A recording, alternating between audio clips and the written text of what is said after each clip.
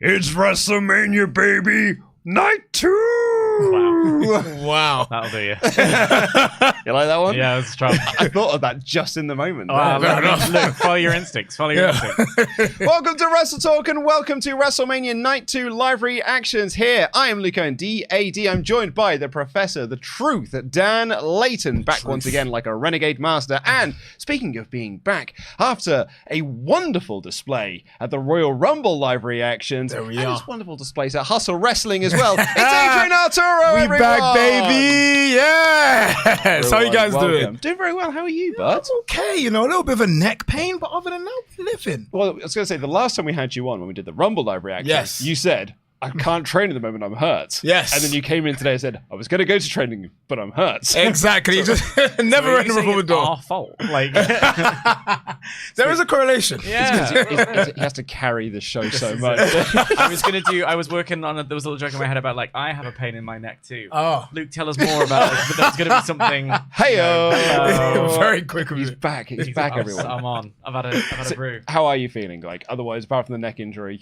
Well, it's not an injury, it's like, just like pain, right? Just pain, yeah, just pain. Not injury. I'm not like on any injury list this time. Before I was, but now I'm okay. Now I'm good. You know what? I'm very excited for this night too, actually. You know, night one was good, very predictable, but it was good. But I am more excited for this because there's so much shenanigans afoot. When you say, Yeah. This is going to be a night of shenanigans. Yes. Yeah. Do you know? I'm looking at we've already got two like, who's it gonna be moments in one night. Yeah. Whack Chelsea Green in as well. Do you know what I mean? Like, There's when Undertaker, it's at Backlash 99, they cut backstage and he's doing a promo with the Ministry and he's talking about the higher power coming in, and it's the infamous promo because he accidentally says Hauer power. oh yes, But the other bit that people don't remember about that is he also says, because he realized that he's made a mistake, and then I think he loses his train of thought and doesn't really know what else to say, and he goes, and then the calamity will begin. And that is WrestleMania Night 2. The calamity will begin. yeah. Please Who's do. this guy? Oh, that's With his Tony little Hinchcliffe, gilet. right? Oh, is it that? oh that guy. Yeah. The problematic Tony Hinchcliffe. Mm-hmm. Please do press subscribe, give us a little thumbs up as well. Join our wonderful chat, join the SWAF Nation and get your thoughts in on this show. Our moderators, our wonderful moderating team who are back again, will be keeping you all in check. And if you want your thoughts or questions or comments read out on the air, WrestleTalk.com/support is the link to click. We'll read out all of them before the end of the show. So we have a chat in already, actually, from the mayor of Painesville, Dan, who is there live. Reporting live from the field. He's reporting live from the field. He said, hello, everyone. Hope you're all doing well. Day 2 here in Vegas. Time for Cody Rhodes to destroy John Cena because that is what the Rhodes family does. Win. Just like Dustin does all the time. Is that sarcasm? No, he's a big Dustin Rhodes guy. Okay. It's his favorite wrestler. Can I derail immediately? Of Let's course. talk about this. Oh yes. Because I see these on... now, one is not supposed to drink in public in London, certainly not on the tube, but we do. I see these all the time, and I always get confused because I think people are having cough syrup. It But is it's not. basically. What are we talking about? It's tonic wine. It's tonic wine. Yes, my friend. It is called Magnum. Magnum. It's- Tonic wine. It's to be able An to give you original the Jamaican fire. thing. Is that what Within- it's just a little booze? It's just basically a little bit of Little booze. booze. Okay, Yeah, fine. a Yeah, little bit of I booze, I just was curious about it because I was like, maybe it's all beer that I haven't. Like, I'm not Oh, drinking beer these days. No, it's tonic wine. it's tonic wine. Are you telling me you've never had the opportunity to have a Magnum? I don't know what a tonic wine is. Well, I had a Magnum, but it was like an almond one. Oh, okay, no. And it was on Not the white holiday. chocolate one. It was lovely. No, I did for a while. Then, Yes. then I became old. It became too sweet. Oh, I had one the other week that was white chocolate and raspberry. Oh, yeah. It was sweet on sweet. That's I've got a white chocolate and raspberry protein bar for my like halfway point of the show when I need a little pep. nice. It's too much. It's too much. But it was on offer. Some so. might have said it was actually too sweet. Oh. I already did that like 2 seconds ago. Did you? I was doing. Oh, I sorry. think I was just having a great day. Yeah. In like 2006. I'm just so into you, and like you're so into your bits. metal music. Oh yeah, famously. Famously, I did so. add a rock track to my on the go playlist. Did today. you? Yes, Oh, I what- certainly did. What Yes. rock track did you add to your Couldn't playlist? tell you, but it was on the WrestleMania official playlist, and I was like, "Well, this is quite nice." So Peter Gabriel's Big Time. It wasn't. It was the first thing I. Do you know? This is This is what rock and/or roll. There's a guy on TikTok who like is able to trace your location based on like the most minute things, and they're like challenge you to figure out where I am, and he's like, got it. So there's a world where he figures out where I live based on this. But I just pressed play on the playlist. The first one that came up was Big Time. The second I left my house, I arrived on the tube platform as soon as Big Time finished. So for anyone who's wondering, the length from my front door to the tube platform near me is the exact length of Peter Gabriel's Big Time. Nice. You know, good to know. Good to know. What was the song? Sleep is the Enemy by Danko Jones. Nope. Oh. That's the Danko. album. Yeah. Baby Hates Me. is the Danko song. Jones. That's a name I've not heard in a long time. Couldn't tell you, but it was on some form of WrestleMania theme. So this is the official WWE WrestleMania playlist on Apple Music, and I'm just like looking at it. Obviously, it begins with the Travis Scott. Okay. I don't I thought want- we were going somewhere else. Then you've got your Rage so there's a song called Rage that was the theme for WrestleMania 15, and I explained to these guys, I obviously won't play it because we'll get fully demonetized, but it sounds like a song composed by someone who's never heard music before. Like and I get what he's going for is like dissonance and like, oh, it's creepy and it's a bit wild, but it's like none of these notes make sense together. It's the kind of thing you would sit and smile politely through as your like niece plays you the track that she's just written. But then I scroll down and I'm looking, I'll be honest with you, I'm looking for Green Light. And I get onto things like Girl Gone Wild by Madonna. I'm like, when the was that a part of WrestleMania? It was the theme for a Divas match. thing. Yeah, it's a Divas match. Oh, Yeah, like okay. WrestleMania 29. It's not even actually a theme for a match. There's a video package for the Divas about how great it is to be a diva because you get to go onto red carpets and stuff, and it's soundtracked great. by that Madonna song. It is great to be a diva, I'll be honest. But A but I diva, just didn't... diva means I'm powerful and all that jazz. I think I could make a better WrestleMania playlist, so I might make that my task over the course of the night. Please do, yes. Yeah. Or you could do your live reactions, Dan. I could do my job. I could do what I'm here for. That's actually a good point well made. Doing your hobby. Yeah. But thank you Well, all. you know what they say, if you enjoy your work, you never have to work a day in your life. Much sir. like me. Thank you all so much for joining us. As always, press subscribe. If you want to get your thoughts read out on the air, WrestleTalk.com/support. We'll read out all of them before the end of the show. Having now slept on night one, I have I've come with my overall take of the night, which I was saying to you earlier. Sure. And Ollie and I talked about this on the I podcast. haven't had a chance to listen to your review yet. I tuned in halfway through because I was in one of my naps. So what was the... My overall take is, it was a good show, filled with good matches, mostly like broadly good matches. One, the tag match was a bit nothing, but actually Could have overall, been an email. yeah, like Jacob Fatu and LA Knight, good. Jade Cargill and Naomi, very good. There was some good stuff on the show. It just didn't feel like WrestleMania. Yeah. If it was a backlash card, you'd be like, great, lovely stuff. Had a really good time with that. But WrestleMania's got a little bit of a different flavor about it. The main event felt like WrestleMania. I think, for me, it's the tag match definitely could have happened on Raw. And I think something about the stakes of it... not that everything has to have a stipulation. I'm not playing my GM rules and being like, can I just whack on as many 5 stars as I can? But I do think that if we're gonna put a tag title match on, it probably should be the multi-man with the TLC stipulation to give them to give WrestleMania a bit of that big time like high stakes feel. Whereas that one just felt like it was cool, and I was glad that the New Day won the match. I feel like it's an opportunity for the New Day to do something now, but it happened on WrestleMania, and that then leads me to being in the middle of Fatu LA Knight and enjoying it and being like, I had that inner feeling of it doesn't feel like WrestleMania. But it is because I can see the WrestleMania logo. It's got it's got a big sponsor on it. This How is do we for know? sure. This is for sure a WrestleMania match. But it didn't have like the oomph the WrestleMania does. That could have been a SmackDown main event. Whereas I think night 2 has got what feels like a lot of big WrestleMania matches, because it's got like the street fight with Damian Priest and Drew McIntyre. We've got AJ Styles and Logan Paul. We've got John Cena and Cody Rhodes. This women's triple threat here with Io, Rhea, and Bianca.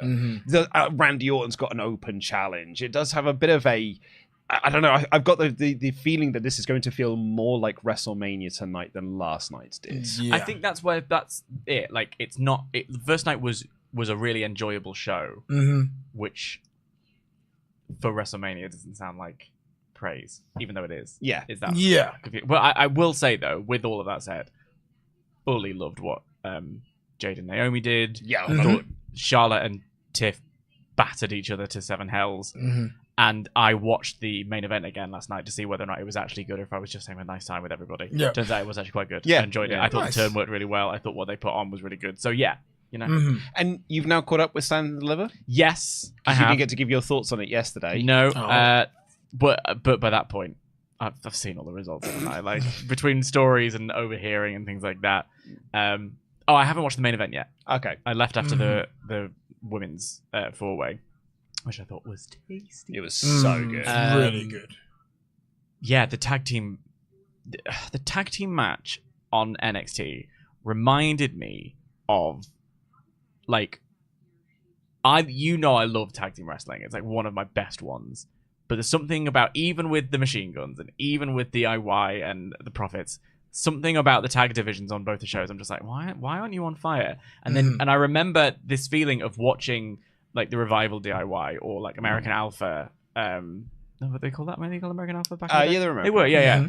And even Enzo and Cass, and just being like, oh my god, the tag team division on NXT is so good. And I had that feeling again watching Fraxium and Hank and Tank. Hank and Tank, man. So like Hank and Tank are awesome. It's just that thing of like, I don't know why these things don't connect with the WWE crowd in the same way, because I don't think You're talking about main roster crowds. Yeah, I don't know why the quality doesn't feel less. Yeah, well, I see it. I was thinking this while I was watching Hank and Tank yesterday when I was watching it live. They're so great and they're so over in NXT. Yeah. But they've got a real like vaudevillains thing to them, which is like more like heavy machinery, which is like you're going to come to the main roster and it's not going to be the same. Yeah. And there's going to be some disconnect between what you're doing and what the WWE main roster audience I needs think to see a out part of you. of that is that NXT crowds are like there every week. Yeah, it's the same crowd every week. part of it. Similar with like the Hustle vibe, right? So Yeah. they play to similar crowds, so that means you can foster a connection over a period of time. Absolutely. But I think the thing which is missing on the main roster mostly is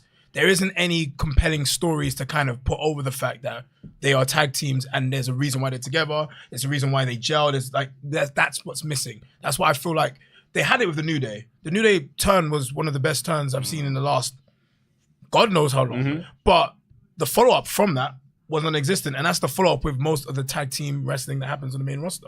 Whereas Hank and Tank, from the little bit I've seen from NXT, it's like they're this like tag team. They're obviously very capable, but like that gauntlet they ran on the last show, freaking amazing. Yeah, it was really amazing. And it's like you can get behind these guys. I think that is the thing which is missing. It's just not that like there's not a story behind any of the tag teams, or it's not a coherent story which is going on long enough. Which is like, okay, we can understand why we should like them, why we should hate them, why we should be invested in this match. It's very simple. I mean, actually, that case in point for that could be the Machine Guns.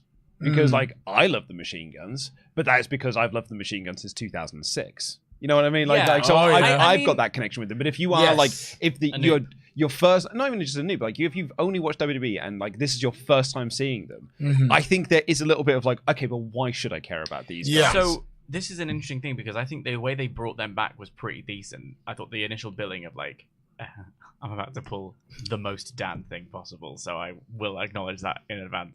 But they build them as like your favorite wrestler's your favorite tag team's favorite tag team. Yeah. Which is how when Janet Jackson had her in 2018.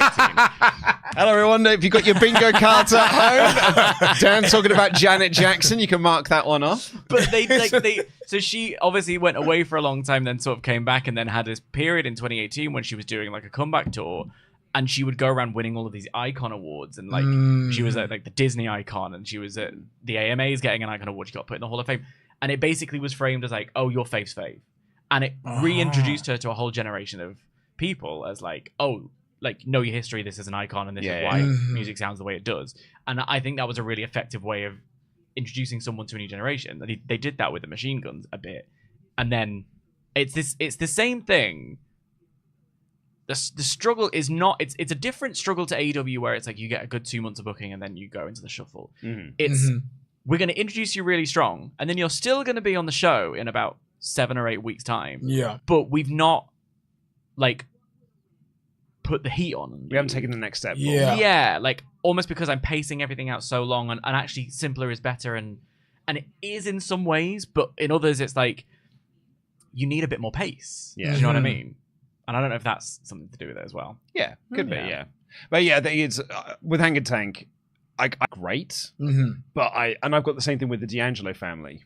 Yeah, really good act, but really good act in NXT. I don't know if it translates to the main roster. Whereas there are a bunch of other guys, Obafemi, for example, or Javon Evans and Trick Williams. You're like, all right, those three, I can see that on the main roster. I can see that completely working on the main roster. Julia, Stephanie Vaca, like that is, you're watching that 4-way and you're like, oh, that's a WrestleMania main event in 10 years time. Absolutely. Like it's Jordan Grace and Jada Parker and things like, oh yeah, that's WrestleMania main event stuff there. That stuff I can see translating, but there are some NXT gimmicks, and this has always been the case, that are just NXT gimmicks. And there's just a ceiling to it, and I don't think that's a bad thing either, by the way. But I think there are a certain ceiling to some acts. I think the key then is figuring out how you translate what works for you, keep the good core stuff, and then embellish. And turn it up to level like Pokemon Evolve when you get to the main roster kind of thing. But it is also about follow up, because Hanged Tank could massively work on the main roster, but it does require that the dedication to it and taking those next steps forward. Absolutely. You talked about the main roster tag scene, particularly on the Raw side of things. The War Raiders tag run was they defended against the Creeds, and the Creeds intentionally got themselves DQ'd. Then they beat the Creeds. They defended them against the New Day. The New Day got the Raiders DQ'd. Then New Day beat them. That was the entirety of their tag run with those belts. And it was months, months and months and months and months they held those belts. That's all they did. Yeah. And no wonder it didn't feel like it was a big match. It didn't feel like WrestleMania. And the title change didn't feel like much either. I think it's like something in, even on the pay-per-view cards, I know I like that I get up the next day and I've got a lovely runtime of 2 hours and 20 minutes, and I know there are lots of adverts on Peacock, so I've got extra bits that I can skip through. Happy days. I'd take a 3-hour pay-per-view if it meant getting these acts more time.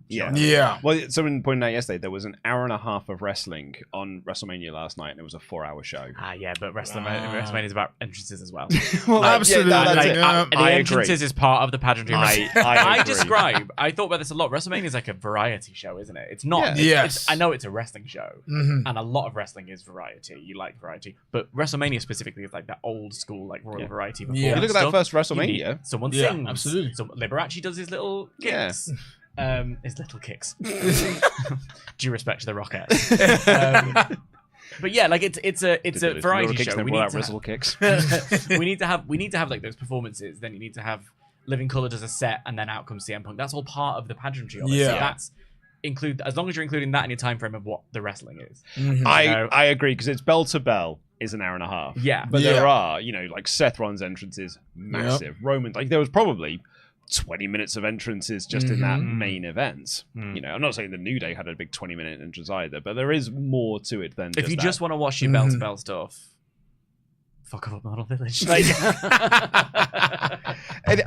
I think it comes down to that the happy medium. Whereas, which I don't think either wrestling company can currently find, because WWE do these 4-hour shows with not a lot of wrestling, and AEW do 4-hour shows with just too much wrestling. Way too much wrestling. And it is like when I reviewed Duck Dynasty, I was like, oh, you could have cut 3 matches off of this, and not only would it have reduced the time down, it would have shorten the show down a little bit, and it also would have given matches a little bit more room to breathe either side of them. Because Ollie made this point today about the TLC match. I was like, I think it is criminal that it was not on WrestleMania and they did the New Day tag match instead. And he made the point, it's 10 minutes. What can you do as a TLC match in 10 minutes? And that is, they would have got 10 minutes allocated for that match because you've got to do all the sponsor stuff either side and the Peacock ad breaks and things like that. So yeah, realistically, that match probably would have gone 10 minutes. Do you want a 10-minute TLC match on WrestleMania? No. Like it wouldn't have felt like. I mean, I said, well, just time things out differently. Yeah, like you're in charge of that. Yeah. You lay out the show. It would feel like a throwaway. I mean, like the thing is with certain stipulation matches, they always have to follow the stipulation matches of old. Like if we're talking about TLC, what famous TLC matches can I think of? Freaking the Hardy Boys, Dudleys, and Edge and Christian. You know, their triangle ladder match. There's so many different stipulation matches which have had such a tapestry of different history. So the unfortunate thing is, you can't do it in 10 minutes. Not on WrestleMania. No, certainly not. We have those expectations. We have. That's it. And they did the 6-way ladder match last year, which I thought under-delivered. Yeah. I enjoyed it. Yeah. But I enjoyed it because of the comedy aspect. We let's quickly run down the card that we've got for tonight. So we do have the Women's Tag Team Championships, the Judgment Day defending against Lyra Valkyria and Blank. Yeah. Are we just running down the card, or can we talk? Of course we can. Okay. He's got something to say. I'm here for it, Dan. This is why I wanted to introduce this segment. I know I'm not here all the time, so maybe I'm out of touch with the kids at home. Yeah, okay.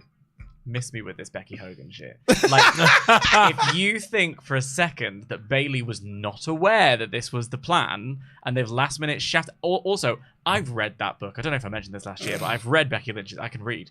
I've read the book, and there's a whole segment in the book where she's talking about the Carmella situation at SummerSlam that time when she came back and fully shoehorned Carmella, and she felt awful about that booking choice. She's been off for ages. Becky Lynch doesn't need to come back. She just doesn't. Like, she could, but she's a crossover star now. She's been in TV. She's had opportunities elsewhere. She's well off. Her husband's well off. They're fine. Do you know what I mean? So if she's presented with booking and goes, and also haven't there been stories of she's just not found anything compelling? Knowing what we know of Becky Lynch, I really don't think she said, yeah, I don't love that comeback. Oh, I get to screw over one of my good friends in the business? Sign me up, Paul. I just don't see that being a thing. No. And I think... Is this what the online take of it currently is? The take of it is that, well, and it comes from, and I'm going to call you out, Diva, Mercedes has posted on Twitter, or I'll dead name it, Twitter. She's posted little things being like, when the backstage segment happened, and it was like, okay, Bayley, you're gonna need to find a new partner, Lyra, because Bayley's out. She posted a little pointy emoji, a little phone call emoji, and a little money emoji, just to it's Bayley WWE. So obviously people are being like, yeah, you're right, she's being screwed over and she needs to leave. And it's feeding that thing of this idea of Becky Hogan. Becky, remember when she won the women's title? Yes. In order to give it to Liv. Yeah. Do you know what I mean? So that Liv had a champion to beat kind of thing, rather than just a facsimile win or whatever. Like, it's this idea is that Becky is now Charlotte. Like, you live long enough to see yourself become the villain. And that's where Becky's at, kind of thing. And it's kind of what we were talking about with the wrestling guys yesterday. Let things cook. Let things marinate.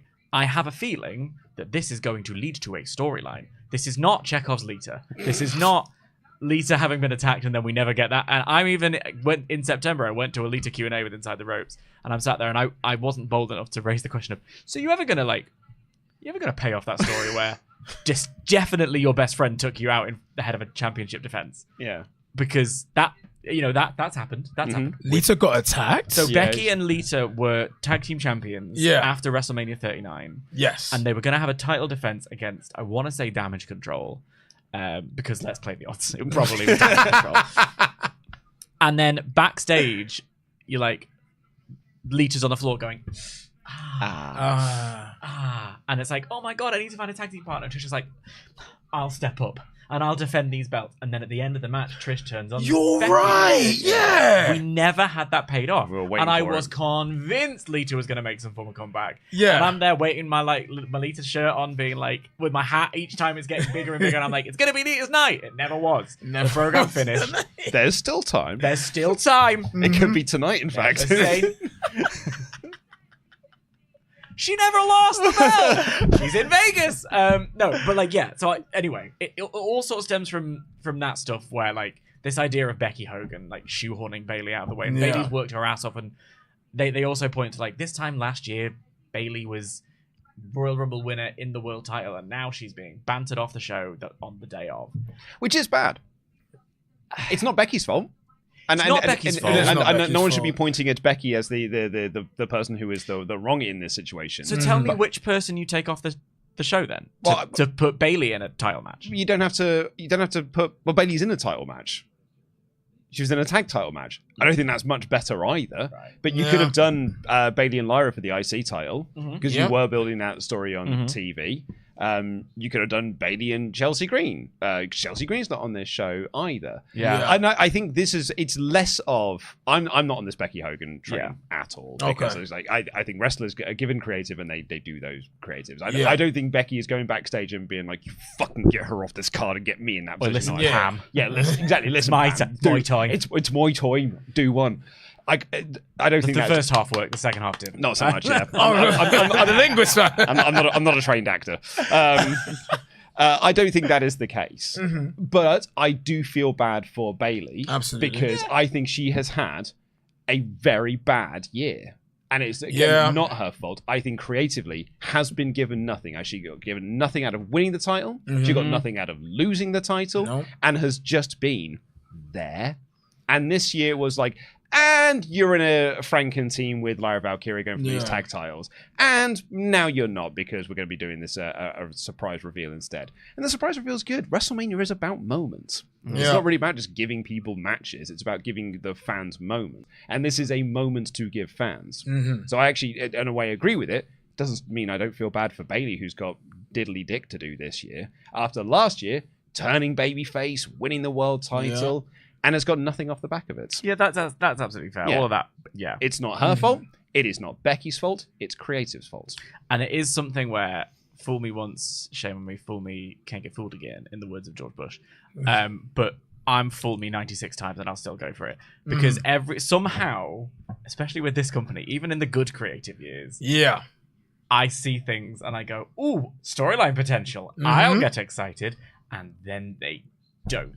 So I'm looking. I will say, with that in mind, I am looking at this thinking like, are you going to give me like a Becky and Lyra 2-man power trip? Are you going to give me like like Bayley is the one to fight back against this evil Becky who comes in and takes opportunities and is like trying to force her mate to the top? There's stuff to play with here. I'm still on the Natalia as the evil godfather of the women's division hype that I came up with like 3 years ago. So you can do it. It's also, I think, it's another tag team partner was attacked backstage by a mystery attacker on the same show where we were paying off a storyline where there was a tag team partner that got attacked by a mystery assailant. What's that? Jade and Naomi. They just did it. Oh yeah, that's a good point. Well made. In the tag title scene, no less. Yeah. And that's actually someone just pointed out in the chat. Then Bayley and Roxanne, a storyline they were doing on TV, then just stopped doing. That's true. It's a good point. I don't think Bayley versus Roxanne is on the WrestleMania card, but it is a storyline they were doing with Bayley and then just stopped doing. But that's why we have those mid-card women's belts now. Is that well, you say that, Dan, but it's not what we're doing with them. No, well, I hadn't finished my sentence. That's why we have them, is so that we can give those storylines extra attention. We can. Doesn't mean we are. Doesn't mean we will. But we can and we should. Apparently, some people are saying it's not creative's fault either. Excuse me. Then whose fault is it? It's nothing we can do. It's not creative's fault that these people are not given creative. I'm very warm in the middle of that. So sorry, I didn't realize I'm wearing a vest now. But anyway, predictions. I mean, we think it's Becky, right? I thought it was Becky. If it's Becky, they're winning the belt. Once they said, "Oh, you need a new partner," I was like, it's Becky. Because Becky did a promo last week where she was like, I'm retired now. And I'm like, yeah, sure you are. Sure, Jan, you're retired. They're Irish. They're Irish. Yeah. That's the link, right? That's the link. Yeah. Irish. Yes. And actually, I didn't think that Lyra and Bayley were going to win the tag belts. Because I thought they would do like a Liv and Dom like power couple thing. Because I think Dom's winning the IC belts. Okay. But if Becky's showing up, then yeah, maybe they are going to win the belt. Unless Becky shows up and immediately turns heel. Yeah. And you do like a screw job thing where Judgment Day retain the tag titles. I think it's Becky and Lyra, and it's maybe a similar thing of like, no, we're good. No, we're good. Yeah. We aren't good. They're on NXT this week. Becky and Lyra. Well, whoever's the tag champions, they're defending against Gigi and Tatum Paxley. Okay. Because they won the pre-show match on NXT. Sound Deliver. Interesting. Here's my thing.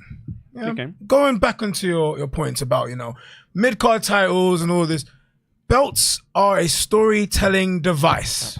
I'm going to say this to you guys. I'm going to say this to you guys. All the guys and ladies. And everything in between. Here's the situation. We do not need belts to tell the story. Belts help the story. Why would you bring these two mid-card titles and then not one feature them on WrestleMania, and also have Chelsea Green, who's been having a reasonably great year, not on the card? Could be her, could be her. I'm not sure if it is. But then also, why is Lyra not doing anything with it? I don't understand why have these two titles and then there's nothing happening. She's in a title match for another title. A Franken team. Yeah. I get it. Franken team. A Franken team for another belt that isn't her belt. Yeah. Yeah. Yes. That is a very salient point, and almost like to back that up. I was at least making a deal yesterday about the fact that we had, for the first time in a long time, if maybe ever, a singles match between two women on WrestleMania that wasn't about a championship. Yes. And that was a compelling story that they both told brilliantly. Yes. And it wasn't about a belt. Yes. The main event of last night's show was not about a belt. Exactly. Yeah. But they are storytelling devices. Yeah. They don't need to be the story. But I've always been an advocate for this because when we always have comments like, you should bring these belts in, because it gives them stories. You don't need belts to tell stories. It's a good catalyst to build a division, and that's when the reason I was so pro them is because, all right, well, what can we do to get? Sometimes it is harder to create those stories without the sporting stakes. Yeah. When you're trying to forge a connection between an act and the audience, right? And partly because of a lack of opportunity and a lack of airtime, the women's division has always struggled to find that connection with the audience. Absolutely. So giving them belts as stakes is a kind of a shorthand way of kickstarting that. That's why I was the advocate, so that we could get to the point where something like last night happens. Yeah. And those belts were not a part of the story, but they were involved in the story because you had the tag championships and Naomi was able to step in and hold the belts. So like the belts were used in that context as storytelling devices. Perfectly, yes. So that's all. Yeah. Quickly run down the rest of the card, then we'll get into your ultra chats. AJ and Logan Paul. This is the one that I couldn't care less about. And it's because I'm just sick of Logan Paul. I love AJ. Thank you. I'm excited to see AJ do a match, and I'm sure it's going to be really good and everything, but I'm tired of Logan Paul. I'm tired of him being in this company. I think he's a prick. I don't want him around. I want to see which YouTube lad he's going to roll out this year as the KSI. Oh, so it's the Prime Bowl. And I'll show... Is that Zoella? If it's Zoella, I'll change my mind. I'll show my age by not knowing who it is. That's Maverick. Zoella. Oh my goodness, respect. I've got AJ to win, though. Yeah, same here. Yeah. I think AJ's going to win. I think AJ is overdue a big match win. The last time he won in WrestleMania was against Shinsuke Nakamura. You know how long ago? That was ages ago. 34. 34, that was ages ago. And the thing is, AJ Styles, he's in this luckily he's in this vilified era where he doesn't need to win all of his matches, which is great. But at the same time, he still needs to win matches. And unfortunately, as good as Logan Paul is, listen, they were showing at the WWE World where the chair shot to the whoever came up with that idea, genius. Pay rise. Absolutely, I just want to go to that. I want to go to WWE World so I can hit him in the face. Yeah. But as I was saying, back to the point, he got exposed when he had to have a match on a random Raw, or was it SmackDown, I can't remember, against Rey Mysterio, where there's loads of bits where he was just kind of standing there, not sure what he needed to do. He kind of got exposed. So luckily, he's gonna be with AJ Styles, great caller, etc. But he doesn't need to win. He doesn't do anything. He gets nothing out of winning this match. This is what when I say I'm done with it. I think it's because it's at this point I don't see what value you're adding. I get. It's turned to go away heat for me rather than I'd like to see Logan Paul get his face hit. Do you know what I mean? And he's athletically very gifted, as you say. When given instruction, kills it. When that's an aspect of being a pro wrestler, he falls down a little bit, and that makes me just tired of it. I actually I didn't put this together until it was a wrestler said it to me, because I was sort of, I was like, how man, I think Logan Paul, he's taken to wrestling way better than I thought he goes. Like, I don't know, Logan Paul's not good at wrestling, he's good at spots. Oh yes. And I'm like, oh, okay, that's a really interesting. And it's like, nothing wrong with that. No. Being good at spots is a really that's a hell of a skill. Yeah, it's true. But wrestling's very different. Absolutely. It's different to being a wrestler and doing spots. I think the thing which intrigues me about him the most is that, yes, he's a spots monkey, as a broken one just once said. The thing which separates, for me anyway, a good wrestler to a great wrestler is being able to fill that air with like stuff. Being able to be somebody who is able to, if shit. Can I swear? Yeah, fine. Oh, sweet. We're 35 minutes. We're 35 minutes in. I think I've already dropped 2. you did very well with hiding it. What separates a good wrestler from a great wrestler is being able, if things do not go well, being able to recover. And we've seen Logan can't necessarily do that. Being lucky because he's with really, really good people. He's with great people. But he's not able to do it. And he's very good at doing spots. And it kind of shows. That's the performance art part of wrestling, right? Which is being alive to the moment, and like, you have your script and you have your plan. Yes. Like in my field, you're like ready to go, but you need to be alive to. Oh, we've changed this a little bit, or you've jumped ahead in the script. I need to catch up with you, or I need to figure out. Okay, that means the prop is going to go in a different way. You need to be alive to it. You need to be on it, and it's the moment of panic. Is you need to be able to mask that absolutely and keep going, and I don't think he has that. No. Yeah. Use something like that with your training.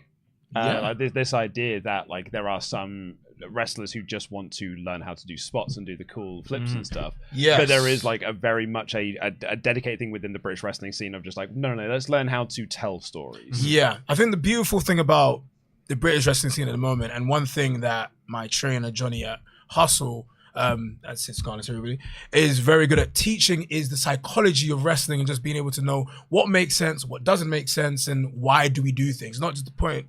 Everybody can, like, nowadays, everyone's really athletic and everybody can do really cool moves. And you're seeing it now in the British wrestling scene, seeing it a lot in Progress, seeing it especially in Hustle. Like, so many different wrestling organizations are doing it, where they're showing why we should care, and then bringing back the intrigue and the investment back into wrestling. So thank you very much, man. Salt Appreciate and you. pepper. Sorry, I needed to. I saw salt and pepper. You know what?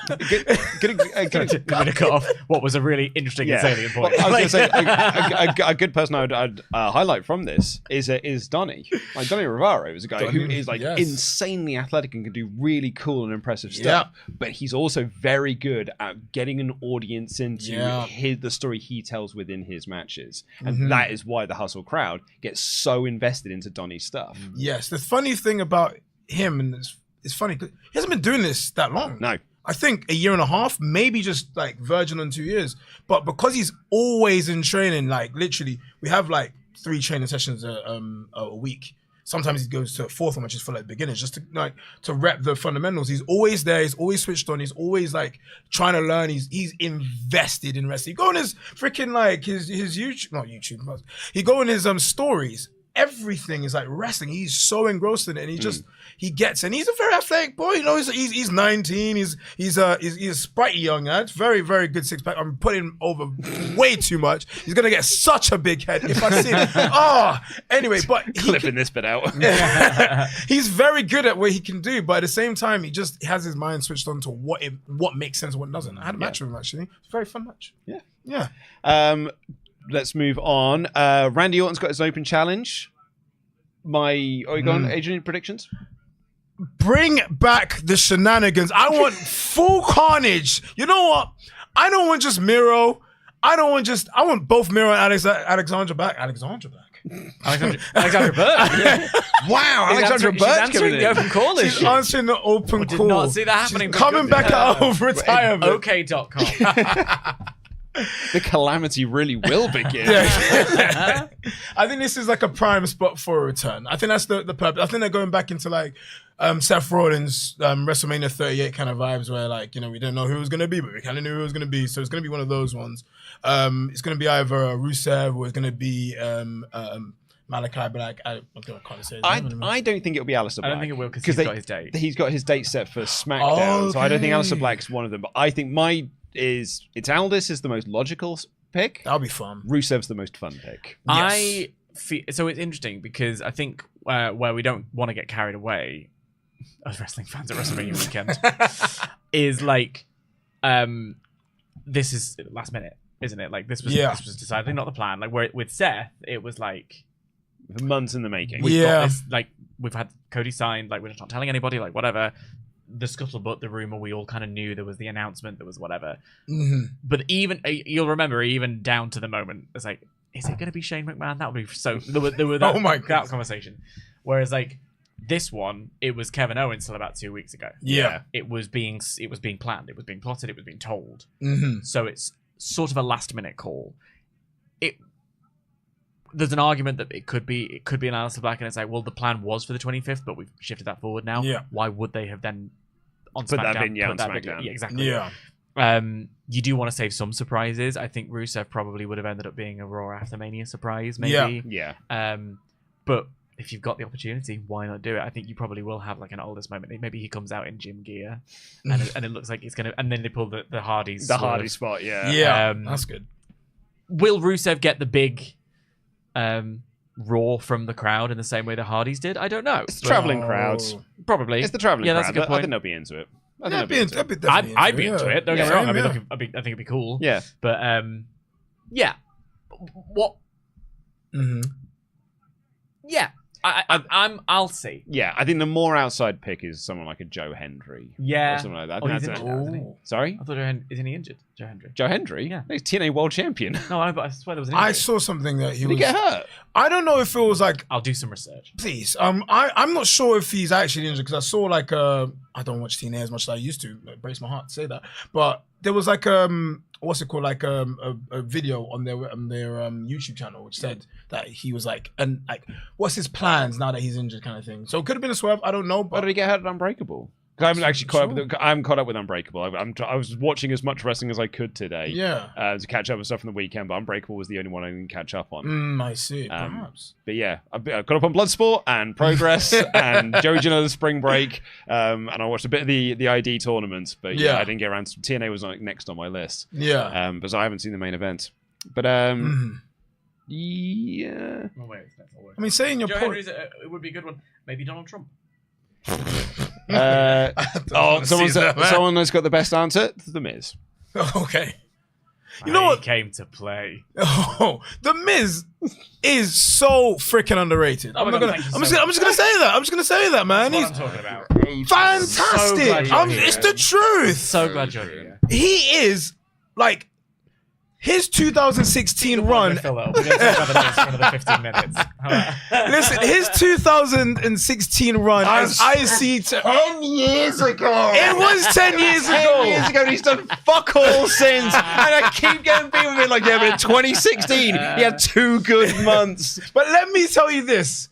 Has he done nothing because he's done nothing? Even though he's won a world championship since then, regardless of how long it was. But is it creative bearing him? And I saw your Instagram stories earlier, you know, is it creative? Not for him, but just in general, the Triple H era, you know, some things are great, some things aren't. Is it creative which is doing him dirty, or is it just him? And I don't think it's him. It's just, he's a 2.5-star wrestler, and that's fine. It's okay. You're outnumbered in this room. I think we read the room. I think we always rate him at the right level, and then because we rate him at the right level, there has to be this voice being like, "I think he's underrated." No, we had it right. We had it bang on. In the men's IC title 4-way, Dominic Mysterio, Penta, Braun Breaker, and Finn Balor. I've got Dominic Mysterio all the way for this one. Yeah, I think I think what is sort of more interesting going forward, a Dom Mysterio Finn Balor feud for the Intercontinental Championship. Yeah. And I think the way to do that is to have Dom win it. Yeah, totally. And pin Finn. Yeah, pin Finn. Pin Balor. Don't say that. It hurts. It hurts. If it's in service of a story, he'll do it well. If it's just because we need someone to be pinned, yes, that's when I get cross. Here is why this is why I'm here. I'm here to just throw stuff to the wall and make sure it causes the most controversy as possible. I think you're absolutely right. There is going to be a story between Finn and Dominic, but I feel like Finn is going to win. Reason being, it's a jaded Mysterio. It's a Liv talking in his ear and thinking and saying, you know, He does look knackered. he's just looking. He's getting tired of the shenanigans. He's getting tired of the shit. I want a new friend in my groove. Yeah. But that's why I think. And with green shirt guy. Oh, nice. Good for him. Who are any of these people other than... Screenshot guy. You Yeah, know about there's- I know Green Shirt Guy, but who are the other two? Are they just like right. Superfans? Just probably He just gets to just do the a weight's WrestleMania massive, so he's blocking them all. Huge. It's a huge guy. I love him. Ooh, mind out of the way, mate. Yeah, careful. Boom. Get out of my way, he says. Mhm. Wade Barrett is what makes me think that one day maybe I could commentate for WWE. An all-British booth. Yeah. I'll do the play-by-play. We've got to go run through the rest of these quickly. The street fight, Drew and Priest. Got Drew. Got Drew. Drew. I think he's Got going for Drew. the title at some point This time. soon. Io, Rhea, and Bianca for the women's title. It's actually opening the show. It's opening tonight. Is it? Yes. Okay. I will need it to be EO to make sense of this storyline of Whinges. Yep. I'm gonna say it's Io. Io's gonna pin Rhea because then Bianca can say, you know how like Edge was saying, I've never been pinned at WrestleMania until he lost to Undertaker. I think it's gonna be the same thing. I think they're gonna say, I think Bianca's gonna be a third wheel, and Rhea and Io are gonna do their thing, and Io's gonna win. Do you think Jade and Naomi play any part in this? I thought about that, and it's a triple threat, so there's no disqualifications. It'd be interesting, but I don't see how. That's the thing. Like, what does Naomi come out and say? Like, oh, I'm really disappointed that you didn't come to save me against Jade, and then Jade comes out and gives her like the smacks. I thought about it, but I don't see it. Which is only because they did that segment on SmackDown. No, and I absolutely. wonder whether that will have a follow-on. Maybe the follow-on is for post-Mania. I wouldn't That's what I'm post mania thinking. because going by last night, there was no interference on any of the matches until we got to the main event, and that's because the main event was full of the biggest interference possible from Paul absolutely. Heyman. And I think when we get into Cena and Cody, that is when we're going to have interference mania. So maybe we won't see any interference in any of the matches. Yeah. Because we're saving all the interference stuff for the main event. Whatever you think. So. Outside of the way, I think maybe there's something with Liv and Dom. Like maybe that's the only one I might add in as a caveat for that. Absolutely. But I've also got Io to retain because the story, if she loses, the story of this story of this match has been you suck and you're not important. Yeah. So if she loses, like turns out you do suck and you're not important. Yeah. But I think she pins Rhea to exactly to your point because Bianca's storyline is then I've never been pinned at WrestleMania. Yeah. Because the tables around. Because, as has been pointed out, she has already lost at WrestleMania. She lost a Battle Royal. She was in the Battle Royal at WrestleMania 35. Oh, so Was she that on the main show? Or was that the pre-show? might have been on the pre-show. It's still at WrestleMania though. So Wow. she has Counts. lost at WrestleMania. Yeah. But she wasn't pinned. There we go. And on Raw in her promo, she said, "I've never been pinned or submitted at WrestleMania." Yes. That's the streak they're going with. That's the streak. And lastly, Cena and Cody for the WWE Championship. It's gonna be a big match, John, right? Could be John. Gotta be John. I see this as, you know, we're in the day and age of like Easter eggs. You know, happy Easter. Had a lovely Easter egg. We're now Bring in. one today. I had it yesterday. I've got instead. some in the fridge. Oh, phenomenal! Oh, In the nice. fridge as well. Oh, for you're all of smart, us. man. Yeah. Oh, Made my day. cheat day. Yeah, There you go. absolutely. You're a great man. You're a great man and a scholar for egg purposes only.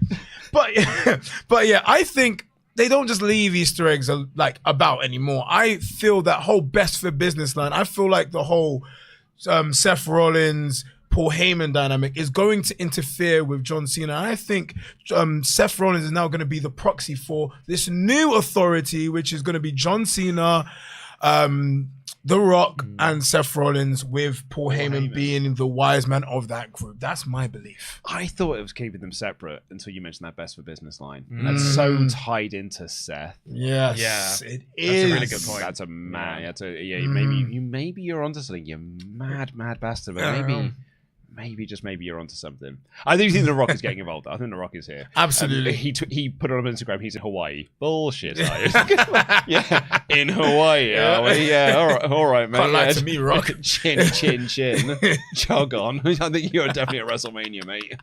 I would have liked him to have posted like, "I'm in Paris," and he's just sat at one of the fake, like Paris side streets at Paris, Las Vegas. Yeah, he's at the Eiffel Tower. Yeah, it's like We have got some ultrachats in. WrestleTalk.com/support. We'll read out all of them before the end of the show. C. Deaton here said, I can all but guarantee that Seth and Paul will join The Rock and Cena because they're recreating The Sopranos. And the last few years, the end of night 1 has flown it into the main event of night 2. Yep. I think if you end this with and here's boom, your new story. New top heel, your new top heel faction. It all begins again. Is quite a way to end off, and that would work for me. That is the end of this chapter and the start of a new chapter of WWE. I think what's been missing ever since Solo hasn't really panned out to what WWE was expecting is that main big bad or that main overarching force, which is what WWE love, with the whole authority / the alliance, and even going back to Mr. McMahon's days, is that group or that real big person that somebody needs to vanquish. And I think with the building of this new entity, like this person said, I think that's what's going to happen. Smart dude. Also, it means you've got some guys around. Yeah. Because the build for this WrestleMania has been Cena and Cody. Cena missed 3 weeks of the build. The Rock's missed all of it. All of it. And if Cena is going to be here for a couple of weeks after, but then he's going again. So if you've got some guys that are around to represent this authority, at least it keeps the flame of John Cena alive. In the same way, Jimmy, Jay, and Solo were keeping the bloodline alive while Roman was having his sabbaticals. Space Tato here said, hey guys, hope you're enjoying the WrestleMania weekend. I am. Enjoying the content over at Patreon, patreon.com/WrestleTalk. Curious on what your guys' choice of drinks is for tonight. Oh, I'm having a little neck oil and then water. Yep, I'm also having water because this hard Magnum hard liquor. Jesus. I think what I'm going to try and do at one point or another is get you guys to do a show of this Magnum, just to see the vibes. Just to have the vibes. Yeah. A little sip. I think it drinks quite nicely. Also, I forgot that you said it was tonic wine. I read that as toxic wine in the It's toxic wine. I'm just drinking poison, man. I'm just drinking some poison. It's when you get those toxic sweets. Toxic waste sweets. Speaks to my childhood. I'm on cups of tea and a bit of water because I'm not as young as I used to be. And as Rafael Garcia, that's because it's WrestleMania, baby. Woo, party. 420 editions, what Rafael says.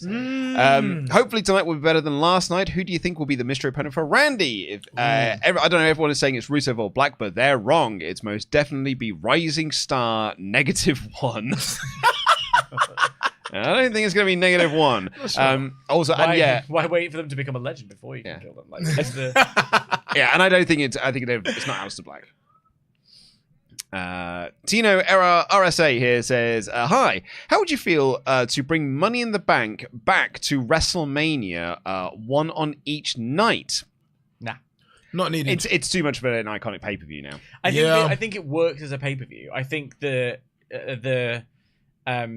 thing with those themed pay-per-views, whether it was Hell in a Cell or TLC or whatever, was this idea of I guess we'll do a Hell in a Cell match now because it's October. Whereas Money in the Bank is it's like saying, do you want to put a Royal Rumble on at WrestleMania? Yeah. You know what I mean? The stipulation of the after effects of winning that match deserve its own pay-per-view, I think. It was a great way to introduce it, having it be at WrestleMania. Yeah. But yeah. I think combining what you both said, I think it's that, but also the fact that it's every Money in the Bank has something which is kind of iconic, and it's going back to 2011 when you had Cena versus Punk, and I think ever since then it's been a thing for me where it's I have to watch it. It's become the unofficial Big Five. Yeah, it has. Honestly, I think it's bigger than the Survivor Series now. Yeah, I would agree. Yeah, I would agree. It certainly feels like it has more impact. Yeah, completely. Tino also adds here, the structure of WrestleMania is a problem to me. WrestleMania 17 was 4 hours with 130 minutes of wrestling across 11 matches compared to yesterday, which was 4 hours, 90 minutes with 7 matches. It's a different product now. Yeah. Put your stopwatch away and make a drink. Do you know, I feel like football's 90 minutes long, but half the time I am just sort of looking away, checking my phone because that's because it's a boring sport. It's because I'm watching United and we aren't doing very well. Yeah. Although the last 2 minutes of Don't show me United's result from today, please. I just wanted to check because I don't get to do football banter a lot. Can we focus on that beautiful last 60 seconds on Thursday? We're higher than United in the league right now. Liverpool. Oh no, Everton, mate. Oh, you're an Everton person. Oh, you're an Everton person. I'm not Liverpool. I'm not poor. Damn. Damn, Man United have really fallen off a cliff. Have you got anything to say about it? Then? Look, for a long time, being a Man United and WWE fan was being constantly reminded how good things were in 1999. All right? Fair enough. That's what it was. It's now one of them's better. Yep. The other one is going to follow soon. Yes, we've got all we need is for Ava Max. I thought I was Poppy in a different vibe. On the throne. WWE is gay. Confirmed. Nice. You're going to bring Ava Max in? Who is Ava Max? She's a singer. She's a singer. in That's NXT, Ava Max there. She's there. She's blonde. She did. Oh my god. Oh, she's but a psycho. A little bit psycho. Oh, really? It's one of those famous songs which has no face and no name. Yeah. Oh, apparently there's a name and a face. Ava Max, there she is. There we go.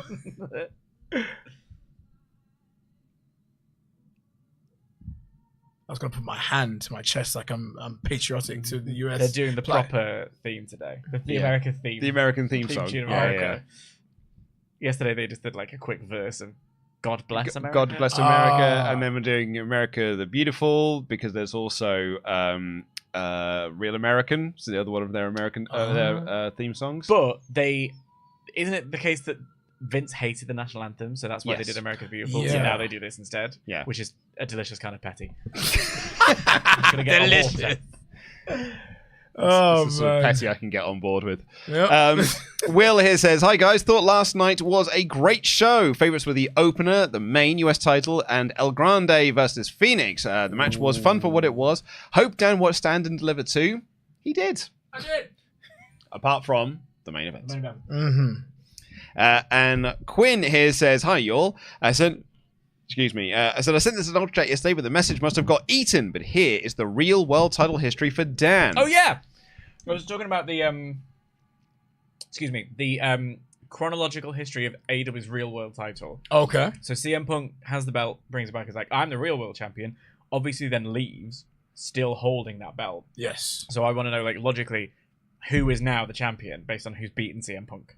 Do you know what I mean? Okay, nice. And then he wins it back and whatever. So chronologically, let's do it. So Drew beats Punk at SummerSlam. Yep. Punk beats Drew at Bash in Berlin. And Cena beats Punk at the Chamber.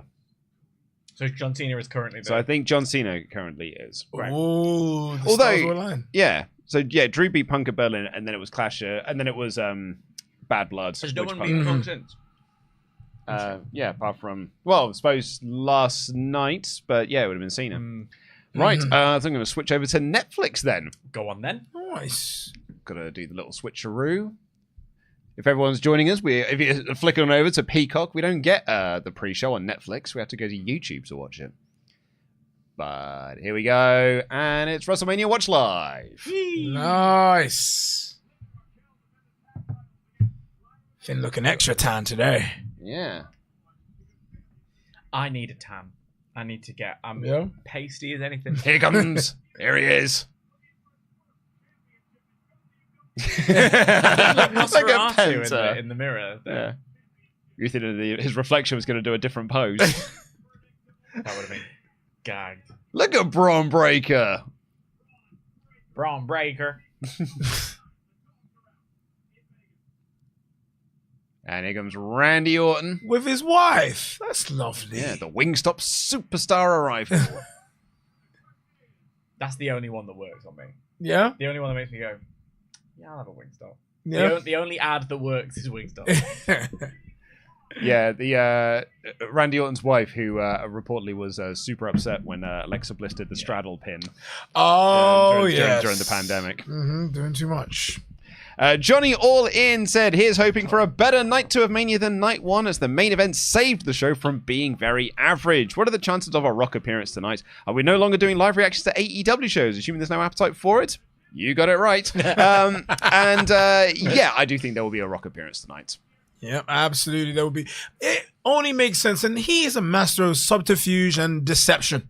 So he will definitely. Word. Yeah. Thank you. In fact, I think subterfuge might well have been like one of the first words we ever had a conversation about on my debut on this channel. I think we had a whole conversation about, because I call it subterfuge. You said you said subterfuge, and I was like, you're mental. But actually, it turns out you're both right.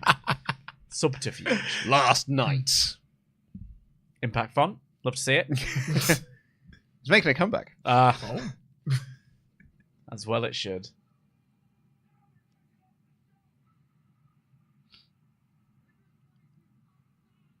That Jaded, by the way, there was my God, it was an incredible Jaded. Mm-hmm. Let her arms go just towards the end so she could like protect herself. Yeah. Like she just ate all of it.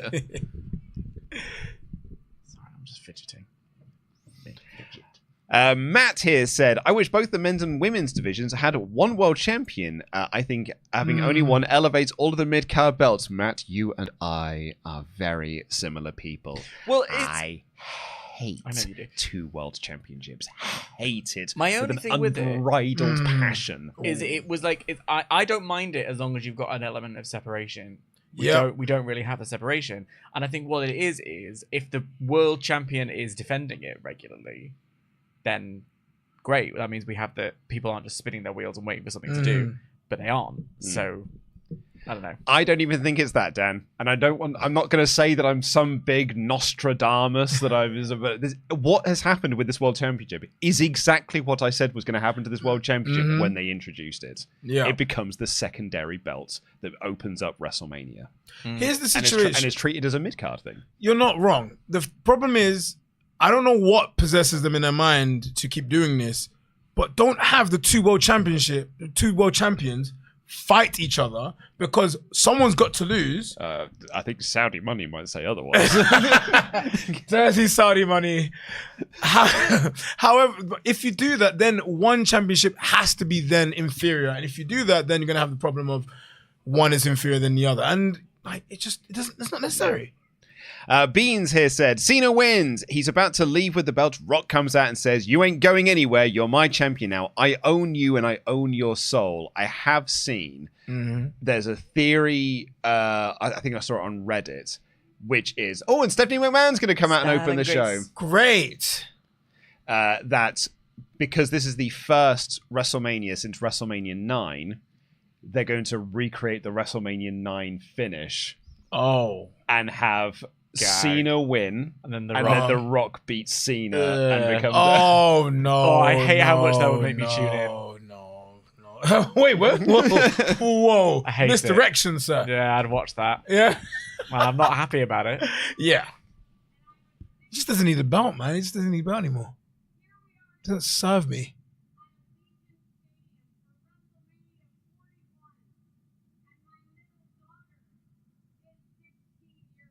Funny how things work out. Maths.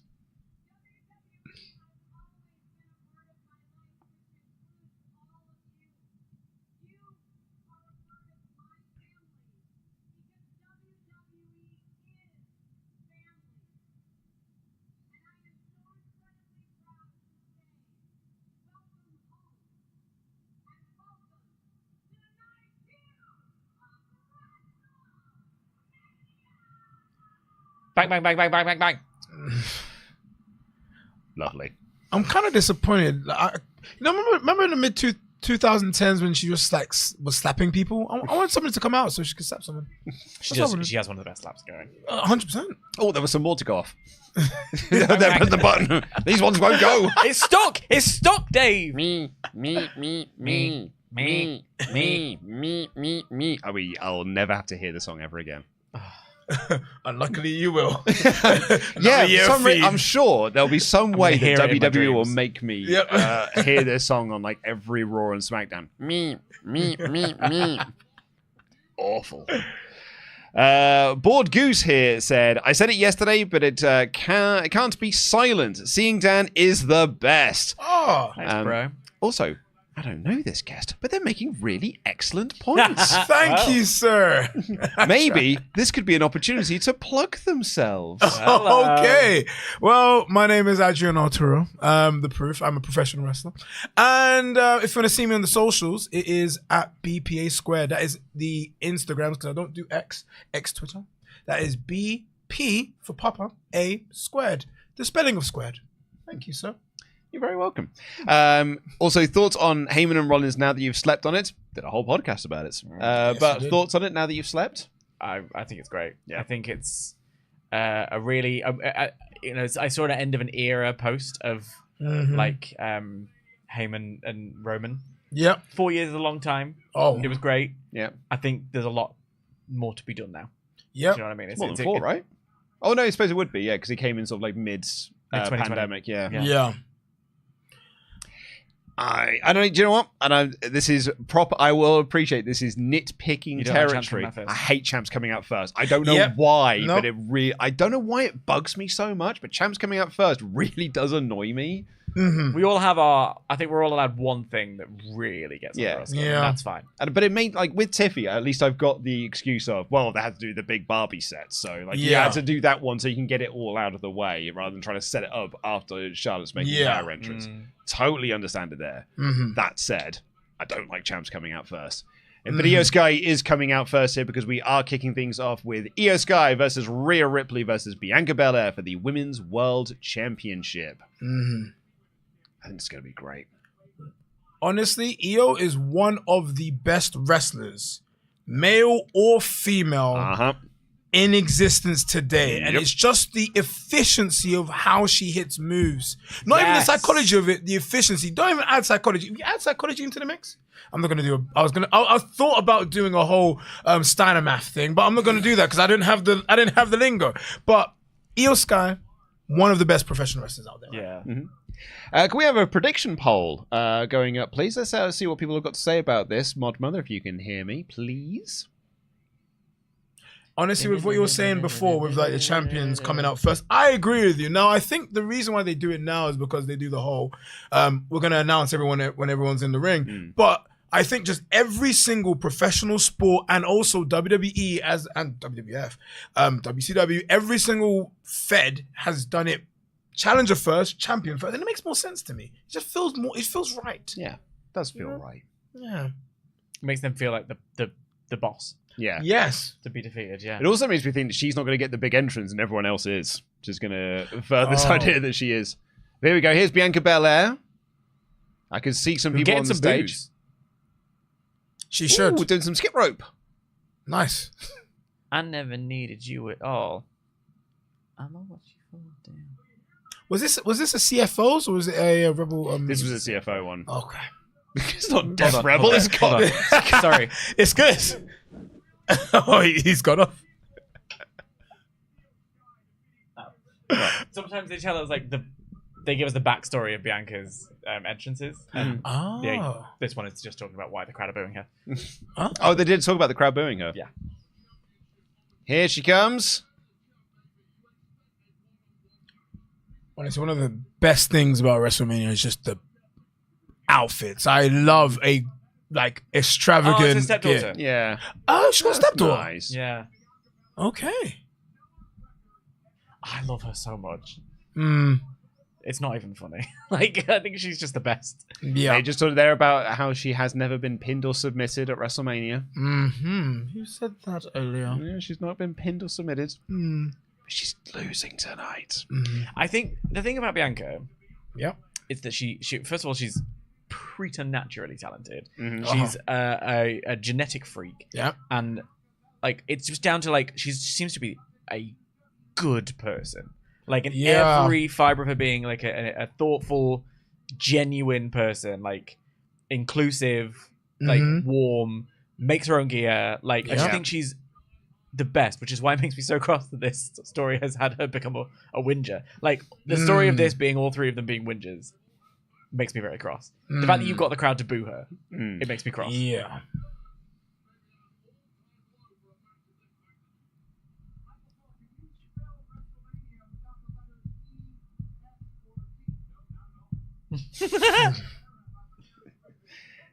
Thanks, Michael.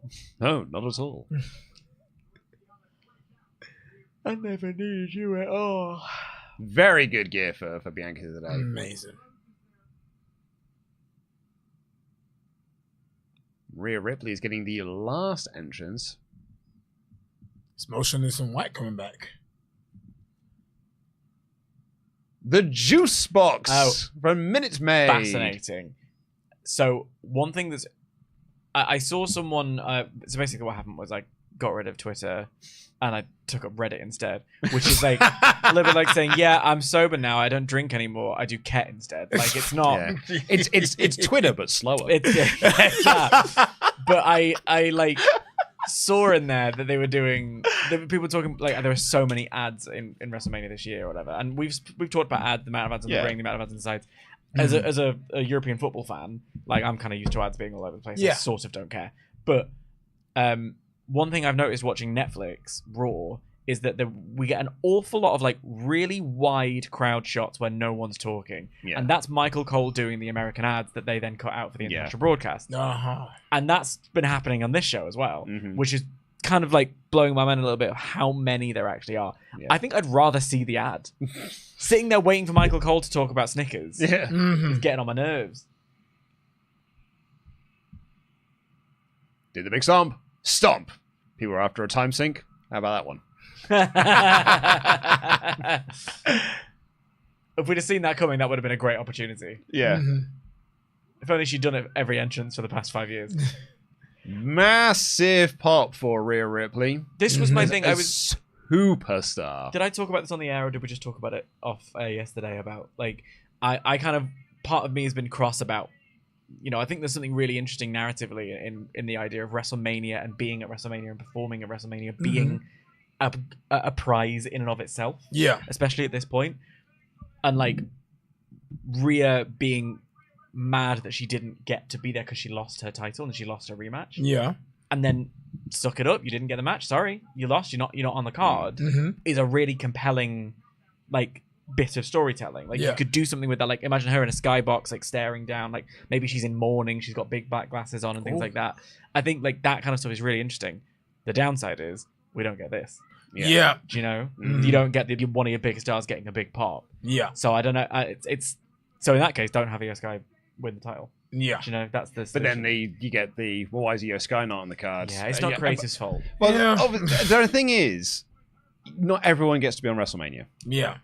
Not everyone gets to be on every show. And I think that's true. And I not think, everyone gets to be world imagine, champion. I imagine Paul up the top tearing his hair out, figuring out how to get. Oh no! I built all these massive stars. They can't all be on the card. Exactly. It's a good problem to have that you've got too many tearing his hair out. But I feel like the problem with that is, well, it's a good problem to have because you've got all of these stars, but use it. I'd love it if she hadn't. Sorry, you're not on the card, and make that part of the story and have her appear at WrestleMania, but not. You know, I don't know, like. Find a way around the fact that we don't get to have Rhea Ripley on the card. It's tricky. My old singer in my band got in touch with me recently because he's got back into wrestling. Oh, nice. You know, it's Netflix era. It does happen, doesn't it? It's like, and I've actually heard from quite a few people that I've, haven't spoken to for years. It'd be like, oh, I'm watching wrestling again. I see that you don't. And I was like, what got you back into wrestling then? He goes, it's two reasons, really. One, I saw that you were doing some stuff, so I wanted to check out what you did. And number two, Rhea Ripley. Yeah. Just really cool. He was like, honestly, it's Rhea Ripley. He's like, I think she's so cool. She's incredibly cool. And I want to watch the show to see what she does. Fair enough.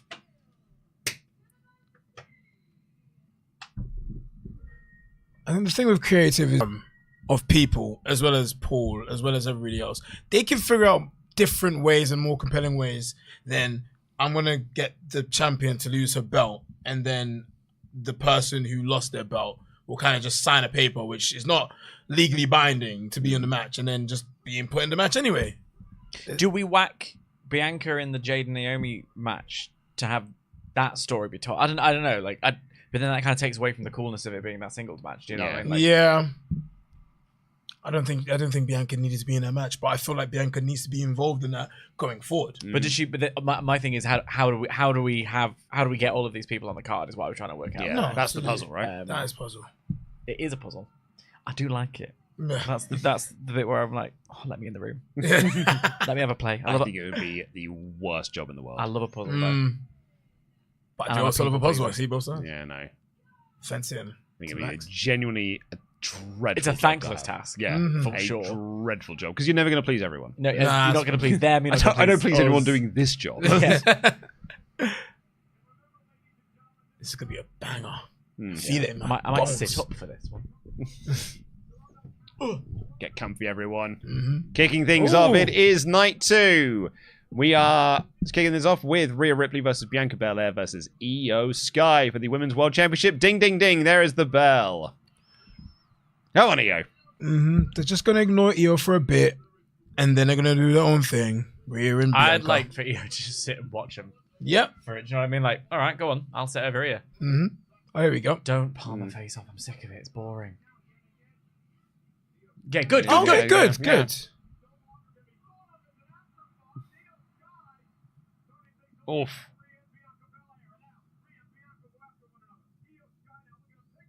Gonna stop the Hurricane Rana. To do one to Rhea Ripley instead. Yes. Handsprings. Drop kicks. Oh, great drop kick by Rhea Ripley. It's hard to have chemistry with 3 people. Do you know what I mean? Yeah. So, like, I'm looking forward to seeing how these guys work it out. And now we are squaring off with Rhea Ripley and Bianca Belair. It's fantastic lipstick that Bianca's got on right now. Yeah. Very, very sparkly.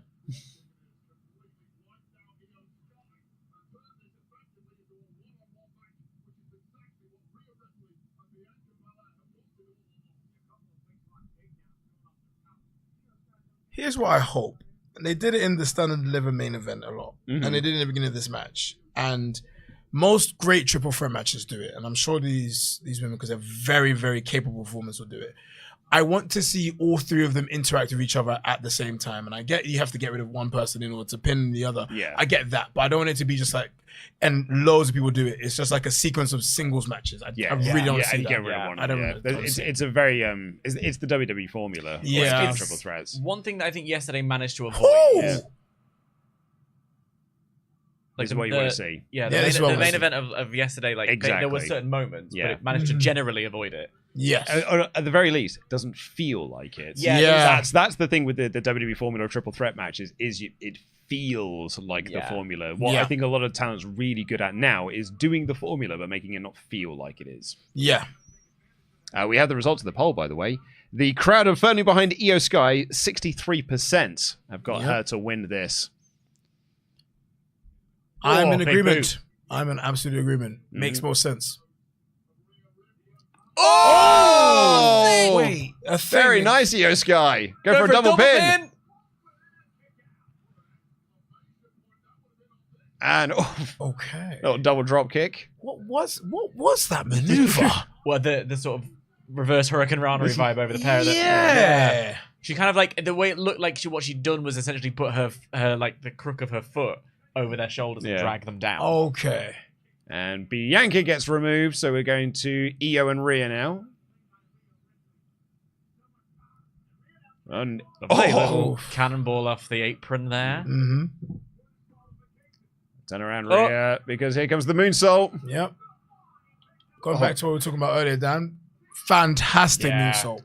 Just before we came on air, we were talking about who has the best various different moves in the game. I was talking about like the sort of over rotation of some. You were mentioning like the over rotation of some moonsaults. I was talking about like the swan dive of the Kurt Angle moonsault, or the sort of let's just fall backwards and see what happens of Lita. Io Sky's moonsaults are exceptional.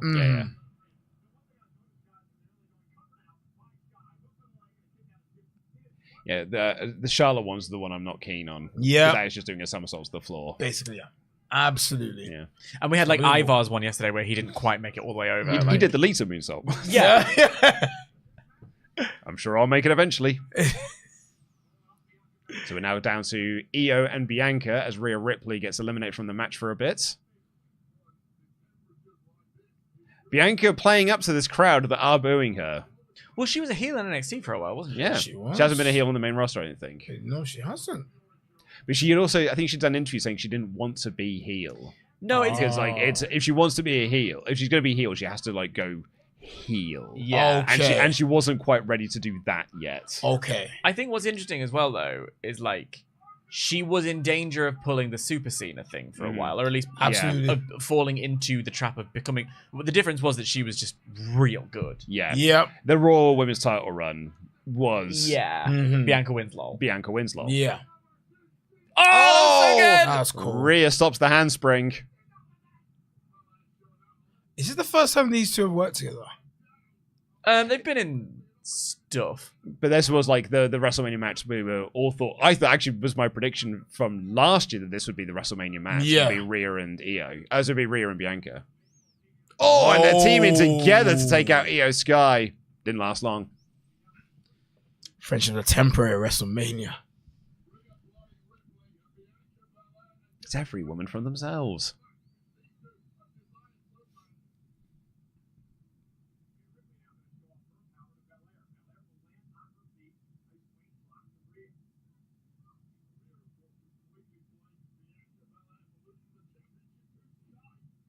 I think this is to the point has managed to navigate the three-way stuff. Yeah. That's exactly right. Absolutely. Razor's Edge. Oh, Onto Razor's Edge into Bianca. If there's one thing I love, it's using your opponent as a weapon. Yeah. It's also delightful because it's Damian Priest's thing. Yeah. The Razor's Edge. You know, it's a Terror Twin shout out. There you go.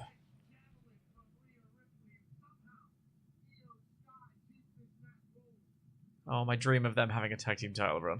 I'll never forget it. Double stomp. Oh, no, Rhea, this that's is good. great. Rhea catching the double stomp, and she's going to reverse it into, is it the Prism? The little Riptide. Prism lock, I was right. Prism lock. Oh, no, the Riptide is the banky thing. Rip curl, this should be called. 10 points to me. Curling. Okay, I like what you think. I like what you think. That is... Little spank. No way. She's You do it. going to try and KOD. Oh, she KOD'd it out of the move. That's still cool, though. Not quite get it, though. Arm drag. I'm waiting for a break in the moves so that I can say something insightful, but there's just not one. Double down. This is it. Triple There you go. Maybe it's now. Maybe it's now. Twice now Rhea Ripley has like gone like, here's the moves in your arsenal. I'm just going to cut them off before they happen, whether it was Bianca's handspring or Io's double stomp thing. I really love it when it's like, no, I know you well enough now that I'm going to stop you from doing that. Yeah. I've watched, I've studied, I've paid attention. Just watching that tape. Honestly, so far, I'm really liking this match. Yeah. It feels like a WrestleMania match in comparison to what we were seeing yesterday. No offense, guys. Everything last night was great. Yeah, it was. Wasn't That's WrestleMania. I think when it becomes turning a praise into damning with faint praise, maybe to say no, it was really good.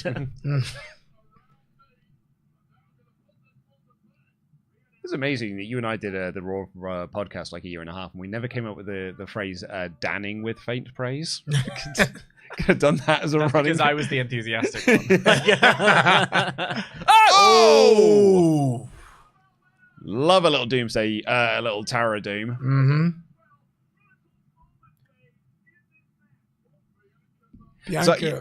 So, sorry, you go, man. I was going to say Bianca. I was just going to put some praise on Bianca. I think Bianca is a freak. As you were saying earlier, freak athlete. Yeah. She can do everything. She can do the power stuff. She can do the flippy stuff. Like, honestly, ridiculous. I just think she's brilliant. No, I was going to say. And I also think, sorry. No. Okay. I didn't love the Charlotte Tiffy match yesterday. No. Having that slowed down, I did not love it. This, on the other hand. Yeah. Yeah. This I'm feeling. I am feeling it in my bones. Sorry, Dan. No. It's just on the Bianca. I just think she's not only is she a ridiculous like athlete. Mm-hmm. It's the personality thing, and it's that she's really important. I just feel like her existence is really important, and I feel like that's where I'm like, oh, I don't want you to be a heel, but if the audience are going to boo you because you're not Rhea Ripley, then at least let's. Oh, right. That was awesome. Rhea Ripley. Bianca went for a little for a leapfrog, and Rhea just booted her out of the air. That was cool. Look at the crowd. The crowd Yeah. is so into Io Sky. Oh, Pounce, sir. Period. And another triple down. Yep. Shout out to God. Monty Brown. Lost to the ages. Oh man. I'd love it when Io Sky does that. Yeah. Yeah, well, How dare you? No. Monty effing Brown, my friend. Love it when she does that drop kick and then just starts pointing at herself, being Yeah. like, "It's me! I did that. It was great." 450. Yep. There we go. I like that she bust that out on a special occasion. Yep. That's it. Boot her off, Rhea. Riptide. She's hit it as well. Riptide. Oh, and Bianca kicks out.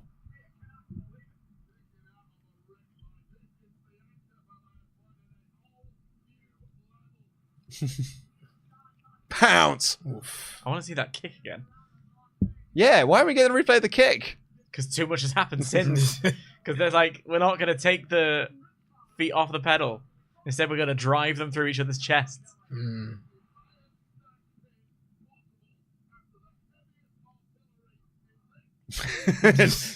Come on, I mate. love Australians. Come on, mate.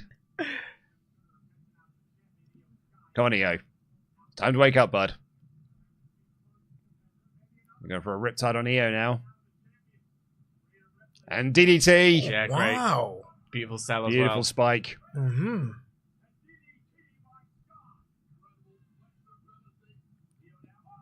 Again, Rhea's shutting down. Cannonball, yeah. She's shutting down the move. She was going for the bullet train. She shut her Mhm. down.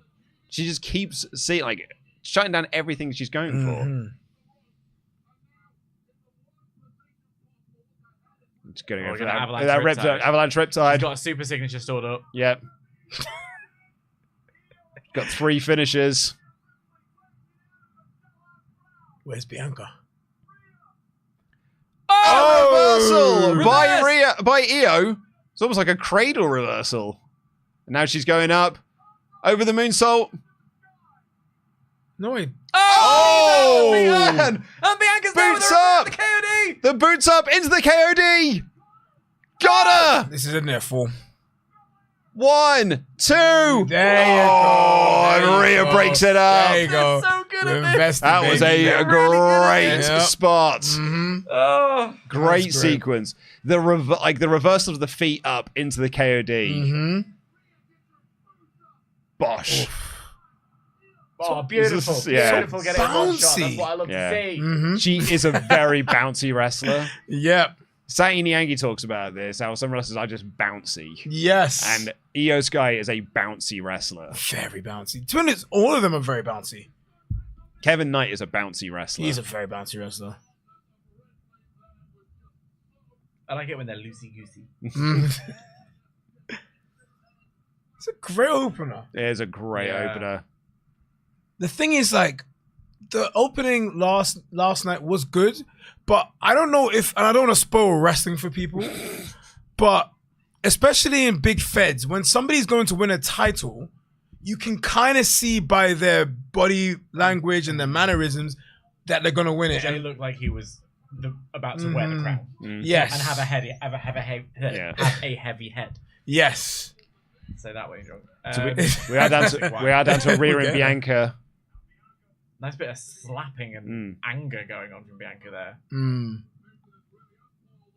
Because this has been one of the big cruxes of this feud, has been these two's hatred of each other. Why do they hate each other? Luke?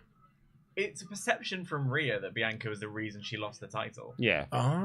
She didn't need to be out Bianca's there. more like, I have more important things to worry about than this because my friends are all falling apart. Yeah, and also I won the Elimination Chamber. I've deserved this match. And now you're just forcing your way into my business. Yeah. So it's just pettiness, really. And yet, people are disliking Bianca. Bianca's right. Yes. Bianca's in the right. Yes, she is. Logic doesn't make sense to the crowd. Io up on top with Rhea. Oh god, oh god, oh god. Poison? Pointing to herself. Oh. Poison Rana. Nope. Rhea has stopped her. To the buckle? Again. Oh! Into the corner post, which, as we established yesterday, is girthy. It's very thick. KOD, KOD! It's a KOD and Io's incapacitated. Oh, the feet landed. Hard right hands. Oh. The slapping again. Christ, they're leathering each other. Headbutt. Headbutt Riptide. Second Riptide. No, Riptide reversal. Whip. The whip. Oh. KOD time. But there's someone who is hanging out on the top rope. Yeah. KOD. I Wait think for we the might get a moonsault breakup here. You're right, sir. 1, 2. Looking at Oh, and it was gross. It's the 3. 1, 2, 3. Oh my God, Bianca lost. Yes, Holy Bianca shit! was They've pinned. broken the streak already. Oh no! Whoa! Who's gonna be the Undertaker now? Holy shit! Oh, great. Great Yeah, finish. That You is know a what? top match. That is what I'm talking about. Man. When you integrate all 3 wrestlers in the finish and the match, it makes for a better match. I am so surprised they pinned Bianca. I really thought they were going to keep that as a streak ongoing. Could have easily done it because Could've- she's yeah. in the early 20s, right? Oh, sorry, late 20s. She's Yeah. she's got years on her, so she could have been easily the next. We Undertaker. have been looking for what is going to be the next Taker But I, streak. but I think it's interesting with the streak because I have thought about this. It was such a unique and unplanned thing that only became a thing once it was a thing. Yeah. Yeah, you know what that's I true. mean? That's Yeah. true. And like Edge was like six or so up, and it never really became a thing. Like I just feel like, do we need another streak? Do we? Shawn Michaels is Mr. WrestleMania, and he lost to all of them but 2. I know, but my point is, like, they've been building it as a character piece for her. If you're building it as a character piece for her, then surely it should have a big payoff for it. And we had a big payoff for it here. I'm just surprised that this was the payoff for it, as opposed to building it up over more time to be a thing. I suppose. Bianca's going heel. This is the thing with Bianca. There are so many different story choices you can go with it. Yep. It was great. That was great. was Thoroughly awesome. enjoyed that. Awesome match. The story beat here, and I'm just spitballing. She's distracted through the fact of Rhea Ripley doing what she was doing, but also her friends wiling out and doing what they're doing, that she's going to go off the deep end. Like, I can't trust anybody. So angry at all of you. I'm just gonna wile out and do what I need to do. Really upset. Quinn here said, whoever it is, I think they are losing to Randy, which makes me think it's not Rusev. With Backlash in St. Louis, I think they're definitely doing Randy versus Cena, so I think they'll want to give Randy a win, which makes me think Aldis, because he can lose. Well, you tell that to Ray Phoenix, because he also had his WrestleMania debut yesterday and lost. That's true. Tactile Sun said, Luke, thoughts on the Natty Bloodsport match? We can all give thoughts, because we all watched it today. Bloodsport's not for me. I worked MMA. Is not for me. That said, very cool entrance. Yeah. And it was nice to see Natalya doing something exciting. So that was cool. But yeah, like, it's Bloodsport as a concept as a whole has never really been for me. I think we were talking about this upstairs, and Dan came up with a great point. I'm gonna steal it because game's game.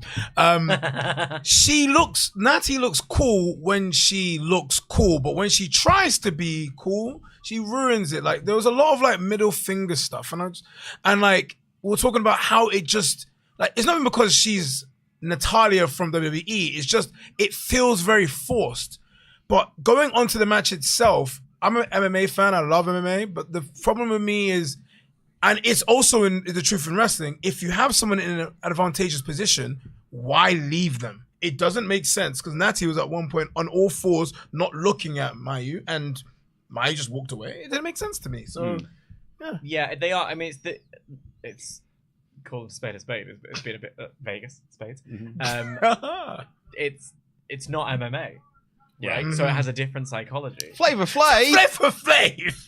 Yeah, Flavor. boy. Yeah, boy. Oh my God. Face. How low can you go? As the Love president Flavor of the Flav. Natty fan club. Oh, Marab hello. Duarishvili. He looks like he's been photoshopped, but you haven't quite got the proportions right. Oh, no. Rich the Kid. They're really bringing out everybody. There's room for everybody. Let's say that.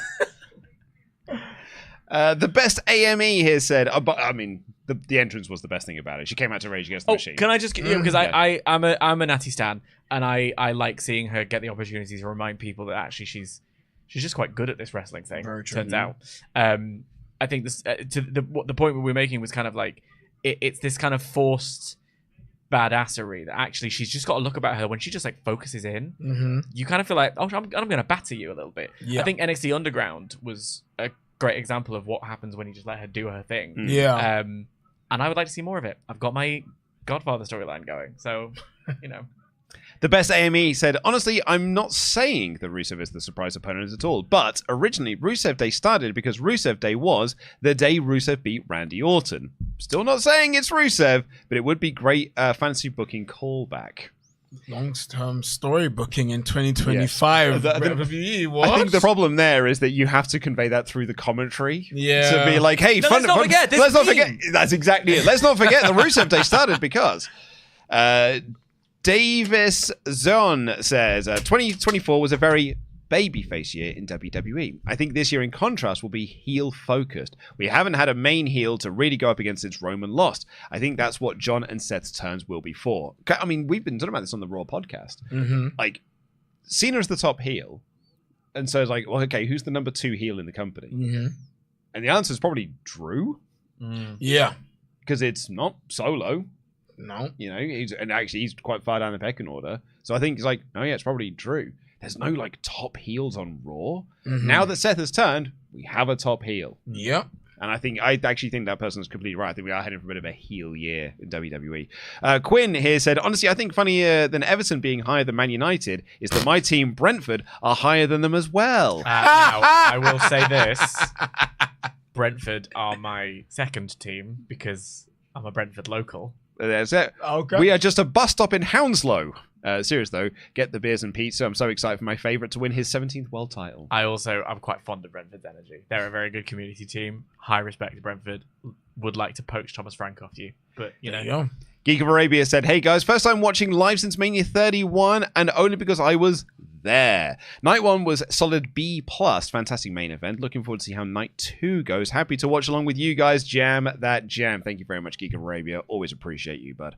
Some guy here said, I fully believed Cena was winning until last night with the Rollins turn. I have to believe that he should beat the one to beat Cody now. I disagree because I think Seth is going for Jay. I think you do Seth and Jay because you've got Paul Heyman connection. Yeah. Which got some bloodline stuff there. Oh, right. I think Seth with Heyman goes after Jay next, which I think actually will do wonders for the World Heavyweight Championship. It's feeling like it's elevated back to a main event position, which it has not done since Priest won it last year. Mm-hmm. So what's the I guess the if you were to map out the next 6 months for the World Championship, what would you have it be? Seth wins. Seth beats Jay at Backlash, and not Randy Orton. I'd have it done as quick as possible. Oh no, Randy Orton's facing Cena for me. Yeah, Orton's facing Cena. Okay, Orton Cena at Backlash. It's Orton Cena at Backlash, and it's Cena Punk at Money in the Bank. Cena wins, blows a kiss, jumps over the barricade. Oh, that's beautiful from you. Yeah. Okay. I mean, I think a few people have had this one now, but I'm pretty confident on it. Okay. Shellhard said, hey guys, can I get your opinion on the stage? My favorite part is that people are on the stage and over the entranceway. Well, we talked about this on last night's show, but I love it. I think it's a great stage. It's one of the best I've ever done. Yeah. For me. I love the doors that open. I love that they've really gone in with their Vegas theming with the coins in the light. Yeah. It's extended everywhere. I love the seating on the stage. I think it's fantastic.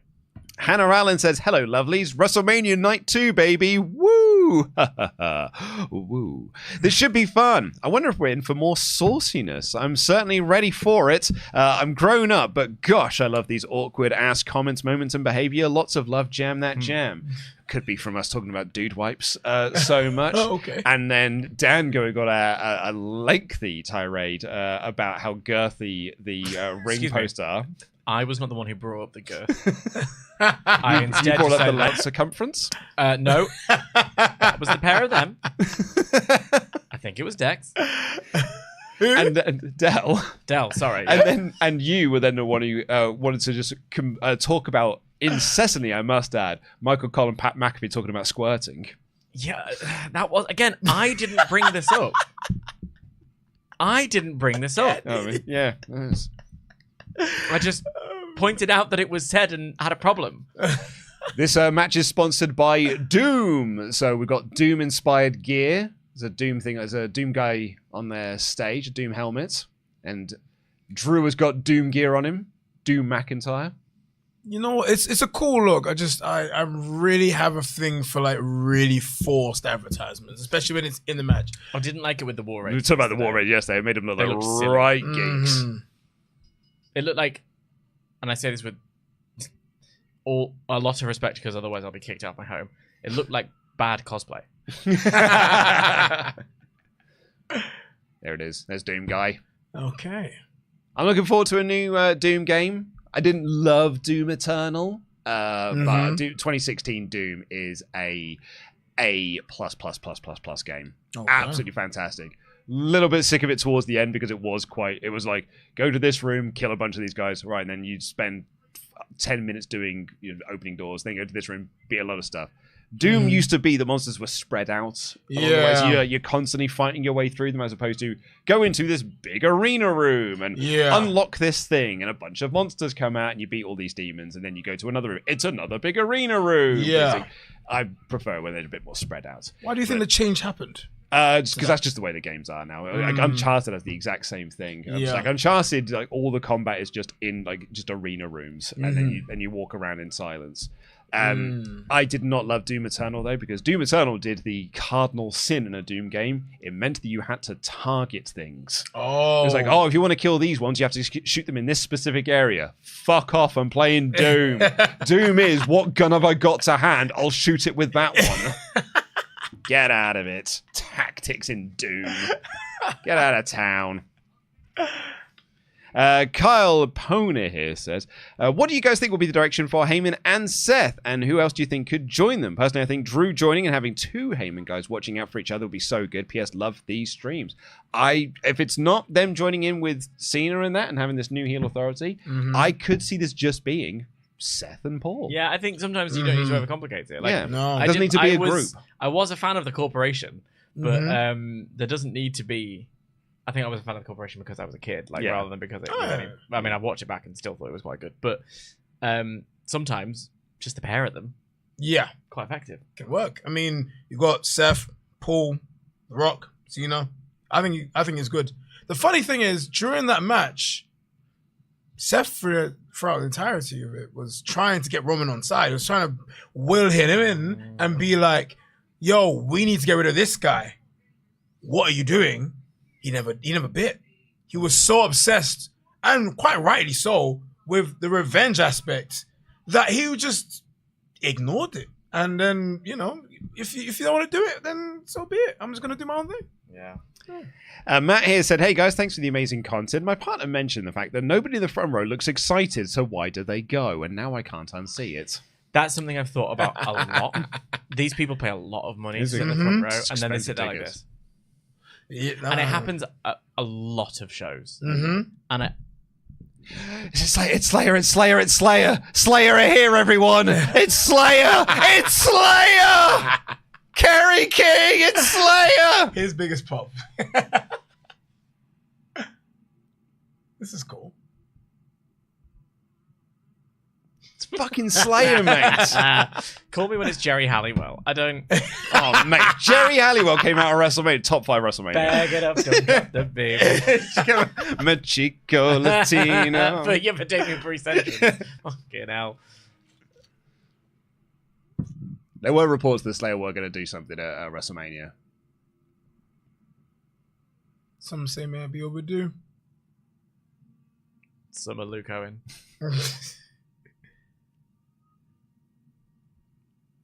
Although I think it is just Kerry. It's not all of Slayer. It's just Kerry doing a song. They did have a Slayer. Well, they didn't have Slayer, but they had South of Heaven play for Edge when he faced off against Balor at Mania 39. Oh, okay. It was awesome because that song is so good. It's fucking Slayer, mate. They missed a trick there, though, because they could have had Metalingus do both. Alter Bridge do both. Yeah. They could have had him do Metalingus and then the Judgment Day theme. He's got wings.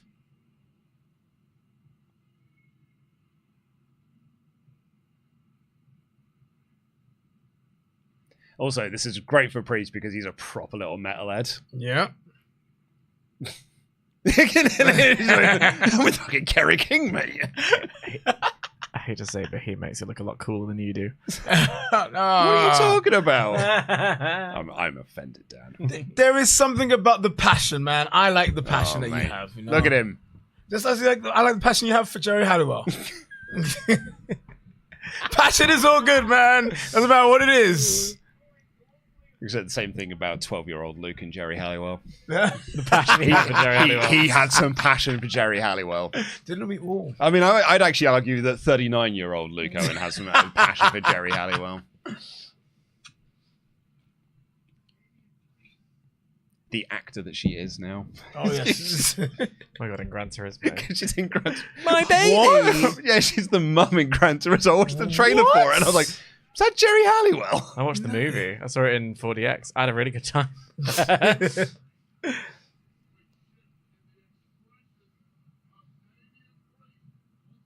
So we got Drew for this one, yeah? Yeah, I've got Drew to win here. Yeah, I've got Drew too. I mean, but bearing in mind, though, my reasoning for Drew winning is because I thought they're going to push him into WWE Championship pictures. Mm-hmm. But as we saw last night, that doesn't really matter. Yeah. Wins and losses don't matter that much. Punk is still going to be going for the WWE title. He did not need to win at WrestleMania. Yep. So Drew can go for the WWE title. He does not need to win at WrestleMania. Yeah. So Damian Priest could very well win this, but I think that it should be Drew to win. Yeah. I think Drew needs the momentum, personally. I think Drew's had a fantastic, as Big E said, I think like Drew's had a great year last year. Like his year was amazing, but I feel like because it's kind of trying to mix kayfabe and reality of the fact that he's disappointed with this match, which to me doesn't really make sense because like if you're having an established feud with somebody because he's screwing you, why then be disappointed with the fact that you're having a match with him? You know, I'm just not trying to think about that. Yeah. But because of that, I feel he needs to win so that he can be elevated to that level. Mm. Well, he's already at that level. He just needs to. It's a reminder. It's a reminder. Oh, go ahead, Drew. That's how it should be.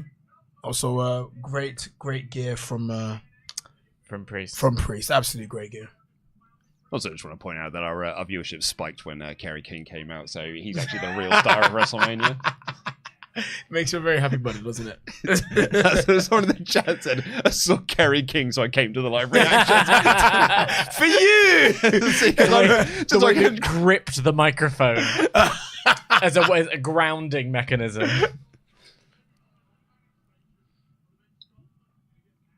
You're right. A lot of the front row is just...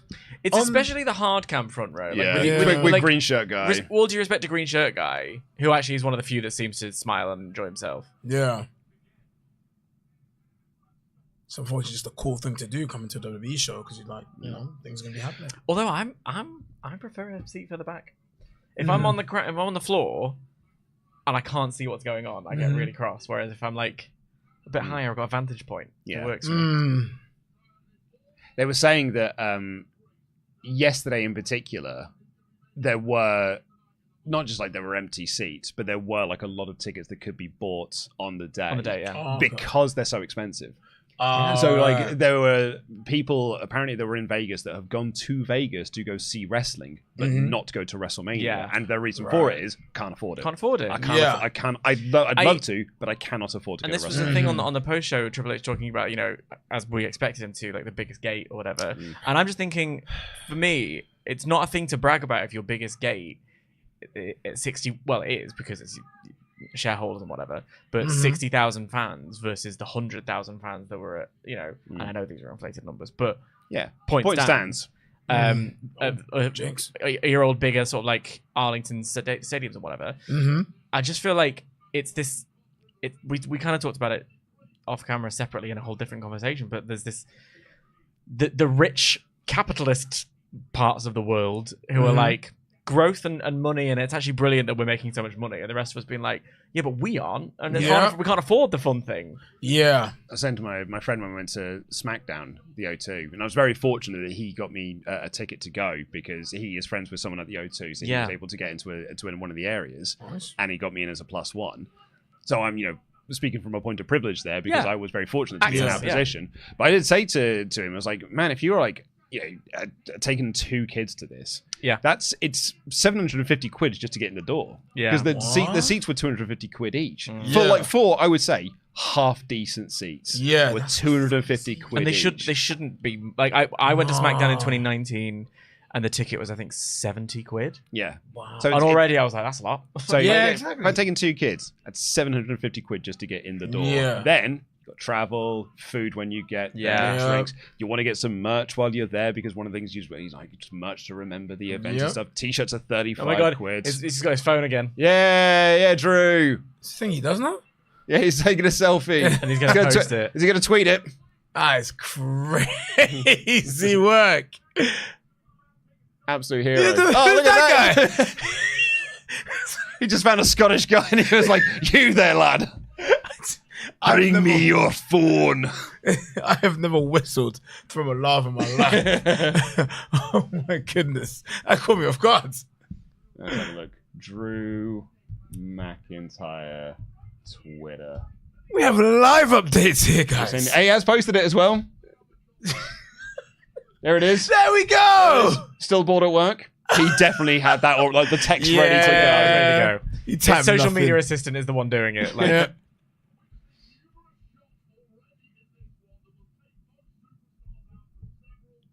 Sorry, someone just said, "Oh, Drew's definitely losing now." He signed his own death warrant. Yeah. It is something that really tickles me when people talk like, There's Gatorade under the ring. Logan Paul's going to be furious. Wow. Also, who's drinking the Prime on like this? Who is drinking it? not me. Not me. I'm We talked alright. about this. We talked about this like I've never had this stuff. I've never tasted it. I have had it a few times. We've got guys. double tables set up outside.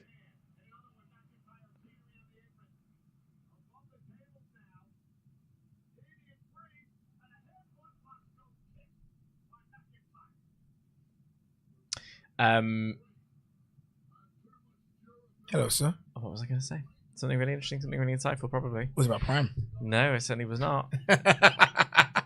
And just going to say as well, your rating for the women's 3-way match was 94% thumbs up. Yeah, it was Respect. Oh, lovely big dive by Drew. for my tastes, like match of the weekend so far. I really liked the main event of last night, but from a wrestling perspective, I found that very Wrestling engaging. perspective, yeah. Last night it's kind of like the main event of last year's Mania with like Cody and Roman. Like, Yeah. Story-wise, yeah. It's all like it's the most WrestleMania match you're ever going to Yeah. see. Whereas that was just excellent in-ring work. Excellent. And like last night's triple threat had all of the drama. And Yeah, Yeah. I enjoyed it for that reason. yeah, Yeah, exactly. absolutely. It's In a you know, similar way. it's horses for courses, right? Mm-hmm.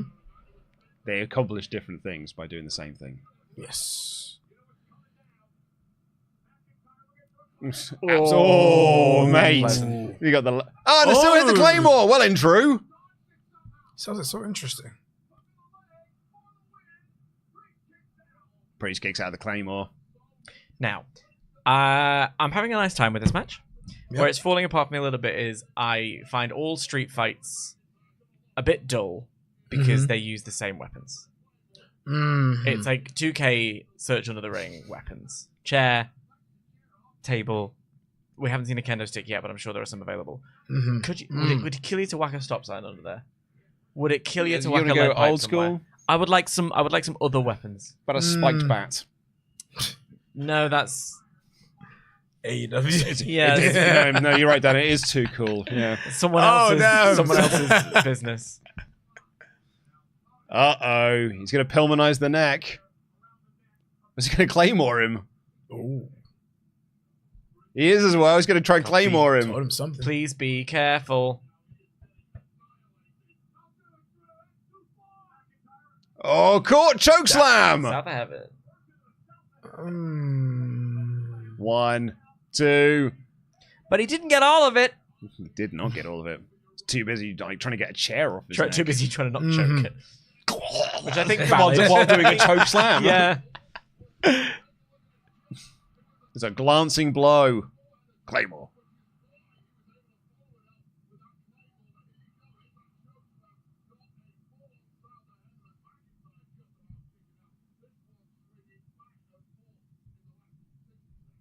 And now Priest has got the chair.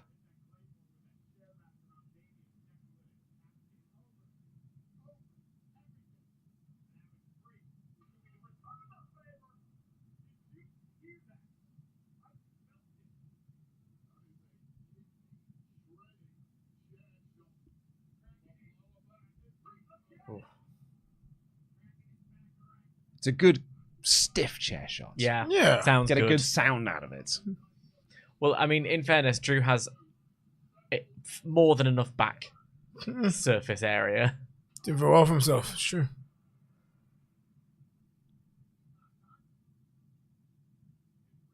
He's now looking to expose some of the turnbuckles. Why did he? Okay. I've never seen that before. Maybe I've been blind. I didn't know you have to take off the pad. The pad in order to fit the chair inside. I don't think you have to. Just did it for vibes. Yeah. Fair enough. Good for him. It's stiff Got a little enough. future shot, I think.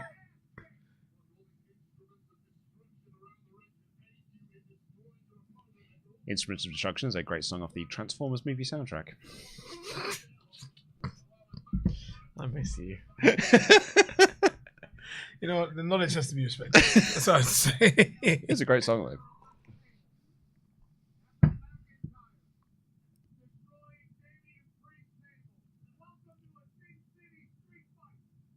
So I saw in your Instagram stories that you're not necessarily a fan. You don't dislike him, but he's not for you. Pat McAfee, why is that? I find him That quite obnoxious. table is quite far away. I find him, very obnoxious. Mm-hmm. He, what does they say, like loud and wrong?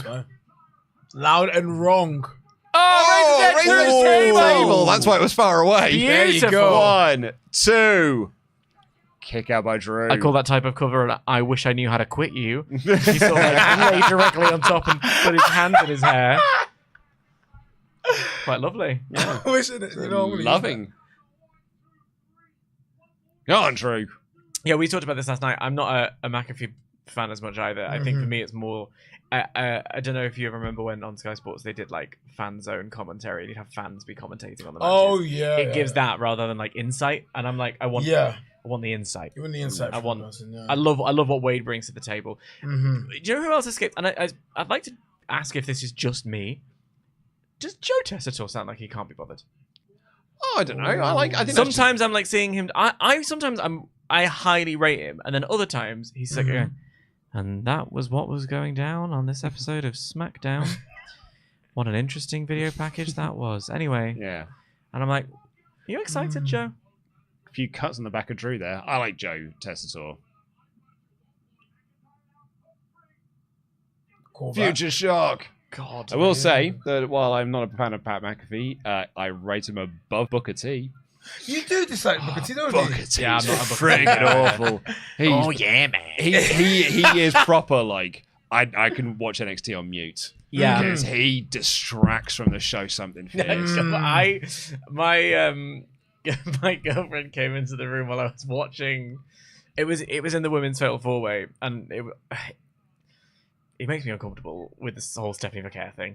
But but when she finally does the move, and does it on everyone, it was how long it went, and she hadn't been in the room yet. Comes in and she goes, "I don't like that noise." She thought there was something wrong with the microphone.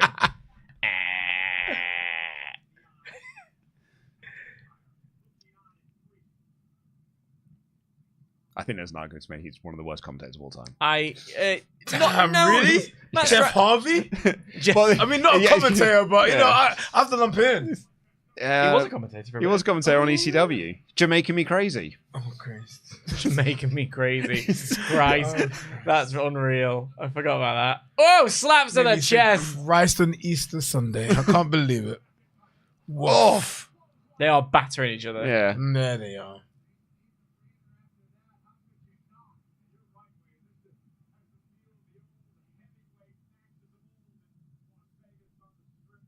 Kevin Patrick and Booker T. Nightmare Blood. Yeah, Kevin Patrick was, bless his heart. What's going to happen now? Bless his heart, he tried. You really did. You really did. He really gave it his all. So did Adnan Virk. Oh my God, Adnan Virk. That's a survival series. I'm going to need a bigger boat. Timu Taker. And that's what happens, mate. Oh! Pushed off the old school through the tables that were set up on the outside. Chekhov's tables. Sorry, when he said TV, sorry. Just thought somebody used to call him the bisexual on the team. Bisexual. Bisexual But, taker, yeah. Yeah, man.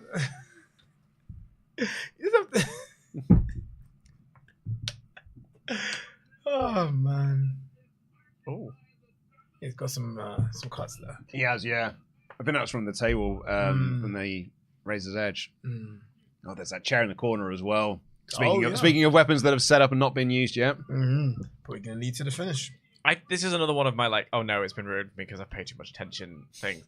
I even happened that we were doing all of our stuff on, we were doing individual solo performances at school. We had to create 30 minutes of theatre. Nice. And my friends would, in their performances, there'd be things set up all over, and I'd be like gauging how long we had left by what hadn't been used yet. I'm like, okay, so that ladder has been set up. He's going to go for a claymore. Like, that chair's in the corner. Like, he's going to go for a claymore here. I think Priest might move. No, he's not. Ow! That's the finish. Ouch, McGouch. That's the finish. Surely that has got to be the finish. That's the finish.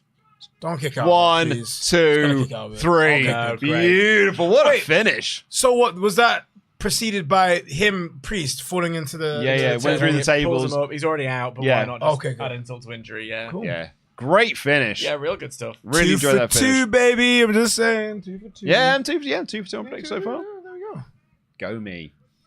I enjoyed it for, as street fights go, they went through some tables, they went on some stairs. It makes it feel like a no DQ rather than a street fight. Yeah. A Sin City street fight, especially. I don't see a single bit of denim, so it is not a street fight. I want to see some classic denim. I want to see some cowboy boots. Yeah, where are my cowboy boots? I want my cowboy boots, man. Shout out to Sid Scala. I was going to say.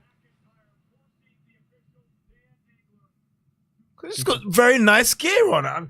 Good for the gear maker. Very good gear. But it wasn't a street fight. If I'm showing up for a street fight, I'm not wearing pants. Exactly. I'm here for war. You're gonna see me in cutoffs. You're gonna see me in a I can't say wife beater. That sounds horrible. So I used to watch DLC as a kid, and they used to call like the white vest. Yes, the white vest. Yeah, the wife beater. And I don't want to use that phrase. Because that's what I always use now as well. Yeah. My friends always used to describe Stella as that as well. Oh, what, the beverage? Stella Artois, yeah. The wife beater drink? Wife beater juice. Oh my goodness. Not case cider or white lightning. Straight up Stella. Well, white lightning, you go to a park and you're 16. Oh man, I enjoyed these. You guys stuff. I can't breathe, he says. From what? You got thingied into the chair. But he got kicked in the face. Why can't he breathe? Is that legit? He broke his neck. Oh, you know what? Could have got winded from the tables. I guess. Oh, yeah, that's true. That's true. Longer. That's very true. Sorry, MJ here said, "Evening, gents. This is referring to the opening match. This match feels like it's brought more energy than anything last night, apart from the main event. Similar energy to Drew and Seth last year. I think we are now seeing with night 1 and night 2. Night 1 is a lot of pre-show stuff and a really good main event, and then night 2 is when you do all of your big stuff." Yeah, I agree. Thesaurus here said, "Io retains, and once again, whoever comes out first goes over. 60% of the time, it works every time." Darby Act here said, "I would lose my mind if I hear Aiden English clear his throat for a Rusev Day entrance." Oof. I mean, he did put out a tweet saying like that he was on a flight out of Vegas after Unbreakable, but The Rock's currently in Hawaii, so so it can't be possible. It's a very chance to go. Depending on where you're flying to and from, there's no reason you can't come back. No, exactly. America's not that big. It's quite a short flight from LA to Vegas. I've been. Nice. Rayman here says, "For me, this has the chance to be the match of Mania." What do you guys think in regards to the 3-way? I think we kind of agreed, right? It's like in-ring wise, like the so far, the work rate of it all. Work rate best. Yeah. Work rate match. Yes, absolutely. Oh, takeover. They're going to Perth. Ooh. That'll show AEW. It's like, this is how you sell tickets in Australia. But you advertise it. And he's going to Perth as well. John Cena's last ever match in Australia. Okay. And Raw and SmackDown there as well. And a PLE, which has yet to be unnamed. Yeah, but it's in October. Details. Will he be champion? Is the question. genius. Whoever, I was saying to these guys, I can't remember if it was on camera or not, but I was saying to these guys, whoever made the decision to have a Logan Paul that you can slap in the face with a chair, honestly, take my money.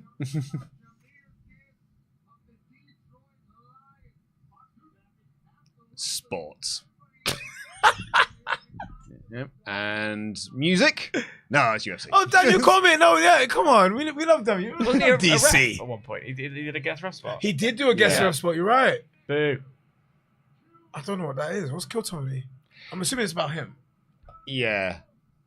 He's a comedian. He seems like the sort of lad as well that'll be really pleased that he's getting booed. Yeah. Okay. Yeah. That's good. I've only encountered him once, and he was on Raw commentating on the New Day match, and he sounded like a cunt. Didn't he piss off even Cole by the end of it? Was like a bit like he was really he sounded like a proper knob. Proper second-rate heel commentary work. Oh, okay, second-rate as well. Well, it was awful. It was very off-putting. As I said on the show, his worst crime is he's not funny. Yeah, okay. But I don't know much else about him. And that's his job. Like a Pentagon on the Goodyear blimp. Yeah, he's living his Look at best him. life. Look at Penta. He's living his best life. Fully masked at all times. Oh yeah, got to live the gimmick. Is it because it's time? Nice. Here we go. Finn to win. Not Pin Balor. Dom. Not Pin Balor. I want Dom to eventually have the Intercontinental Championship. I'm not going to lie. I want him to win it. But something inside of me, deep inside, needs Finn to get the recognition he deserves. Don't let an injury from 2015, if that was when it was, can't remember. Timelines are 16, thank you. Timelines are fishy. Don't let that stop you. Yeah, 2016 was a long time ago, wasn't it? Okay, no. The Miz is still underrated. I see what you're doing. It was a long time ago. Yeah, we should move past things. He makes me believe. No, I fully agree. I would like to see that happen for Finn, and I think he will have that recognition. He will hold that belt again above his head after a lovely program with champion Dominic Mysterio. I don't know why. I thought you were talking about The Miz for a second. Oh, no, The Miz. I think as well. I'm going to wait. Someone has said something in the chat.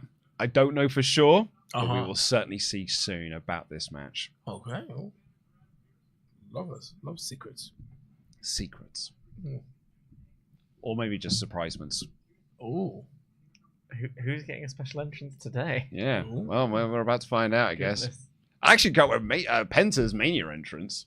Could be. His entrance when we saw it in Raw, it's awesome live. It's so good. Oh, you saw it live? Yeah, we were there because I was there for Raw and SmackDown. Yeah, it was awesome.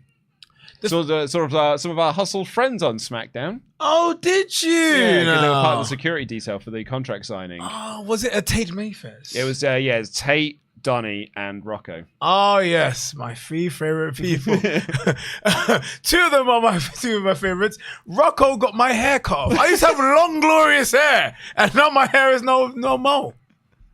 I didn't spot Rocco. It's pointed out to me the following day, but I saw up on the big screen a close up of Seth Rollins and Tate Mayfest has just stood right behind him. I was like, that's Tate Mayfest. Honestly, one of the best professional wrestlers I've ever had the grace of ever work. Well, I haven't worked with him, but ever just been around. He's actually been instrumental in my training in terms of character building. Great mind for the business. Yeah, and he lives the gimmick as well. He shows up looking like he does when he's on, when he's in character mode, suit and everything, suit and booted, chained up. Yeah, it looks the business. Yep. Unfortunately, a prick, and unfortunately, because of that. But when he's training, he's great. Yeah, he's a great guy. He had a great match actually on Progress with one called Manders. Yes, for the WXW title. Yes, yeah, really good. Big fan of Tate. Yeah, I'm a massive fan of Tate. He's too good. Yeah.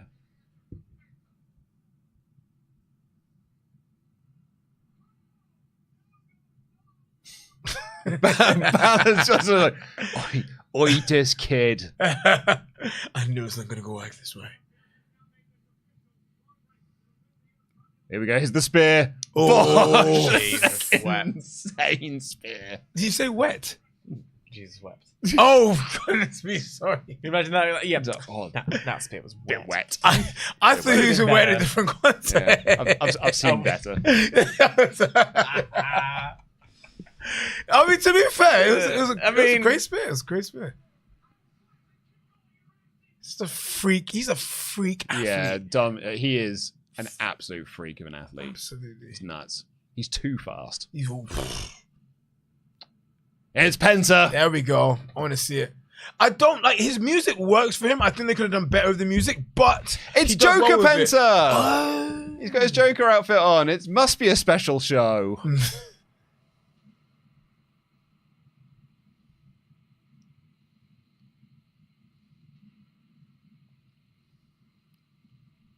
Catherine Wheels? Catherine Wheels. I think she's in NXT as well. I enjoyed that. Oh, no, it's not specifically a Joker one. It's Mexican, I feel like. There's just no purple on it. I just got excited by the green. It doesn't not look like a Scooby-Doo villain. But also, mate, if you're going to do this, we've got other matches to get to. We've got time for you to be strutting down to the ring.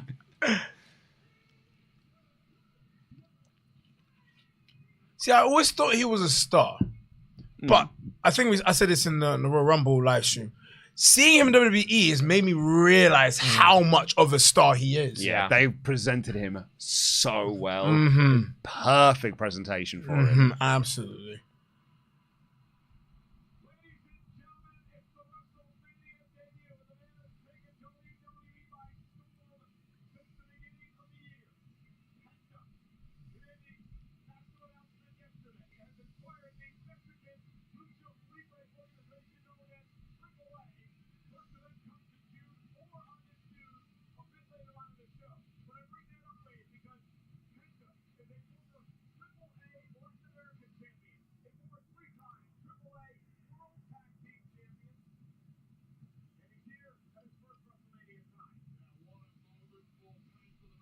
He's so cool. Yeah, he is.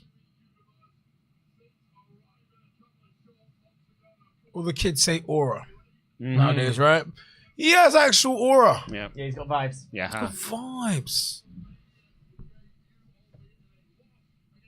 Like, I like Phoenix. I really do. Yeah. I really like Phoenix, but I can't explain it. But I feel like Penta is just... I was always Penta over Phoenix. Yeah. But like Phoenix, I feel like has not more exciting matches. It's only because he is like so spectacular. Yeah, in I the think ring. he is. Something about it is Phoenix is like lithe. I know he wears a mask, but there's something about it that feels like young and attractive and exciting. Penta's got this kind of this extra layer on top of that of like a kooky weird vibe. It's kind of a bit creepy. Like, yeah. So it adds just an extra layer on top of it. He had, so like 2018 or so, this corking series of matches with Sami Callihan in TNA. It was so good. Yeah. Brutal war. It was amazing. And where like Phoenix is like a little bit on the leaner side, Penta also looks like a brick shit. He looks chunky. Yeah. But he's not chunky. No, he's actually very in shape. This is it. Here comes Dominic Mysterio. Old Dirty Dom. I'm actually, he's come really, really far. Like, not even from, all the boos. All the boos. Ooh. In his La Parka inspired gear, hopefully.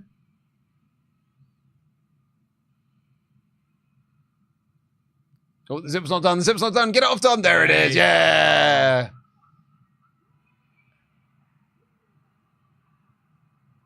He is not 200 pounds. I'm sorry. The absolute state of his mustache, though. it's so good. It is, yeah. The absolute state of it. I love it.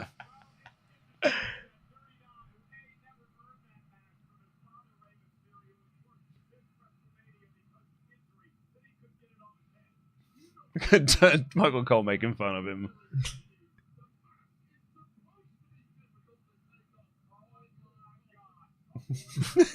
Sorry. Just take some time to make sure it's okay. Yeah, get your mustache in check. His gross, dirty mullet. It's beautiful. Such a great mullet, I can't lie. It's so grim, isn't it? It's grim and I love it. He is Eddie Guerrero's son. Because Rey Mysterio's bald. Yeah, exactly. Just when you see the pictures of them winning the tag belts. Oh yeah. First, and you think to now That child. Yeah. Yes. Yeah. It's almost like Nicholas won it again. Goodness. Oh, and also, his gear is atrocious, man. Dom's gear when he first came in. Oh, that weird bodysuit that never quite fit right. Yeah. The match turned sideways. Yeah. Oh, man. State of him. He's figured it out, though. The heel turn did wonders for him, and he figured it out. But I like the fact he's always in character. Like, it's... like Jay was actually saying this in his drunken, funny tirade. Like, these guys are the last of a dying breed. And I didn't really realize it until he said it. Like, a lot of people which are coming up in NXT right now are all, like, they're athletes. And there's nothing wrong with that. But they don't understand what it means to be a professional wrestler and keeping kayfabe alive. It's really interesting. Remember the Royal Rumble when we didn't know who this was? This music here, we were like, I don't know who this is. It's never a bad theme. It's just who the... no, I'd say it's a bad theme. You know what? You're right, actually, because you don't know who it is. There's also a clip that they did. Someone, I think it was... I can't remember the name of the outlet, but they were asking people at the Hall of Fame, like, which wrestler would you not want your daughter to date? Oh. And 2-1, all of the women went, any of them. I don't want my daughter dating any wrestler, which is like wild. But then also, all of the men went, Dominic Mysterio. And it was Karrion Kross specifically was like, because he lives on a diet of chicken tenders, and I can't be having that. Yeah. Someone to point out, he had an amazing moment on the Chris Van Vliet show when he said, "Can we talk about your dad?" He goes, "Which one? The deadbeat one or the dead one?" Yeah. Knows their stuff. Dom, my favourite Dom moment though is when he was on Impulsive. And they just came back from the Challenge Japan. He was like, oh yeah, Japan's awesome. Yeah, why didn't you go? It was like, yeah, no, I couldn't go. I was like, oh, have you never been? Yeah. You should really go sometime. Fucking king shit. Little shit. He's such a little shit. And he has a little grin on his like, why couldn't you go? You should go sometime. I love him. And Paul's there because he's a little prick. He's like, shut up. I don't want to talk about it. Oh, man. So good. He's really good at the little things. Like during the whole Chris Van Vliet like interview, like I had to watch the video version of it because he keeps looking at the camera, making little cheeky like faces. Like it was just fantastic for me. Yeah, honestly. We have the results from the previous match as well. 78% thumbs up for that match, and 19 in the middle. Yeah. It was nice. Yeah. Joey here said, hey guys, on vacation from New York in London, watching this drunk in my Airbnb. Nice. I hope I run into you because I've been watching for years. Almost get hit by a bus like 3 times, but I've enjoyed my stay so far. Love the pubs. So he sounds like it. Here he comes. Hoo, hoo, hoo. The dogs be barking. Question for both of you. Is he face or is he heel? He's Bron Breakker. Yeah, thank you. That's the right answer. Yeah. That's the right answer. He's Bron Breakker. Look at him. What a unit. Stole the words out of my mouth. A dreadful ring name, but I love him. It's grown on me, to be fair, but it wasn't... He could have just been Braun Steiner. It really wouldn't have made no difference, but apparently it was his decision. Yeah. But yeah. I don't believe it. Yeah, I don't know. Bron Breakker, I think I'm used to it now, so it's not like it doesn't... It's the same with when the Viking Raiders with the Viking experience. I was like, within 3 weeks, we'll just be used to saying it. The Viking experience was never going to get... I was never going to allow that to happen. Or people was like, I'll never be able to call them the Viking Raiders. We all did. Viking Raiders. I was like, why not just call them the Viking Raiders? Like, if you're gonna lean into the Viking thing, the Viking experience makes them sound like an attraction, but not even a good one at Universal Studios. Mm-hmm. I mean, actually, what a mental old man with a moustache. We're all used to calling him Rio Sky now. Yeah, it's true. It's true. You know, so I'm used to calling him Bron Breakker, but I still I don't love it as an in-ring name. Yeah. There's some names which are really bad, and there's some names where like it's like why are we calling them that? But it's fair enough. Like Gunther's really like grown on me. Yeah, Walter's a great name. Gunther's grown on me. He's like one of those names. But like sometimes there's some objectively bad names. objectively bad. Neville. Yeah, Neville's a bad one. He's gonna be afraid of a guy called Neville. Yeah. Pac is a fantastic wrestler, by the way. Yeah. Fantastic. One of the most accurate wrestlers because he does some ridiculous things and he's just very accurate. Like, there's a level of athleticism that doesn't really get spoken upon that he has. Like, from a technical point of view. And also, he's a technical masterpiece. Braun Breaker looked like he was looking He's for ready. He's going straight for Dom. Oh. He was ready to go straight for Dom on it. Guys, don't fight. Don't do that. It's Dude Wipes! We're sponsored by Dude Wipes! For fuck's sake. I mean, Dude Wipes! What is a dude wipe? Is it wipe for dudes? No, yeah, it's for... I can't have this conversation. It's baby wipes, but for dudes and it's for your gooch. Oh, nice! And they're flushable. Oh, cool! Yeah, so it's for your sweaty bollocks. Nice. And... All wipes are for that. You don't need them to be black and say the word dude on it, you weirdos. Yeah, I don't want ones You're not for wrong. babies.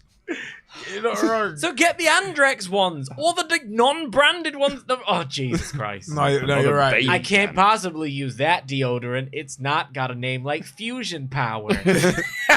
There's a flower on it. Fuck off. Go on, everyone. In the Dude chat. wipes. Dude Wipes. Dude Wipes. See, they're all chanting dude. Okay. Dude, You're a terror to society. You, sir. The idea that people like just point blank refuse to take care of their like personal hygiene They so gooch. much that I have to present you with a wipe that is more accessible to you. Exactly. Have a fucking shower, Jesus some Christ. absolute marketing genius is like, how can we sell this to dude? We'll call them Dude Wipes. Go on, Braun. But really, come on, Dom.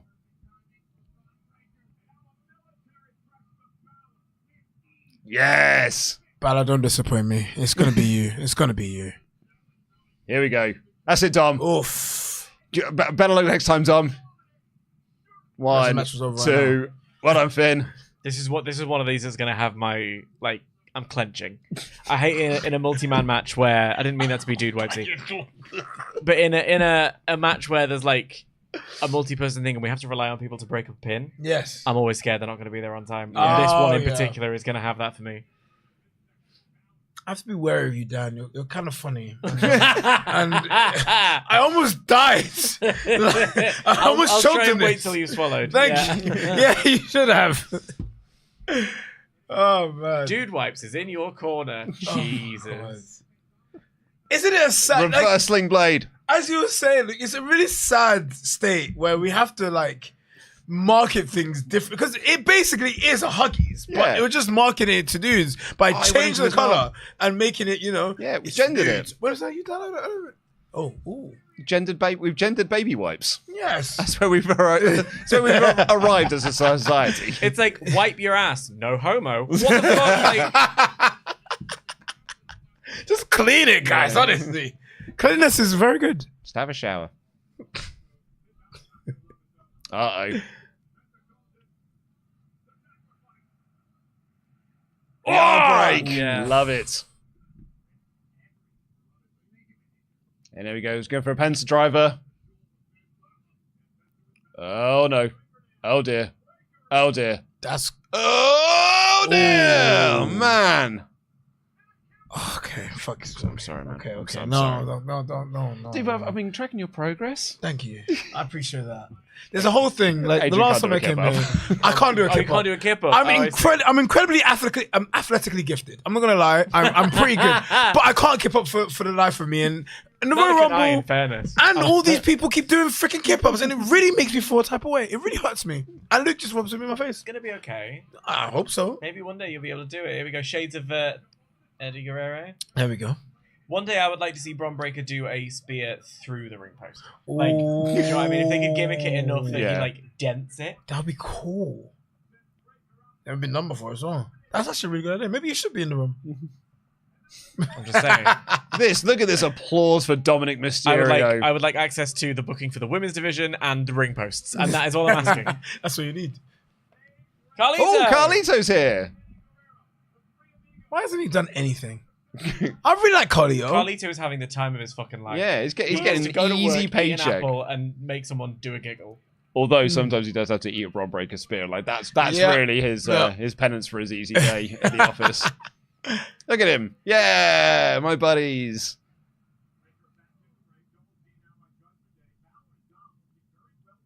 Double suplex by Braun. I get the feeling that one of them might go for a pin and the other one might get annoyed about it. Although it's not. Oh! One of them was going over there. Frickin' again!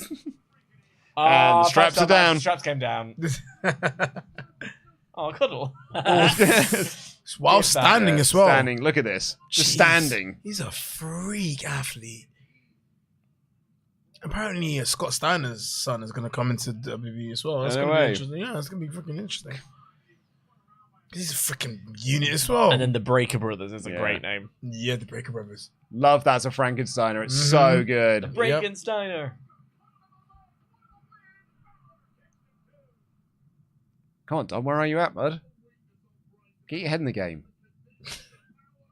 That's it. Carly is checking him on the outside. He's doing the right thing. Go on, Finn. It is you, my friend.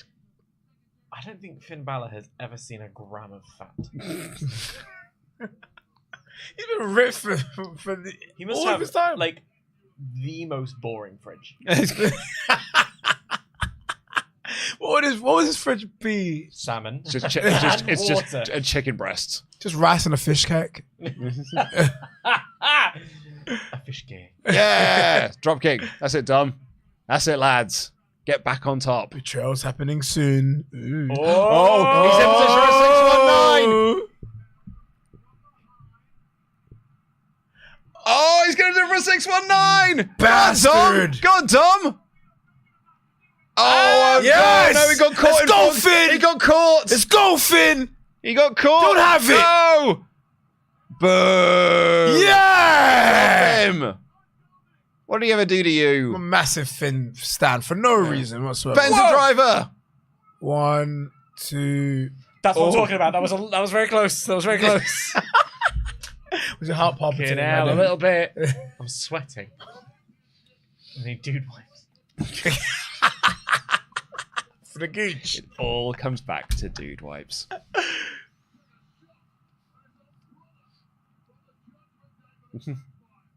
Was it Sammy Gunther that was sponsored by Dude Wipes last year? No, it was Jimmy and Jay. I just wonder whether or not like the Dude Wipes was the official sponsor of the Intercontinental title. Oh no. That is a great move. Yeah. I don't know how I feel if someone was just sticking their tongue at me and I was looking at them. I don't know how to feel about that. Should I be aroused? Should I be ready to fight? I don't know if it's Skeletor coming at you. Yeah. Yeah. Oh, look at that, his little high knee. Oof. Stopped. Oh no. Oh no.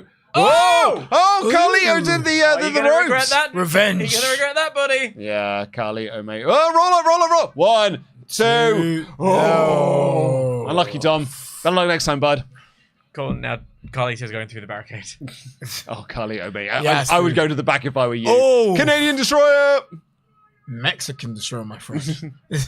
I mean, show some respect to Petey. Call it. you know what? You're absolutely right. You know what? Absolutely right. No. I apologize. No, you are right. It's been rebadged. It's rebadged, and it's in the same way that you can't, like, what was it? You for a while couldn't call him Gunther. You call him Walter. Sometimes things get new names. What is Carlito doing? He's about to get got. Carlito's having notions. Yeah. Oh no! Oh, Carly! Carly! Oh! Carly got speared in the table. He is dead. Great spot. And there's your favourite guy, just enjoying it, lapping it up. That's 2 tellies that have broken as a result. Yeah. That could have just been. That didn't need to be a screen. Nah. Pat McAfee. Why did they make it a screen? That was really silly. They don't have to pay for that. It could have just been a card. Yeah. Piece of cardboard.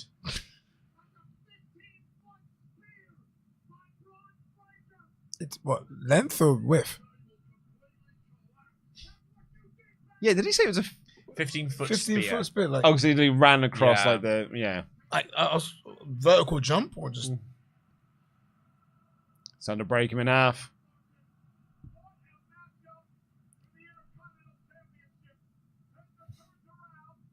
Oh, caught him as well. Dom, It's Dom. Get him, Dom. Get him, Dom. Get him, Dom. He probably no. Get him, Dom. Imagine 619. Imagine if Dom wins clean. Crazy. Get him, Dom. No, Finn Balor. No, Finn. Come on, Finn. No, Finn. Come on, you Finn. dick. Do what you need to do. Get on it. Oh, Do what you need to do. Sling blade, sling It's not blade. over it because he's still in the freaking turnbuckle. Yeah. Oh, it's Dominic's gonna win, isn't it? God Look damn at this. He's going up top. Wish He's is in the over drop there. zone. Wish is over logic. Coup de grace. Coup de grace. Nice. Dom set up, frog splash. There we go. Frog splash. Oh, Go on, Dom, he's going to pin him. 1, 2. Yes! I knew it was gonna happen, but just can you give me what I want? Now, I will say that is the exact same Finish finish as as the Io women's Sky. match. I was going to bring out the... Yes, you're right. It's the exact same finisher we had in the You're opening right. match. Yeah. That's annoyed me. Yeah, the agents should have had a word there. Yep. But this is hilarious. And also narratively very satisfying. Dominic Yeah, Mysterio is the Intercontinental yeah. Champion. Delightful. But the problem I have with this is now that Dominic has overtly betrayed him. Mm-hmm. Not It's been a long time coming. It's been a long time coming, which is true. Not with the pin. That's taking advantage of. But before that, It's over. Like, Yeah. now we can have this feud, and in a couple of months' time, you will get your Finn Balor title run. But No. for now, let's enjoy this. I tell you what we're heading towards. Judgment Day drama. hey, Which has been the mantra of the group since they got together. but you know what? Dom should be champion. I can't lie. I just so really want great. Finn to win. I just really want it. I don't want Pin Balor. I just don't want it. And like He's truly, so good. truly good for Dom. Like all Yeah. of the like jokes aside, all the work he's put in. Yeah, Yeah. true. It's has, well deserved. You know, He's got himself to this point. Yeah. Good lad. Had to take shit, really. Yeah, I think we can now have a Judgment Day. If they keep the tag titles, kick Finn out of the group, Yep. and then or maybe Finn will turn his back on them because Dom's turning himself babyface, really, because the crowd are getting behind him. Mm-hmm. So you probably want to keep Finn as the heel. And I've been pitching that he gets Tama Tonga and Tonga Loa, and he just does his own Bullet Club. Oh, damn, okay. And again, you want to talk about things from 10 years ago that have passed its sell-by date? Nothing more like the Bullet Club, right? The Bullet Club. No offense to Gabe Kidd, although he's doing his own thing with the War Dogs. Shout out Gabe Kidd. Yeah. What a guy. There was someone in the chat that said, it's a bit close to the finish of the first match. I was like, no, it was the finish of the first match. The exact same finish of the first match. and look at the crowd. They were on their feet for it. I think there's something about it being Dominic winning the belt. Yeah, look at Dom runs back. Oy. Hey, he's going to enjoy his moment. As well you should, my brother. Good for you. That is a violation of the highest order. All it took was for him to grow a mullet and a mustache, and he became like everyone's favorite wrestler. I'm sort of into also the idea of him and Liv as like the Bonnie and Clyde. Like, you know what I mean? Look at him, Intercontinental Champion Dominic Mysterio. Good for you, bro. Good for you, bro. Yeah, man. To go. On that note, I'm going to go make a cup of tea if I'm allowed. Well, you've actually got a perfect time because I'm going to shout out patreon.com/WrestleTalk, and here's where you can find out more about that. It's Viscera! Nice. Do you want more Talk videos? For $6.50 a month, you can get exclusive series of Monday Night War, You can imagine a sacrifice being made at the top of this WrestleMania stage. Tables, Lists and Chairs, WrestleTalk Extra, and more. So I just don't want anyone to get hurt. Oh, what's the end of that sentence? Get all that by joining us over at patreon.com/WrestleTalk now. Support WrestleTalk! Patreon.com/WrestleTalk. Go check it out because we've got loads of cool and exclusive stuff over there. So, yeah. What a lovely little advert. Patreon.com/WrestleTalk. We have got, we're going to be kicking off our brand new series of WrestleTalk Extra next month, where we're going to be charting the rise and very quick fall of the Nexus. We're gonna watch some classic 2010 WWE. Oh, what a time! And we're starting off by watching an episode of Raw from 2010, the one where the Nexus do debut, and then we're gonna do Money in the Bank 2010. We've got SummerSlam 2010. We're gonna do the whole run of the Nexus, basically up until we get to the Royal Rumble, which is when by that point the wheels were off. Yes. And the group was already done. Oh, that sounds like a really exciting time. Honestly, be a patron. Yeah, you should be. So we're going to be doing that as of next month. That's our next WrestleTalk Extra series. But we've also got a load of exclusive stuff going over there, so go check it out. Cool. Let's get some more of your Ultra Chats in. Rayman here says, I think this might be regards the Priest and Drew match. With this match, I feel it has a chance to be match of the night. What are your thoughts? PS, love your content. Keep it coming. I thought the match was broadly fine in the end. I agree. I think, yes, it could have been, but I'll be perfectly honest, it was not. It was a very pain by numbers match. Matthew here said, so I think WWE keep the title on Jay by having Punk and Reigns interfere in endings of matches, or does Rollins just take it away from Backlash? Key's run to the title was strong enough, even for Kofi Mania lasted longer.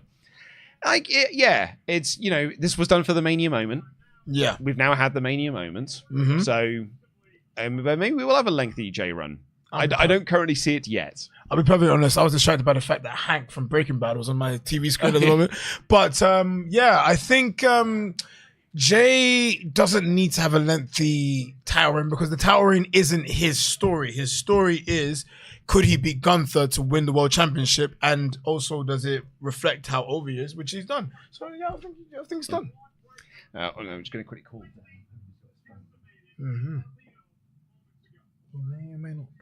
Let's have a look. Dan.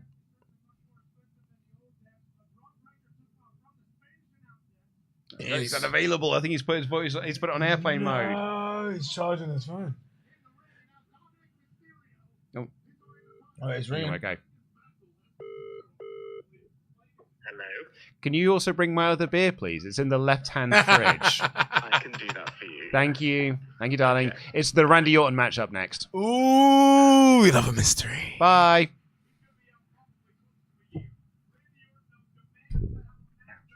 Kevin Owens gonna be out for close to a year. Yeah, I mean, it's a bad neck injury, man. Like, really? There's actually reports he might miss next year's WrestleMania. No way. Yeah, it's a real shame.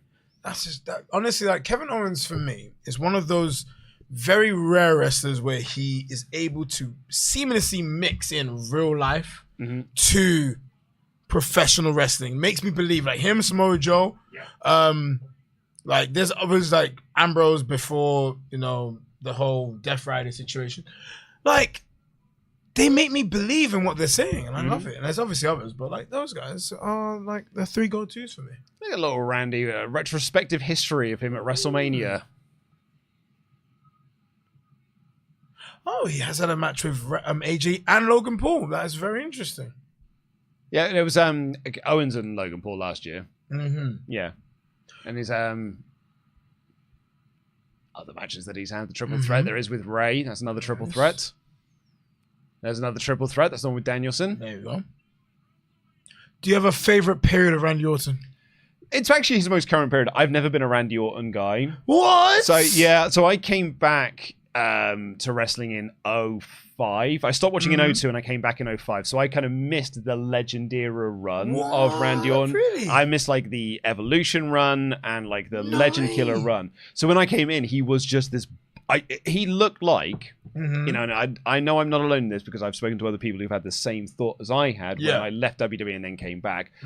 You're just not as cool as the guys that I liked. Fair. Like, okay. You are not as cool as Stone Cold Steve Austin. You are not as cool as The Rock. You are not as cool as Mick Foley. You are not as cool as the other. Like he just didn't feel as cool as the guys that were there when I was a massive fan. He just felt like this boring lad. Yeah, and I have felt that he has just been for the majority of his time a boring lad. His gimmick is WWE like him as a wrestler. That is what his gimmick is. If you could build a wrestler from the ground up, he looks like Randy Orton. That's his gimmick. WWE likes him. I always thought he was just boring. But in the last few years, He really feels like more of the actual Randy has come out. He just seems to be happy. And Yeah, he's true. really enjoying himself and having a good time. And so, yeah, I'm just like, I'm into him. Yeah. When did that switch happen for you? It was, he had the heel turn, and it was just like the heel turn he had after the pandemic. He turned heel. He had turned heel in the pandemic, and like Splinter Cell Randy Orton was very funny. But like the stuff he was doing with Jeff Hardy was pretty good. Oh, yeah, you're right. Yeah. And then and then he was off for a while. He was off, and then now he's back. He's like, it's just nice to see him back. Yeah. He just feels like he's just Randy Orton having a nice time. Yeah. And fair play to him. Yeah. He's earned that position. Yes, he really has. Also, there was like there was the legacy run. Yeah. I in the end I was like, I didn't see the point of that legacy run, because the idea was to get 2 new stars over, and Randy just beat both of them at WrestleMania. Yeah. I was like, all right, cool. What was the point of that then? Well, and that's the same WrestleMania where we were building Sheamus because he's going to be a new top guy, and Triple H just beats him. I'm like, okay, grand. So we're just sticking with the status quo, I guess. Yeah. The late 2000s, early 2010s. Yeah. They were a weird time.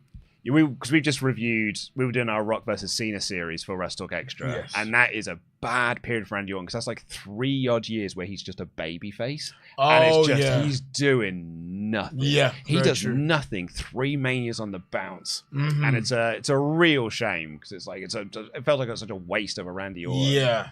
He has the Punk match. Then he has the match with Kane, and then he's just part of Team Lads versus the Shield. Oh, yeah, It's just a real shame. But I like him now. Was that during the period where he was like warring with Christian as well? That's before that, because that's Just before 2011. that. Oh, Yeah. 2011. Yeah. Oh, okay. But that was also a period of time where I was into Christian. Yes. I was more into Christian than I was Randy Orton. Yes. I was like, yeah, Christian the belt, awesome. And I was like, nope, just put the belt straight back on Randy. He's all, yeah, that's it. Like he's break glass in case of emergency. Yeah, absolutely. Uh-oh, our champion's injured. Break glass, put the belt on Orton. Yep. Uh-oh, break glass, put the belt on Cena. Yeah. So it's like absolutely. those 2 guys have never been my guys. Yeah. I agree. I mean, like, John Cena was never my guy, even though I really liked the whole, like, Dr. Ergonomics gimmick. I loved it. I was a massive fan of Cena back then. But going back to, like, I guess, the Christian situation, were you a massive fan of him before TNA or after? Because I was a TNA guy. I was a TNA guy. And when I saw him in TNA, I was like, wow. Yeah. Christian's actually really, really, really good. Because I didn't have Raw. I didn't have access to Raw. So I didn't see... Only after the fact that I see him in 2005 when he was, like, with Tom Cole feuding with Cena. So I didn't get to see it when it was happening. Yeah. I liked Edge and Christian. Absolutely. Same. And I loved the tag stuff they did with the Hardys and the Dudleys and all that. It's really well documented. I loved all of that. And then when they split them up in 01, I really enjoyed like Christian's heel run. Also had the best theme. Whoa! You lost, you're on your own. It was awesome. And I was like, he's great. Yeah. He was like a mesh top. He's so cool. So I've always been a Christian guy. And then I was like, I want Christian to get this big singles push, and he never got it. So we went to TNA, and he was a main eventer there. And I was like, yeah, Christian's a guy. He's my guy. Yes. You're just in time, mate. I am. I've been watching on Netflix upstairs. Now, we have a small problem. What's that? Use different fridges. I use the kitchen upstairs. Is your one in the kitchen downstairs? Yeah. So I wasn't at that kitchen. You went in that kitchen. That's fine, bud. I'll get it. I'll get it the next one. You did your best. So I can go. So I need to go for a wee after this match. On air, I'm gonna have a shot. I'm Have gonna some try toxic this. wine. We'll do this before we get the surprise. Absolutely. Here Oh, you that's go. that's not the color I expected it to be. It's a deep red. Smack it now. There you go. Welcome. You've been. You have now been. Of course you can. Ooh, that's weird. Oh, that's I weird. have done it. Oh, that's now weird. you guys now ingratiate. You guys now invited to the cookout. Ugh, that's weird. Lovely. That's weird. It is It's weird. it's so sweet. It grows on you. It's I so promise you. sweet. It's like marzipan. It grows on you. Drinking for the vibe, not for the taste. Yeah, that is like a medicine I would have had as a child. Yeah, There you go. It's, I'll it's give you marzipan. that, yeah. You don't like cowpole? Would I call it toxic? I feel like that was a billing. It didn't. I want to talk about this gear for 1 second because it is the OG. I mean, you might have said this already, but this is OG Orton colors. Like, Oh, debut. yeah. Beautiful stuff.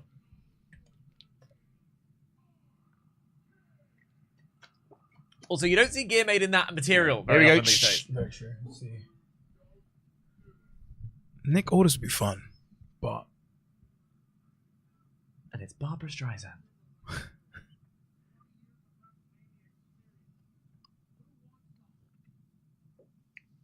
The door's open. holy shit, What it's the Joe! hell? No way, it's Joe! Joe Hendry? That's so good! It's Okay. Okay, let me stand up for so. I'll give it a stand up. My knees can barely take it, but we're doing it. It's Whoa! Good for him. Good for Joe. The UK is standing up. And Vegas. I said at the start of this, I was like, it's an outside choice. Yep. But holy shit, Yep. he went and did it. That's Look at it. a surprise. That's a surprise. Oh, mate. TNA champion Joe Hendry is at WrestleMania having a match with Randy Orton. Insane. That is absolutely nuts. That is a WrestleMania moment if there ever was Oh, one. Jesus. I mean, like, unlike not for nothing. That's like, it's so inspirational because he just forced his way into this moment. Yes, This he is all did. Joe. It's all Joe. Yeah. Mhm.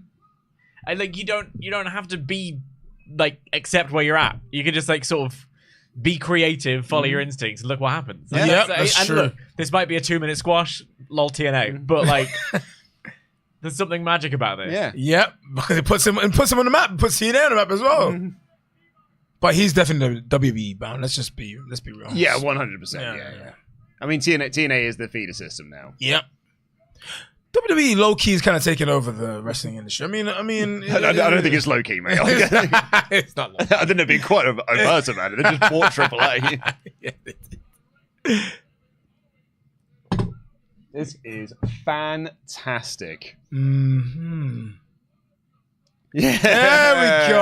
Also, that is the most iconic entrance. Like the zoom in. Yeah. Yeah, is yeah. so good. Absolutely. God, well done, Joe Hendry. Yeah. Really pleased for Joe. Yeah. What a nice, and honest. So, curtain. Pin about the curtain. Such a lovely lad. Yeah. Oh, he's such a nice dude, is Joe. Mm. Proper salt of the earth, nice guy. Nice. I got so much time for him. I haven't spoken to him for like years now. Mm-hmm. But yeah, there's a period of time when I was supposed to go on a regular basis, and he was just always such a good Yeah. dude. Gives you that kind of vibe too. Yeah.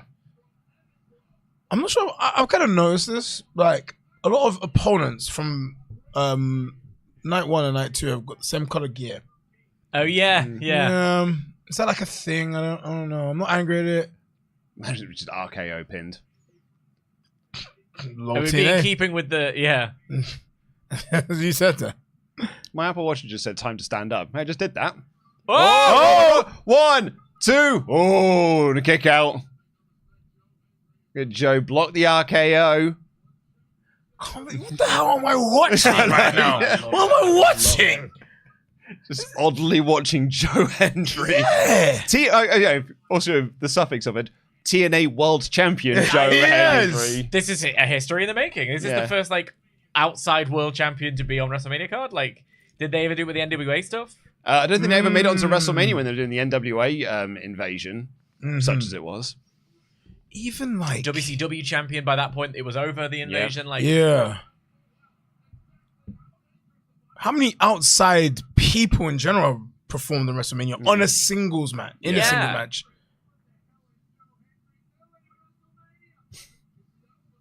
Honestly, I don't know, but I'm not angry at it.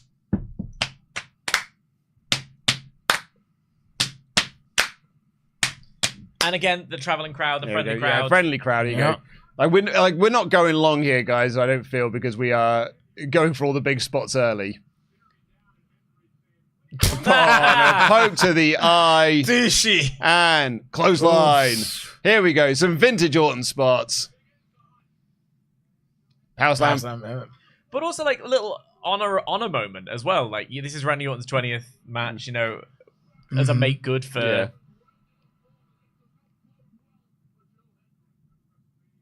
There we go. Draping DDT.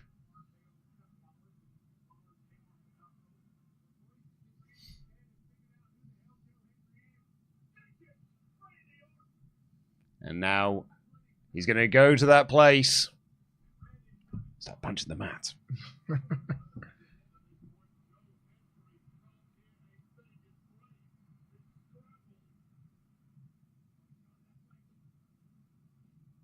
I will say this, with Orton, loads of wrestlers say that he is someone who's like the best professional wrestler. Yeah. And I didn't get it until I started properly analyzing him. Like, technically...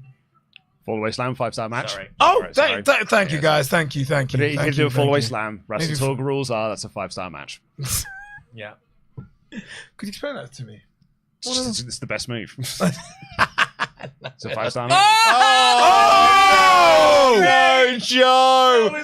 Joe, no, Joe! Turn away. So good. A proper blink and you'll miss it because he was doing the pose. Way to get a Randy Orton RKO Out of nowhere. Perfect. Oh, brilliant. Absolutely perfect.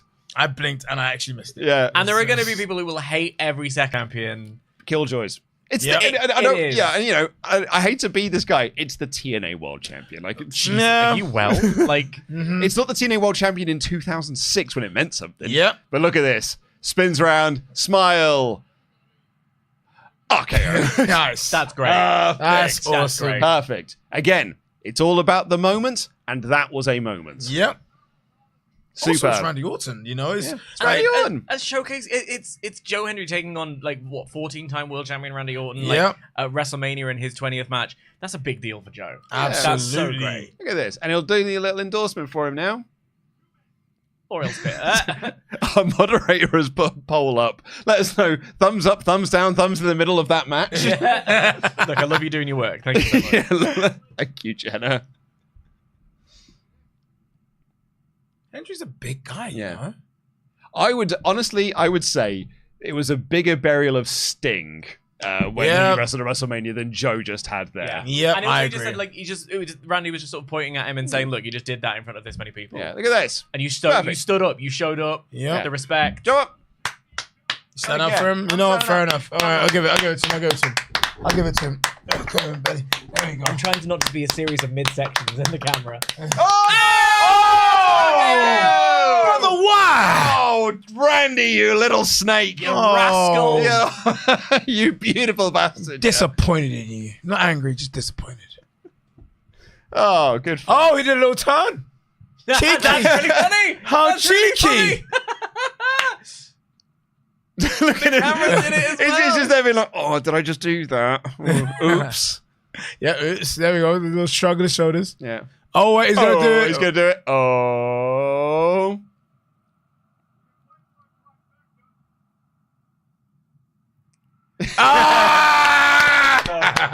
See what I was saying earlier? Randy's just having fun. Yeah. He's having just fun. showing up to work and just having fun. Good stuff. This is a Randy and I can get behind. Very, very fun, that. Yeah, it's a little fun match. Yeah. Joe Henry was not on my Also, I bingo hope- card list, to be honest. I hope this gear gets another run out. I really like it.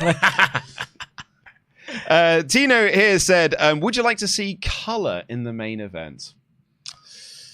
I don't want to show you black and white. That's what I went, to be honest. Oh, I see what you're doing. Yeah, that's only because I think it always improves drama. I don't think it always improves. I think if it's used well, it makes things on the next level. Yeah. I don't think it inherently makes it good. I think it can be overdone. Mm-hmm. And there hasn't been any. And I think that's been a good sign if they do choose to use it in the main event. Yeah. Quote the Raven here said, so I'm confused. Why is Finn winning the IC belt at this particular WrestleMania the one that gets him, quote, recognition? He's won multiple Intercontinental Championships, including one at WrestleMania. He's won tag titles and the NXT title. So what's special about him winning this time? Go Dom. Okay, let me explain this, because, like, people be sleeping on Finn Balor. The problem with Finn Balor right now is that he's not serious. And it's not that he's not serious as a character. He's not serious because he has no credibility. So my whole thought process was he wins this in order to kind of elevate Dom and elevate the whole, I was about to say Justice League. Jesus, that's not the thing. Judgment Day situation. Now, did he need it? Sorry to cut you off. That's in the okay. mid-flow. But they're announcing Money in the Bank for LA on June the 7th, which is also the day Worlds Collide. So I think makes Worlds. Oh, I think Worlds Collide's an NXT show. Yeah, it is. Yeah, and that means it's going to happen in the middle of the day. middle of the day. Yeah, there you go. Okay. I think it is just an NXT show in the morning. Mhm. Yeah, there you go. Maybe featuring El Grande Americano. Yeah. Like, Sorry, as you were. Where was I? Yes, Finn Balor, I feel like needed it in order to elevate the whole story between him and Dominic, in the sense of Finn wins it. Dominic's a bit jaded. He starts snaking and doing his own thing in order to kind of venture and make the Judgment Day turn more against him. Because right now they're all kind of tepid. But the way that they told the story right now is he already betrayed him within the match before he pinned him. So it's a whole different thing. That's my situation. I'm not sure if I explained it, but I feel like I did. So I was listening to Stephen Larson talking about AAA earlier today. Yes. And Larson on there, because we were talking yesterday about this, like, oh yeah, they're doing a WWE AAA show. Yes. And they've on the graphic they've got AAA, WWE, and NXT. It's like a sort of a three-way thing. Mm-hmm. And then Larson was talking about it's like, oh yeah, it's an NXT show with AAA. I was like, no, it's a WWE. It's like it's on the graphic. And then I remember like, oh no, I think Larson's right. Mm-hmm. They stopped branding NXT shows as NXT shows. They're WWE shows. Yeah. But with the NXT But with brand. the NXT brand, Right. they are like WWE. So it was WWE Stand and Deliver Okay. on Saturday. Yeah. And I was like, oh, it is going to be Worlds Collide is AAA versus NXT, not AAA versus WWE. Yeah. And that actually now makes way more sense in my head. Mm-hmm. Aren't a lot of the luchadors on the main roster at the moment? They are, and they'll probably be they'll go down for they'll go down to NXT for those matches. Yeah. Quote unquote.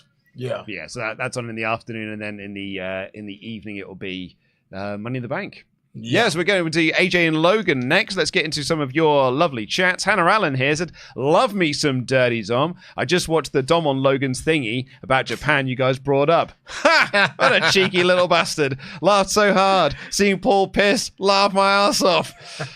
The power of the mullet and mo and that cheeky grin. The man's a heel. Love it.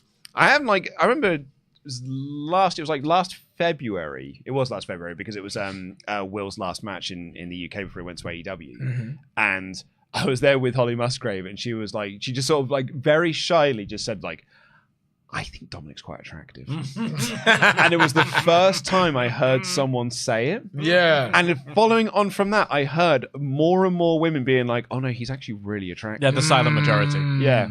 It's the confidence with which he carries the mullet. I'll be honest. That's the thing. It's the confidence. Absolutely, exactly what it is. State Drum here said, I love the four-way match, but I miss a good Finn run. I'm tired of Pin Balor at the big matches. It also blows my mind that a wrestler of his caliber has only got 4 Mania matches, including this one. Even worse, he only won his first one. What was his first one? I think that's the one at 35 where he wins the IC title. 34. No way! 34. Is it 34? With Seth. Oh, sorry, 34. That's the one I meant, yes. Him, Seth, and Miz? Yeah. Oh, Miz. I meant 34. That's really depressing. Jed here says, yo, let's go over since Dom went down to NXT. I've been waiting. The star rating for that, we've got 90% of our audience giving that the thumbs up rating. Yeah. And Quinn here said, Randy wearing chunks based on his gear from his first match in WWE made me wish that we got a bit of the Big Shot Hardcore Holly as the surprise. Oh, could you imagine if it was Hardcore Holly? How'd you like me now? How do you like me now? Also, God, seeing Dom getting cheered and that moment was so cool, and I'm so happy for him. Banger of a night so far. This has felt like WrestleMania. Yes, it has. Yes, this night has felt like WrestleMania. Yeah. State Drum here said, I enjoyed that Orton-Hendry match as a good palate cleanser and a cool moment. It almost seemed like something Orton requested the way that he did it. Is this the beginning of a farewell tour, though? Randy in his OG gear, it seemed like he just wanted to take it all in. Well, I mean, I wouldn't be surprised. Like, he seems in really good shape. He seems to be having a really good time. He can go as long as he wants. But at the end of the day, he's getting on in years. And has made his money and maybe wants to give his body a little bit of a rest. We are, getting to that period of time where all of our faves are going to have to stop doing this. I mean, I still remember like when Mick Foley retired the first time, but when Mick Foley was like doing the 15-year career, and it seemed like that was such a long. I mean, to my 10-year-old brain, can conceive of 15 years. He was 34. Do you know what? He was 34, but it was this idea of like, the retirement, whatever, or a Shawn Michaels has gone, comes back, or other people would retire, or other people would come and go. We are unfortunately of an age, some of us, where we've seen kids debut as the young upstart. Yeah. And now they are at the period where they're ready to retire. And that's just a weird thing to deal with. There are some of the lads in NXT. Trick Williams, I think, has said this. And it might be Javon Evans as well, but I might have got that one wrong. But I'm pretty sure Trick has said this. What got him into wrestling, what made him want to be a wrestler, was Kofi Mania. In my head, that is not that long ago. But it is, 7-8 years ago. It's, 20, no, it's not. It's 35. Yeah. Which That's was 6 years ago. 2019, so it's 6 years ago. That's crazy. Yeah, because they are young guys. That's what they're like, early. Yeah. Javon Evans is 12, so that's what like some of their formative things are now. Yeah, it's not what my childhood was. It is not seeing Mankind sailing off their Hell in a Cell. Like that is not what kids know now. It's what they know. It's John Cena winning the title for the first time, and even then, those kids are not kids now because they're 30. Yeah, that's true. If you were 10 years old when John Cena won the title, you're 30 now. Yeah, that's true. So it's even moments after that that are like what the kids have seen. So we're in this year where John Cena is retiring, Hiroshi Tanahashi's retiring, Homicide's retiring. I watched Sabu's last match today. Like we are. Samoa Joe's talking about it. Jey Uso was talking about it in interviews, being like, I've got a couple more years and I'll be retiring. AJ Styles is talking about it. Seth's talking about it. Roman's like, I've probably got a couple more years. Like these guys aren't gonna be doing this forever. We are gonna be in a period where all of our current faves, who because they've been our faves for 15 years, are gonna stop doing it. That makes me freaking sad. Makes me sad as well, man. Like I genuinely I suddenly John Cena's not my guy. I've been pretty clear about that. So like this retirement tour, I think is a nice thing, but it hasn't hit me emotionally. And then I watched Sabu's final match today, and that hit me emotionally because it was like, I'm watching Sabu's last match, and it was an absolute mess, and it was everything I wanted from a Sabu last match. Yep, and 60. Yeah, so it was. So I get it. Right? Yeah. And there was, I had a moment of it at the Rumble. Like I started watching in '98. Was 12, 13 when Cena starts taking off his Dr. Thugonomics, and then I'm 15 when he wins the belt.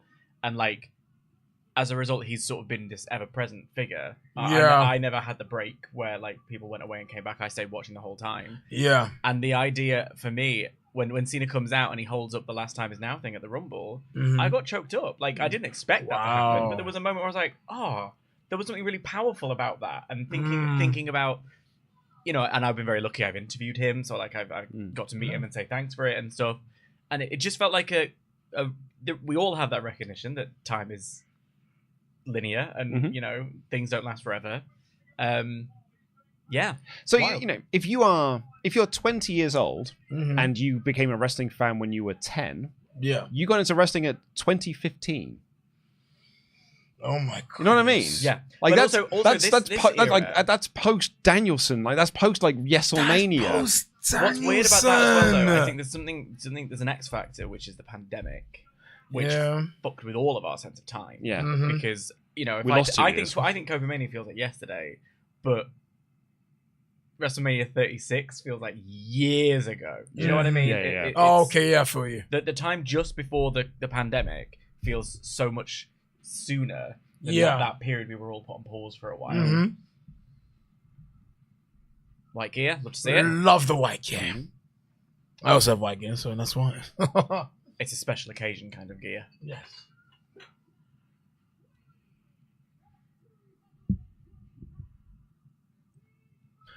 I was always a white and blue kind of guy, though. I will be very sad when AJ does hang out with the boots. Same. I'll be so sad. Same. When I did get back into wrestling in 2005, he was my first guy. Yeah. Because my buddy Kel got New Year's Revolution 2005 sent to him by his parents because we were at university. So we got sent to him because they taped it off pay-per-view so we could watch it on effectively on tape delay. And then I got back into wrestling. I watched the Rumble and I watched Mania, but then I got hold of TNA. Yeah. And I saw him, and I was like, "Oh, he's my favorite wrestler." Yeah. And so I've got such an attachment to AJ Styles. Like Absolutely. I think he is WWE. I was enjoying, but I fell in love with TNA, and I fell in and AJ in particular. Massive reason in that. To be honest, same thing actually. It's like back 2004, 2005 when, because I used to have just cable and you couldn't watch Raw with just basic cable. You could only watch SmackDown, and then SmackDown was kind of transitioning off cable. So like I had this friend, I was like living with Green, North London at the time, and he used to talk to me about, there's this like upstart promotion called TNA.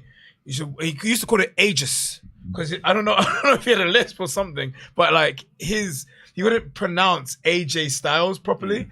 And he used to say to me, "You need to watch this guy, AJ Styles. Like he does ridiculous things." And I was like, you know what? Whatever. Didn't really believe him. I was like, I was kind of like humoring him. Then I saw it on YouTube, and then I was like, Christian Cage is here? Christian?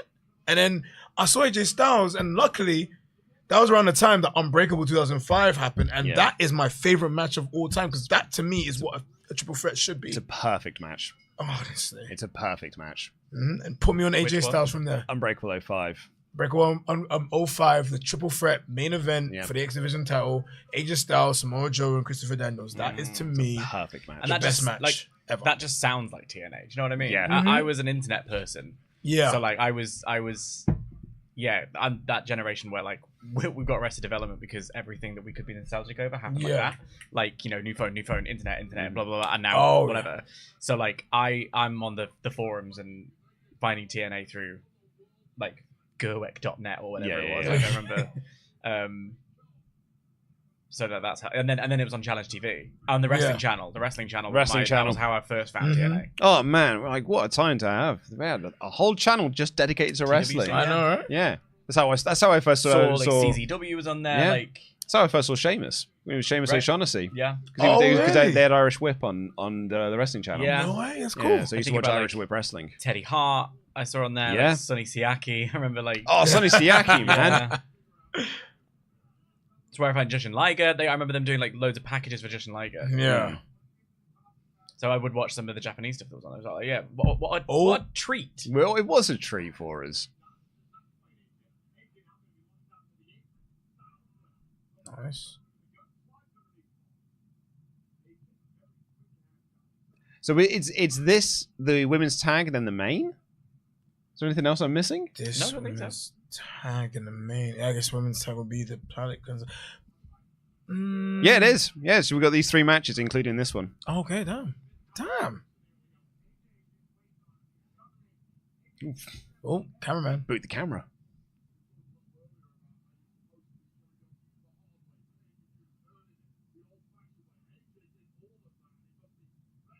I'm actually going to do a quick loo break. I should have done this with Joe in the entrances. It is only Logan Paul.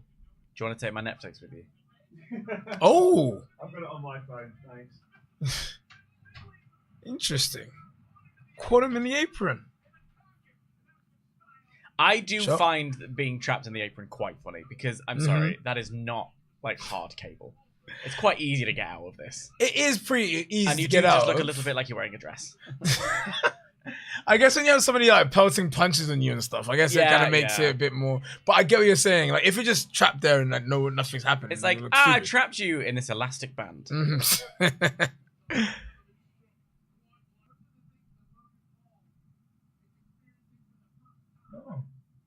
He's aging.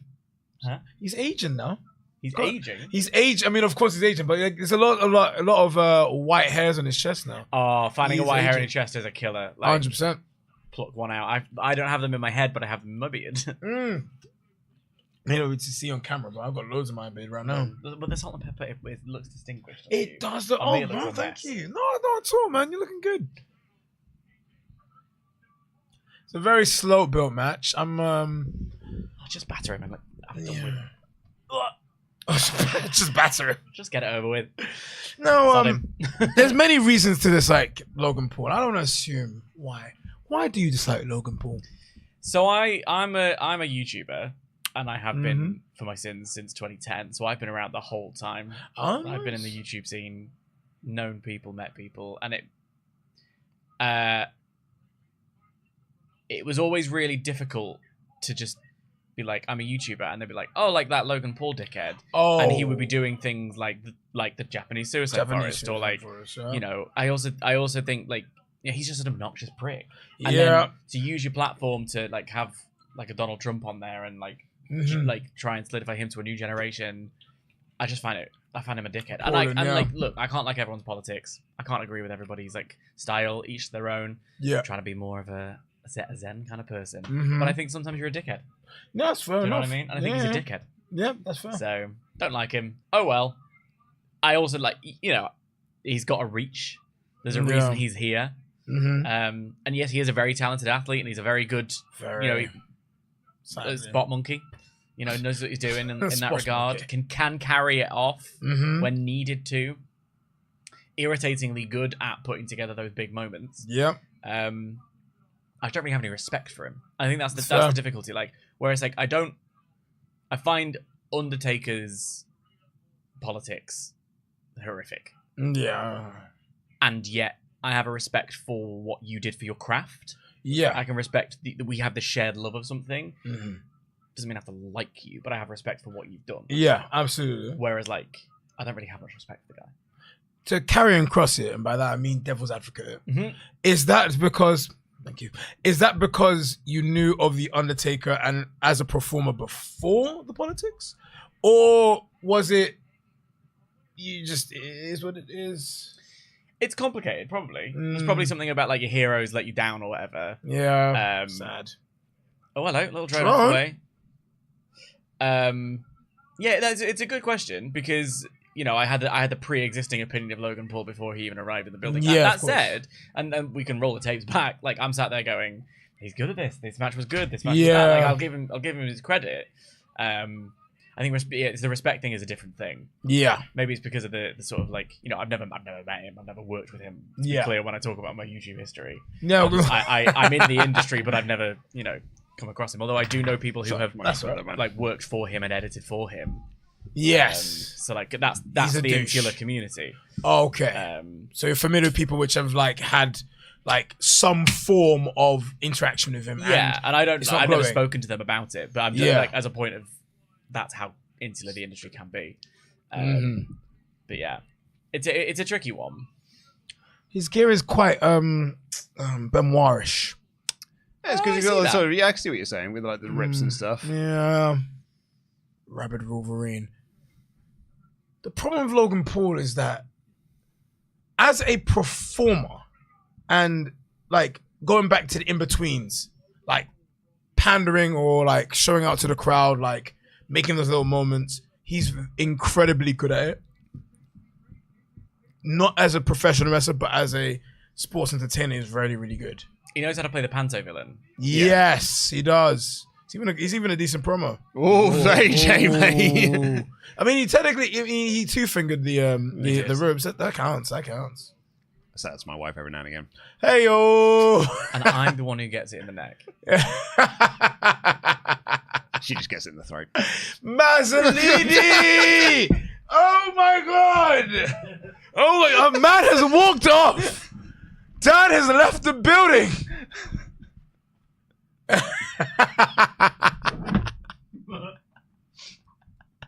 Luke Owen. Do apologise. It's not. It's unbecoming of me. Do you know the plug's here, Dan? There's a whole thing. Don't break cake, mate.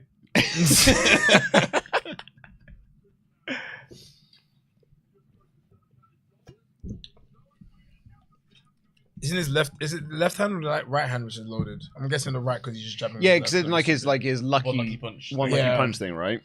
Mm-hmm. I'm not angry at this match. But I'm just disappointed. I'm not. Yeah, I want to echo something that Dan said earlier, actually, with Logan Paul. Whoa! That's So not- good. Is That's a good moonsault. what is he adding at this point?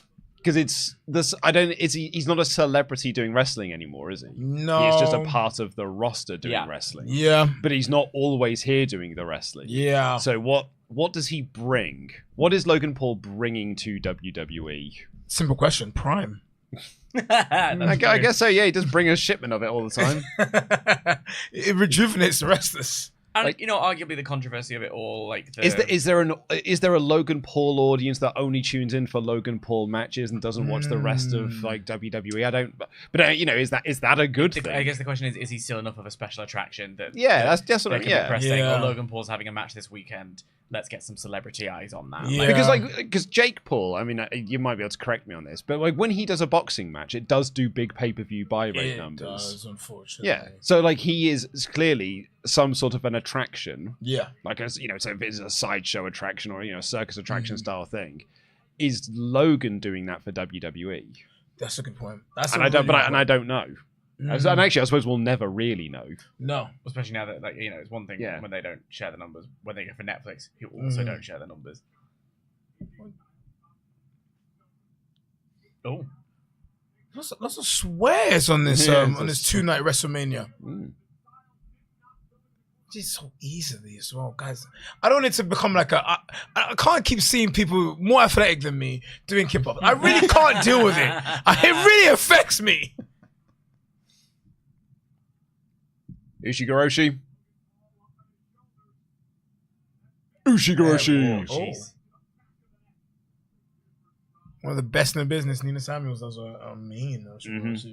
Yeah. Absolutely. She had a brilliant match with Rhea and Bert Vixen in progress. Yeah. Dead good it was. she scares me. Nina Samuels. Nina Samuels. I've interviewed her so many times. Back when I was an interviewer, she always stole the microphone away from me. It hurt my soul.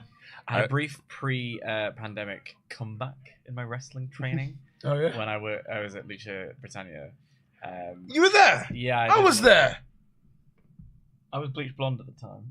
I was only there for like a few months. Then the pandemic hit. 2019. Yeah. I was there. All right. What the hell is this? How about this? What the hell? While I world. was doing some training, she showed me we were talking about wrist lock and Yeah. how to sell it, and then she kind of just put it on me proper.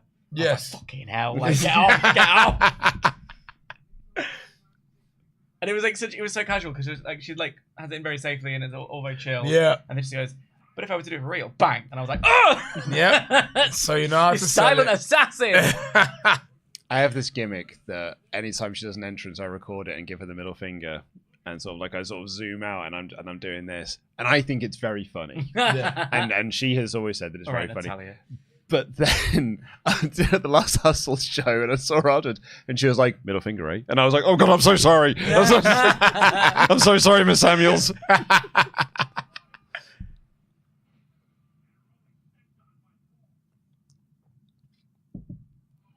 That's a far distance for It's a good a line sell. moonsault, yeah. This is a lot of distance to cover. Yep. I could not do a moonsault because every single time I do a moonsault, I land on my head. Every time. This is a crowd of 61,000 people that want to see Joe Hendry come back out. Very that. That is nuts distance, though. Mm-hmm. Crazy.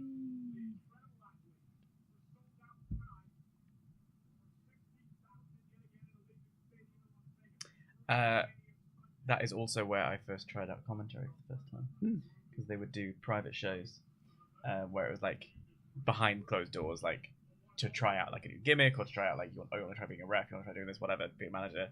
And I was like, can I try doing commentary? And I'm like, yeah. Dude, I need to look. Dude, I have shows in my the annex of my databases. I have shows which I was on, private ones. Yeah. I need to see if you were there. Let me have a little look. What the hell is going In on? the summer of 2019. I'll see if I can find it in the archives of my Instagram. What the hell? Where's my phone? He's going for trying to do the Styles Clash, but he's kicking out of it. Oh! AJ's kicking him in the back. What? Yeah, it was in the spine, which is brutal. This is very rabid Wolverine. I can't lie. This is it's very Benoit. It's distracting. A little He's going to bit. go for a springboard. That was the buckshot.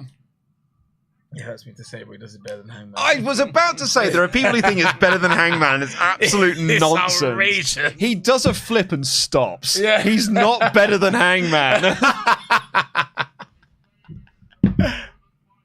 Look at it. Like, it was like better than Hangman. It's No, better than Hangman. I'm sorry. It's just it's the he did one that was explosion. better than Hangman. He's done one of them. Now all of a sudden, better than Hangman, though. Like, if you say he's better than Punk, I'd agree with you.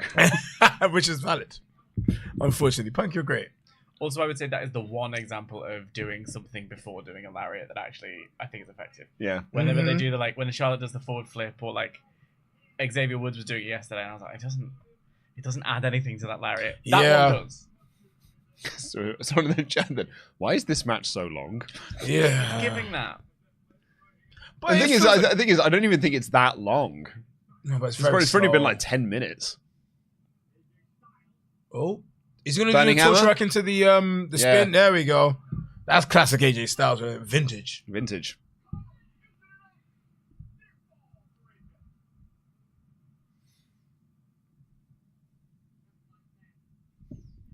We have the result of our Randy Orton versus Joe Hendry. 79% thumbs up. Okay. It's a funny thing because it's not like you can't like necessarily thumbs up the match in that example, can you? No. But, like, Yeah. You got a thumbs up the moment. yeah. You know, I know there are people who were mid and down. I think that's because, you know, the TNA champ was buried. Yeah. Mm. But unfortunately, TNA is always going to be second fiddle to WWE. Yeah. So, yeah. It's going to be third fiddle because it's Yeah. behind NXT. It's the equivalent of the European champion having a match. Mhm. You know? Yeah. Sorry, TNA. Love you. Really love you. It's just 450. Oh, the knees up. Knees. what did you say? No, it doesn't pulverize like that. Yeah, he's setting up the pulverizer. No, it's going to Styles Clash. Oh, he is as well.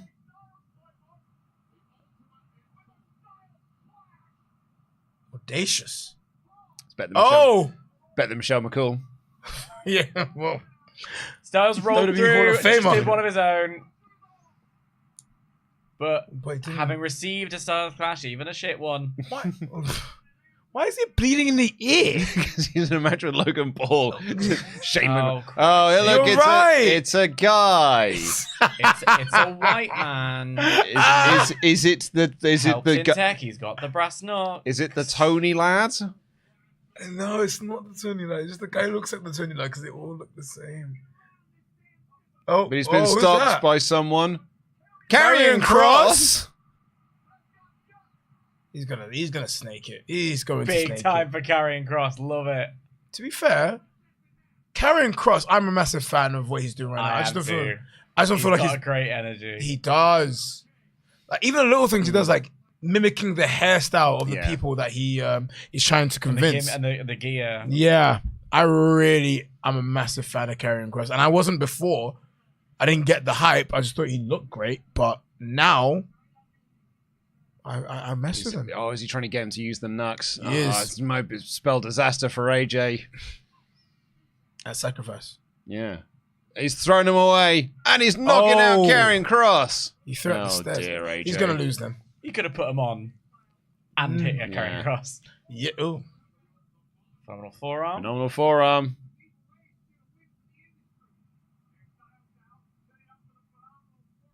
Anyone know who the lad was? Always got the big punch. pulverizer. Pulverizer. Oh, it's just losing. No way, man. Oh! I think that might be all she wrote, ladies and gentlemen. 1, 2, 3.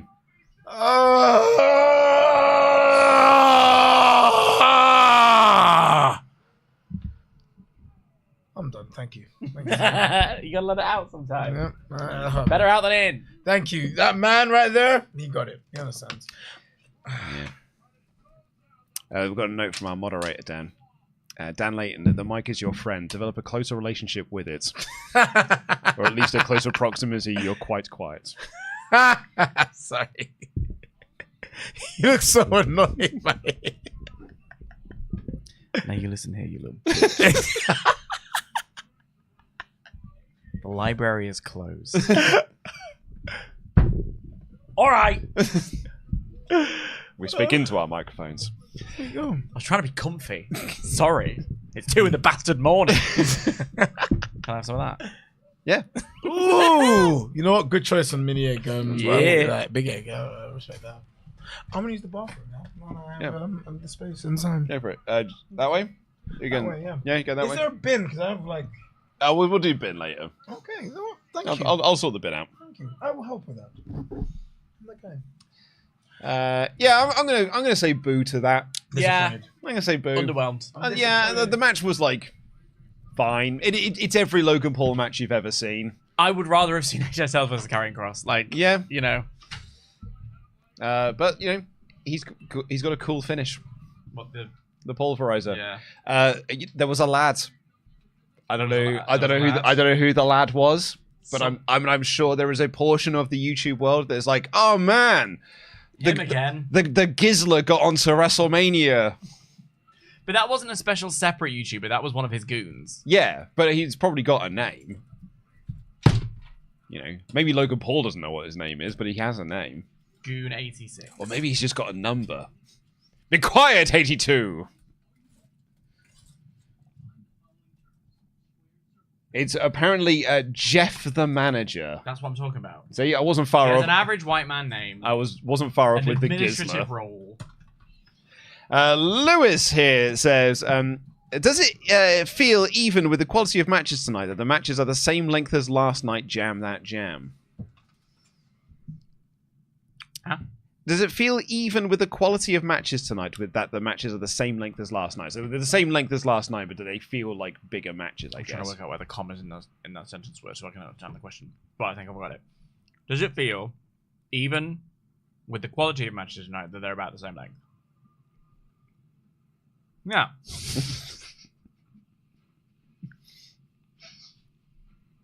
Sorry, I got nothing. Jabroni here said, in regards to what got younger wrestlers into wrestling talk, I hate to hear the day that someone says Logan Paul got me into wrestling. Yeah. It might happen. Part of the reason he's there. Kids like YouTube. Quinn said, I'm 25 and I've been watching basically my whole life. John Cena was my hero as a kid. Like through bullying and the idea of rising above hate and keep going gave me hope as a kid. It's dumb, but I was a kid. And I know I'll be in tears come December. I don't think it's dumb at all. It's not dumb at all. I think the reason people like you, and to a degree me, was so like anti Cena was because it felt pandering rather than authentic. But when you're a kid, you don't really know the distinction, do you? So like, it would just feel authentic to you. All right, I'm going to do a little plug here for patreon.com/WrestleTalk. And here is that plug. Wait. It's Viscera! Do you want more WrestleTalk videos? From $6.50 a month, you can get exclusive series of Monday Night War, You can imagine a sacrifice being made at the top of this WrestleMania stage. tables, lists and chairs, WrestleTalk Extra, and more. So I just don't want anyone to get hurt. Oh, what's the end of that sentence? Get all that by joining us over at patreon.com/WrestleTalk now. Support WrestleTalk! Shout out to High School Musical. Yeah. Vanessa Hudgens. Vanessa Hudgens was shown in the crowd. High School Musical, a brilliant trilogy of movies. They caught her reaction to Thingy Face. Seth Turn. Oh, yeah? Yesterday. They put it on their socials. She's They she's good love for her. it. I mean, look, she's a sort of genuine celebrity. So like, and she's earnestly into it. So Yeah. like, Are we going to get a Macaulay Culkin reveal? is he there? I don't know, but usually like around this sort of time is when they get like the, he's hiding behind a tighter belt. Oh, boo. No Macaulay Culkin this time round. Darbia said, I don't respect Logan Paul and everything he represents. Happily turned off the stream during this match. Well, Could have kept our stream on. Sorry, AJ. I know it's a drop in the bucket, but it helps me. If Paul never wrestles again, I'll be happy. Thanks, WrestleTalk, for being the best on YouTube. Well, thank you for being the best in comments. We were having that like little sort of conversation about why I particularly don't really like Logan Paul, and I was talking about it from a like respect for what you do perspective. That's where that match has come from. And here we go. It is the Women's Tag Team Championship match. We're going to find out who the mystery partner for Lyra Valkyria is. Vacant. MJ here said, I found it hard to engage in the Logan AJ match, even if it was technically good. To Dan's points, for me, Logan's repeated scamming and screwing over people less fortunate than him is way more of a turn-off than having different political views. I think the luster of seeing Logan Paul wrestle a match and maybe take a stun. Like, I remember that first stunner he took at, was it 35? It might have been 37 even. Was like, oh, he took it really well. That was fun. And then it's like, oh, you're going to wrestle a match. Oh, that was kind of interesting. That luster, that shine is gone. Yeah. So, like... We are going into there's no hype video package for this. We're just heading straight into the match. Well, where's the entrance at the very least? Judgment Day are branching out. Yeah. Red versions.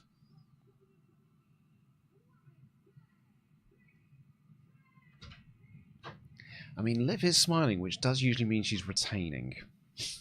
Where does she normally not? Oh, she's a proper... She's got a little boo-boo face if she's... Does she? Yeah. I've never noticed. But she also... I'll have to go back and watch it. But she also has a bit of a boo-boo face if she's about to win something big. Like when she wins Money in the Bank, she's crying during her entrance because she knows she's going to... Yeah, she's emotional about doing it, Yeah. Booby face? A boo-boo face. Oh, I heard a different word entirely. I like the gear. I really like the gear. Yeah. Yeah. And also, contrary to what people might say online, I quite like Liv Morgan. I just think the booking works against her. Because she never wins. Well, yeah, and she's never made to look good. She's never made to look credible. But she's very good. She's improved. She's an awesome performer. She's a great character. But the booking just actively works against her. Yeah, I agree. I'm a massive fan of Liv Morgan. Massive fan of her. Like, genuinely, because she's a product of the WWE, right? She was in NXT doing the whole cheerleader gimmick, and like, I can't remember who she was hugging, but she was like latching on to Tyler Breeze. Actually, that was her introduction. Like, she was proper young. I think she was like 19 when she started. Yeah, leaps and bounds, leaps and bounds.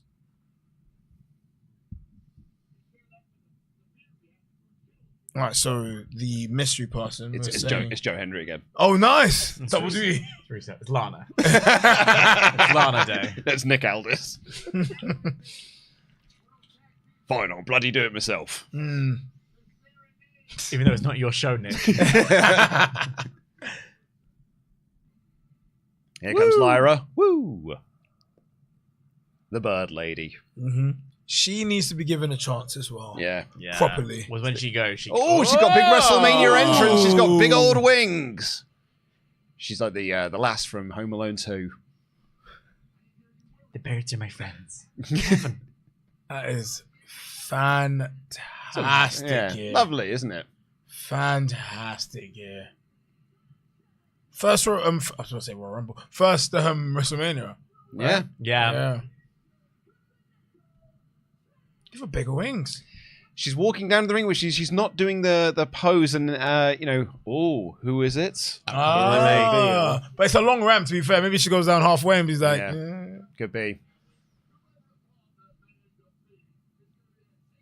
It's gonna be Becky, isn't it? You know, I didn't even think. I think it's Becky. Becky's the one that makes. It's got Becky energy. It's got big Beck's energy. We're late into the show as well. The semi-main. Yeah.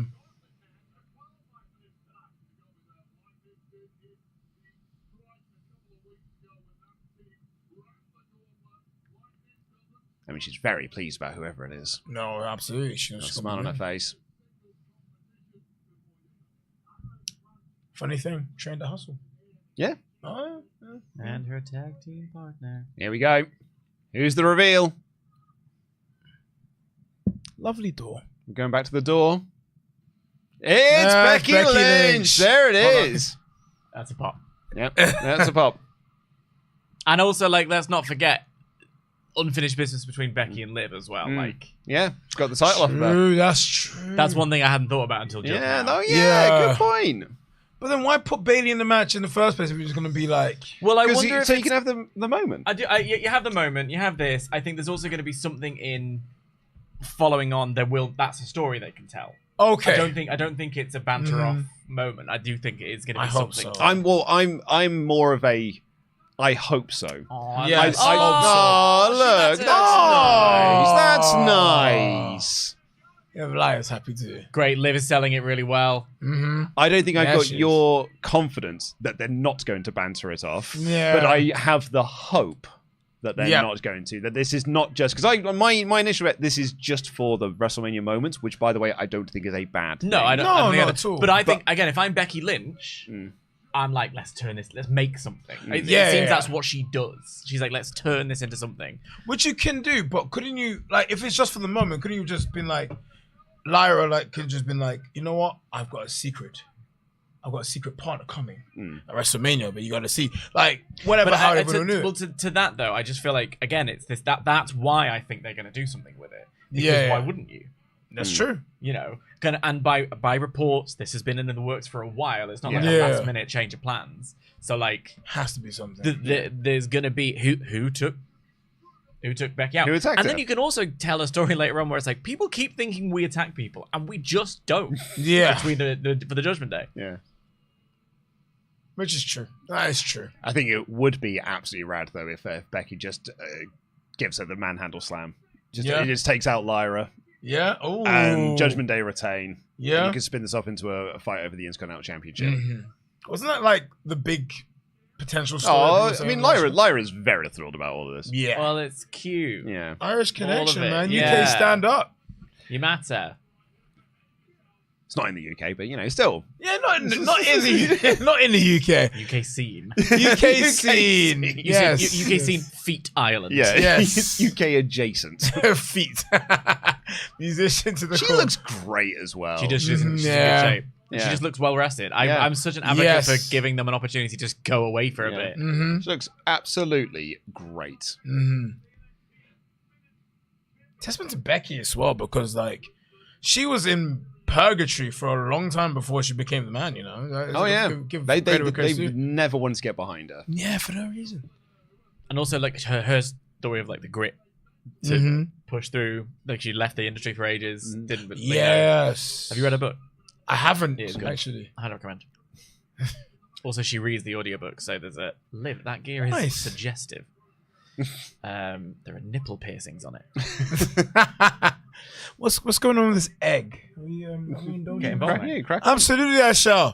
Otherwise, I'll eat the Crack whole on. Stop it. No. Crack on. Oh, there's mini eggs in the egg. What is going on This here? is the first time you've seen an Easter egg. Well, this is the first time I've seen a mini eggs Easter egg. They don't tend to do them like this anymore. They usually put a packet of things in there. Oh, Becky takes out Raquel. And goes straight for Liv. I sure. She remembers characters. She remembers backstory. Oh. Good save there, Becky.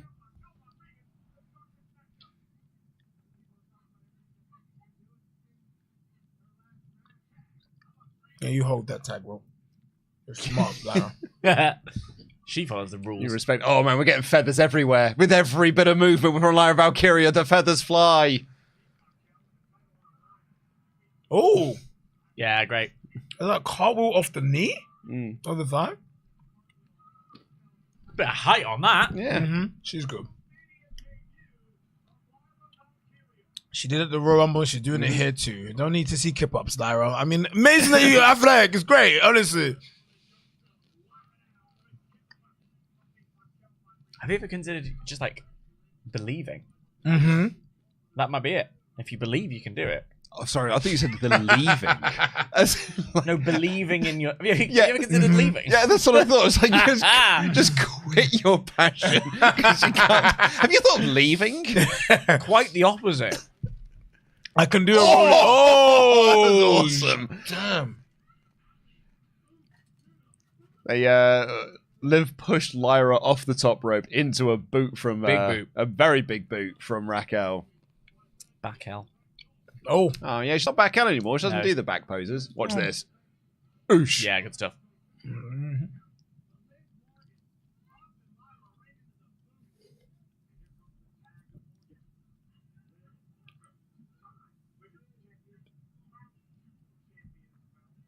Oh yeah, she was the Crown Jewel champion, wasn't she? Oh yeah. Completely forgot about that pointless Those championship. little rings. The little rings.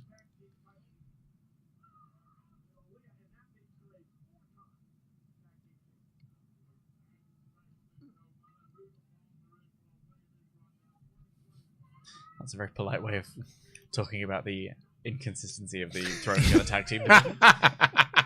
She's so good at tag team, she can win it with anyone. A tag specialist, you might say.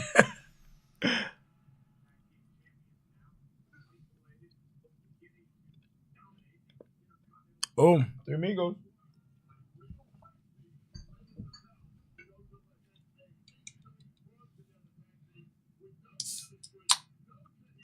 Becky's got there was a look on her face just now. She's like, fuck's sake. Which I kind of liked. Yeah. Like the idea that she's like, if there is going to be something in this character.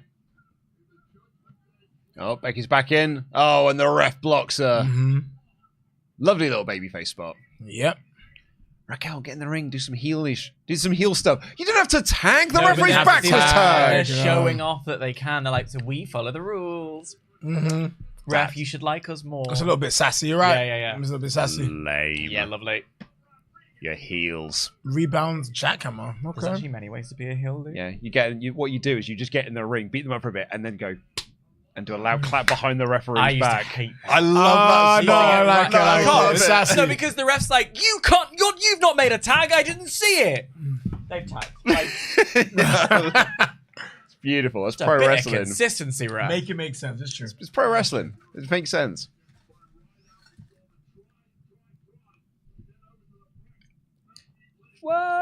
Whoa. It's the best 420 ever. Thanks, man. No worries. I'm with good company. You know, I'm watching WrestleMania and there's a freaking chocolate Easter egg in my head. I'm having the time of my life. No, Liv stopped the hot tag. Even though she's not the legal woman. Look, the referee's saying, like, where's the tag? Mm-hmm. Or you get booted in the face. And Lyra, now's your chance, mate. She's gonna get Oh, no, calf. she's going to trip. Oh! Uh-oh, Liv, you effed up. Becky's gonna kill you. Gonna get closed on by the other one. Oh, yep. Yep. Oh! There it is. Not close on, but. But the thing is, she timed that kick well and then just didn't believe in us. Oh, right. This is coming to me because I'm my whole saying. group. She went for Escalates. the Tomorrow leaving. morning you're gonna do a kip up because you believe. Thank you're gonna you. Kip up out of bed. You know what? I will. I'll take a video and I'll send it to you. Thank you. Please. Like the Liv at the tag bells ready to go. Woohoo! That's all she wrote. We won it with that one with the spinning slam. That's good heel work. right Exactly. there. I agree. That's good heel work. She's really, really, really good. Oh, Well done, Lyra. she's a really good baby face. Yeah. Like Lyra. She's like, what people have said, and I agree, is that she just sort of needs a character. Yeah. The thing is, I love the aesthetic of it. I love the energy of it. I love where it comes from. It's just when Michael Cole tries to explain to me what it is, Yeah. he does it in such a way that makes it sound like it's weird, Yeah. rather than like in the same way that when like Luke Gallows came out wearing face paint once, rather than selling it as like this is an intimidation tactic, it was like this is a wacky thing they do in Japan. Mhm. Like Lyra Valkyria does this because she's channeling a Irish folklore goddess kind of thing. She's not literally a bird woman. Yeah. So like, tell me that story. Tell me why she does it. Yeah. Instead of being like, she's channeling this mythological being. What a wacky lady she is. Bexploder. She does look really rested. She does, man. She good. looks great. Mm-hmm. Time off is very good. I just highly recommend it. Because also, like, when you have so many stars, you can cycle them in and out. Let me miss you. Yeah, you know? true. And Yes. Can't miss you if you don't go away. There's the Yeah. hustle. There's the hustle of like grinding, constantly wanting to not be irrelevant. Yeah. But there's something about once you've achieved a certain status, Yes. go away for a minute, Yeah. come back. Yeah. Absolutely. Into the armbar. Oh. That's not the design. That's not this Yeah, song. Sama, come Michael on, Cole was Cole. He's had some horrific. There we go. There's the disarmer. He's kind of been a little weird with these calls. I'm just gonna say that right now. Like last night too. Just I think someone was an arm drag, which wasn't an arm drag. I can't remember what it was, but it was not an arm drag. Raquel makes the save and drops the ropes. Ooh. They was taking the pin. Oh, into the Oblivion. And she hits it. Oblivion. She got it. Thank you, Val. Lyra breaks it up. It? It really gets on my nerves. It gets on my nerves. It really makes me worried because I'm like, it's the same thing as like when I went to see Back to the Future, and like there's a big moment with the DeLorean, and I'm like, oh, if it doesn't work, Yeah, we need this to work. I hope it pays off. Rodriguez catches her doing the dive, but she still hits the DDT anyway. that's cool. Oof. I think she might go into a manhandle slam here. There it is, manhandle slam. Nice. Surely 1, 2, 3. New tag champs. They're Thanks, heading to NXT. They're on NXT this Wednesday. We know Becky likes to go to NXT. Yeah. Yep. And we've got 2 champ Lyra as well. Ooh, it's true. Yeah. Oh yeah, this is what I'm saying. Get her the women's title and have her as a 2-man power trip. Yeah, I'm all about it. Give me the other one. Give me the other one. We got 2 of them now. Please just merge the 2 mid-card titles. just brought them in. I'm just merge them. I'm just tired of them, man. Just do something with them. Yeah, I don't think you need 2, Chelsea's though. doing a good job. Yeah, No, she I think is. you do when you have the separation. I just think you need to do just something have with it them. float, man. Honestly, I just think have it float like the tag team titles because the what's it called? The group of them. That's not the word, but I'm going to use it.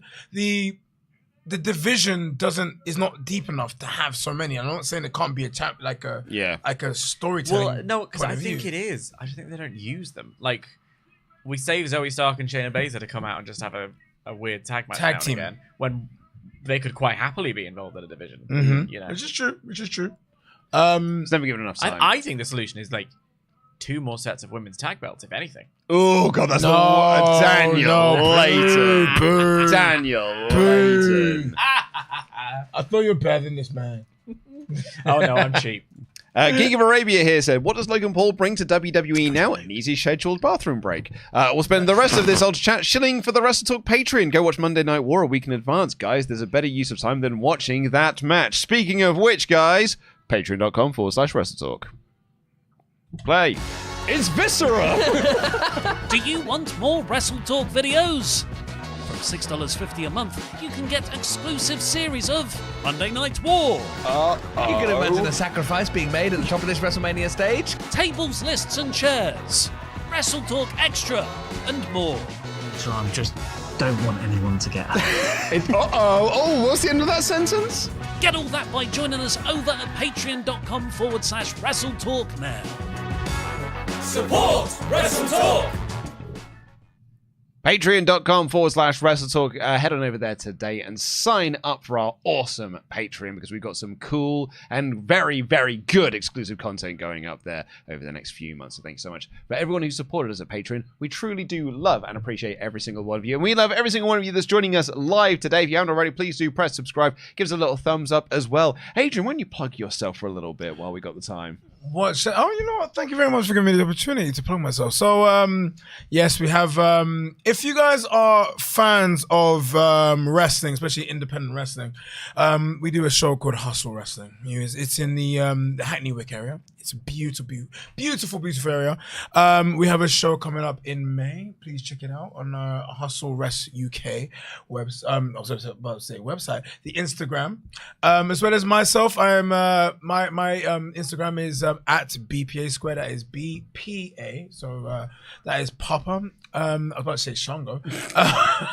Papa Alpha Squared. Please check me out. It's I'll be lovely to say hello and hi to all of you guys. nice. Yeah, we should really come to the next Hustle show because they've got a great line of things. We've got Rain Leverkusen versus Rocco for the Hustle Championship. We do. He cut my hair off. He cut my hair off. This is the reason I look good now, but my hair was long and glorious. But they're also a great heel faction. And they're also defending the tag team championships against my favorite tag team at the moment because you will not go with Eddie. Yeah. As my favorite tag team at the moment, Neon Cassius and Tony Harlow will be going for the Hustle Tag Team Championships. Fantastic performance. Honestly, those two, like, the combination of those two is something I can't describe in words. It's majestic. It's so majestic. Great. Also, Tony Harlow has got my current favorite finish in all of wrestling. Oh, the moment.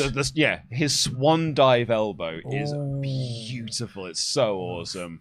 And honestly, people are upset that like they didn't come up with that move. It's such a beautifully crafted move. Honestly, he's a brilliant mind. He's a brilliant mind. Pavi Pants here said, when WWE announced the purchase of AAA, they should have had Grand Americano behind Michael Cole with all the luchadors looking at him. That is very funny. I mean, it doesn't quite go for the tone they're looking to him, but very funny. Some guy here said, absolutely tragic that Vacan gets replaced in both of his WrestleMania moments. Yeah. Is no one more screwed over in the history of wrestling than Vacant? Demand justice. Erased from history. Absolutely not. Vacan has won the most championships in the history of championship wins. Come on. We have the result of the AJ Logan match. Mid 46, thumbs down 37. There's very few thumbs up for that one. I'm not angry at that. I feel like the match was very paid by That's in a numbers. City World. Cineworld. That's a City World right there. That's a City World. You can tell by the chairs. That's a City World. Yes. We recognise those chairs. Oh yeah, Yeah, sat in me them many too. a week. Many a times. And I recognise those on popcorn buckets as well. And I recognise those faces. They were recorded I've never- before the show I've started. not. It's this year I've been to the movies so little. It's time for the main event, by the way. Oh, But is it? Well, something gonna happen. we're having a little pause here. Oh! Steve's here! That'll wake you up, won't it? Hey, Steve! Is he coming out to announce the WrestleMania? I hope he's coming out for the attendance. Yeah. Here, guys. I can announce that we have an attendance record. Two-time Hall of Famer because he got the iconic moments. Mm-hmm. Is that the best WWE match? It's my favorite WrestleMania match of all time. Brett versus Austin is my favorite WrestleMania match of all time. Fair enough. Why? It's a perfect match. Mhm. It's so perfect, and like it starts intense, and then it just ramps. Everything that they do in that match has a rhyme and it has a reason. Yeah. Hey! Oh, and the ATV. Look at him having the time of his life. Oh god, that is actually it was a thin ramp. Yeah, it's a speedy one, isn't it? Hey, look at him. He's always got this big smile on his face. I live. I get paid millions of dollars just to. Oh! Let's go! Bro. I done crashed it. I'm sorry. That's a lawsuit he's gonna have to deal with. No. What, did he hit a kid? He hit someone in the front row. They paid a lot of money for that. Oh, damn. He's my favorite ever. Look at him. He's got the card. He's here to announce the attendance. How big's the lettering on the card?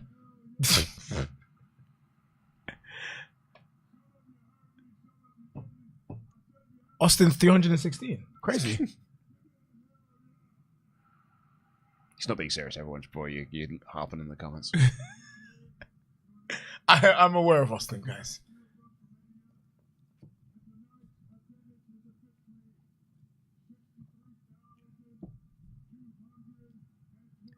They've managed to get an extra 2,000 people in this sold-out building that was sold out yesterday. Yeah, it's crazy, right? Well, you see, and I thought about this when I was listening to Triple Paul talk about it yesterday. They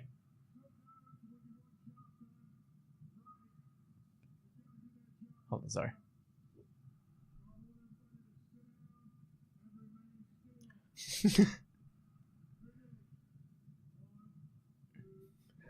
Great. Wow. They talk about releasing production seats last minute, and I wonder whether they'll be like, We released 2,000 more production Yeah, seats. and they all 2,000 got yeah, snapped up. 2,000 production seats. Gotta go.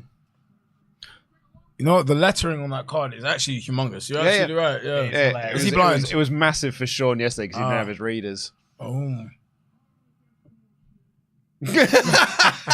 Yes, Steve.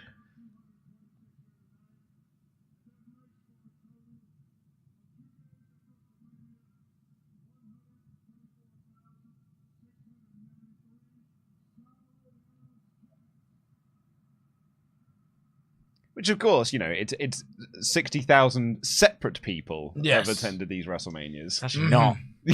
No, Some people have been there twice. yes, Yeah, That man exactly. dressed as Kane has been there twice. yeah. The green shirt guy has definitely been there twice. He might have been 3 times. Delightful. Thanks, Steve.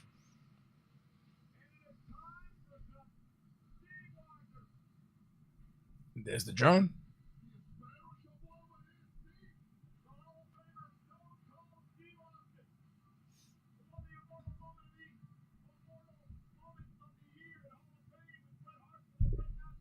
It's also, this is going to sound like a really dumb thing, but it means something to me. Go ahead. When you ask, like, why is it my favorite WrestleMania match? Mm-hmm. I got the way that it's shot.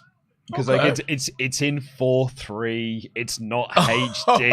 Okay. It's Grimy. it's grimy. Mhm. Like, you know, the commentary desks are just tables. Yeah. Like the cameras are massive. Mm-hmm. It's got a real vibe to it. Yeah. It's a real, like, you know, it transports you back. Yeah. Everything just looks the same now. Mm-hmm. Yeah, you're right. I don't think that's a stupid thing to say at all. Yeah. What a stupid comment. I think, like, not even just the nostalgia piece, it's rather the fact that it's supposed to convey a certain feeling, so a certain way that the match is supposed to be portrayed. Oh, was Nick Khan trying to deal with that person? He's been advised to leave immediately. Is it Nick Khan was doing Yeah, Nick Khan was doing Fucking hell. Right. How bad was it? I Well, missed I didn't it. see what happened, but she was sat down a second ago. Maybe one of those things where it's like a bit shaken up. Yeah, because he nearly crashed into you with an Like a ruse ATV. to it. He's having too much fun on his ATV. Yeah. He didn't take it back. I'm assuming it. You want to get on it. You took a second for him to get on it, turn it on while the camera's. It's also a crime scene. Can't remove it. You've got to dust that thing for prints.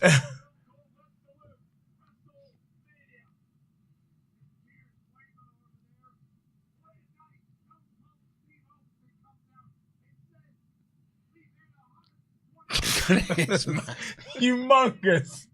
Taking up the whole card. It's not no wastage. Well, it is waste, but you know.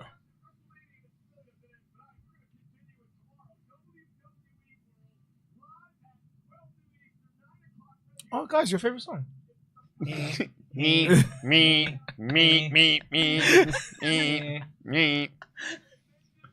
Oh, Paul Heyman and John Cena are both going to be in the Pat McAfee show. I wonder what that's going to. Not suspicious at all. It could be a what's next for you now that you've lost John. Yeah. Chin stroking. All right, come on, guys. Time for the main event now. There we go. Let's be serious. Let's be serious now. It's time for the Undisputed WWE Championship. It's Cody versus Cena. Come on, guys. How can you guys have an undisputed WWE Championship if there's another World Championship available? I'm not going through this conversation again. Sorry. I'm not going through why I don't like having 2 world titles, particularly one that is called an undisputed world title. Oh, God, guys, come on. Will Campbell here says, "Hey guys, when Becky's music hits, I couldn't help but grin like an idiot. Becky's been my favorite since I got into wrestling almost 6 years ago, and I was a bit worried that she'd hung up her boots. Side note, thrilled for Dom." Good. I mean, listen, Becky's cool. I love Becky. Becky's amazing. Kuzu here said, "I guess I can't be too mad about AJ losing if it means he's going to go to All Elite Wrestling, but boy, does it suck to see him lose to Logan Paul of all people. He's never had a great Mania match, and that's genuinely crazy to me." The Shane McMahon match. That's what I was going to say. The Shane McMahon match was a freaking amazing match. Yeah. You know, I just was checking. Down lane, everybody. Doing broadcast journalism. I think it looks like she just was spooked. Right. Rather Okay. than hit or hurt. Hit. So Nick Khan was going down to be like, "Are you okay?" Yeah, but okay. someone else had said, and I guess we'll see. I'll take a look at the instant replay when one's available. But I think she might have been hit by a bit of the announce table earlier on when Carlito went through it, which is like, so that'll be a nice pair of comp tickets for next year. Yeah. Oh, very- Use some t-shirts. Yeah.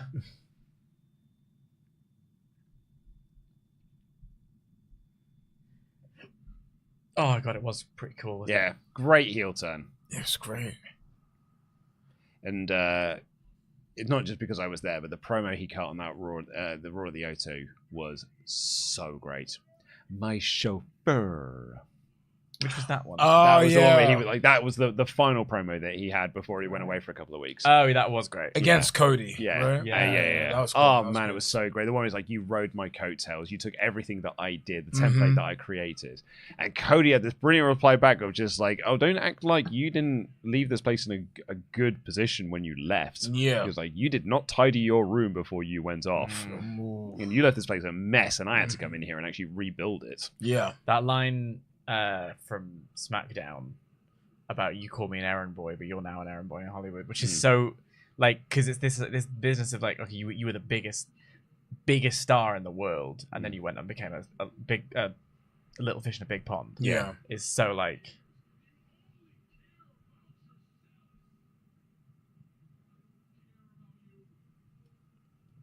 Iconic kid, future world champion.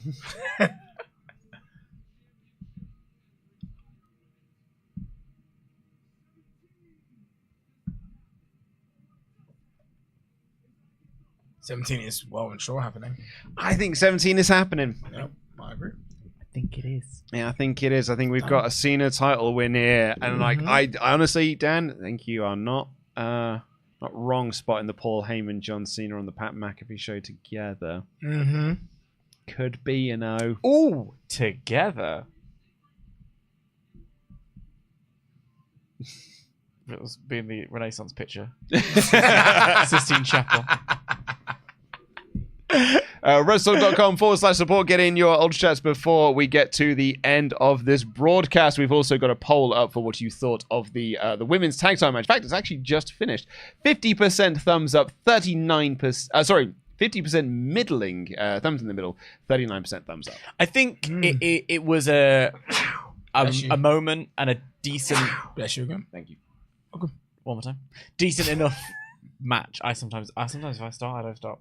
It's like snooze for days. Mm-hmm. Yeah, I think it was a perfectly fine match. It was more about the sort of the moments. I think it was a Raw match, a sub Raw match with a very cool moment. Yeah.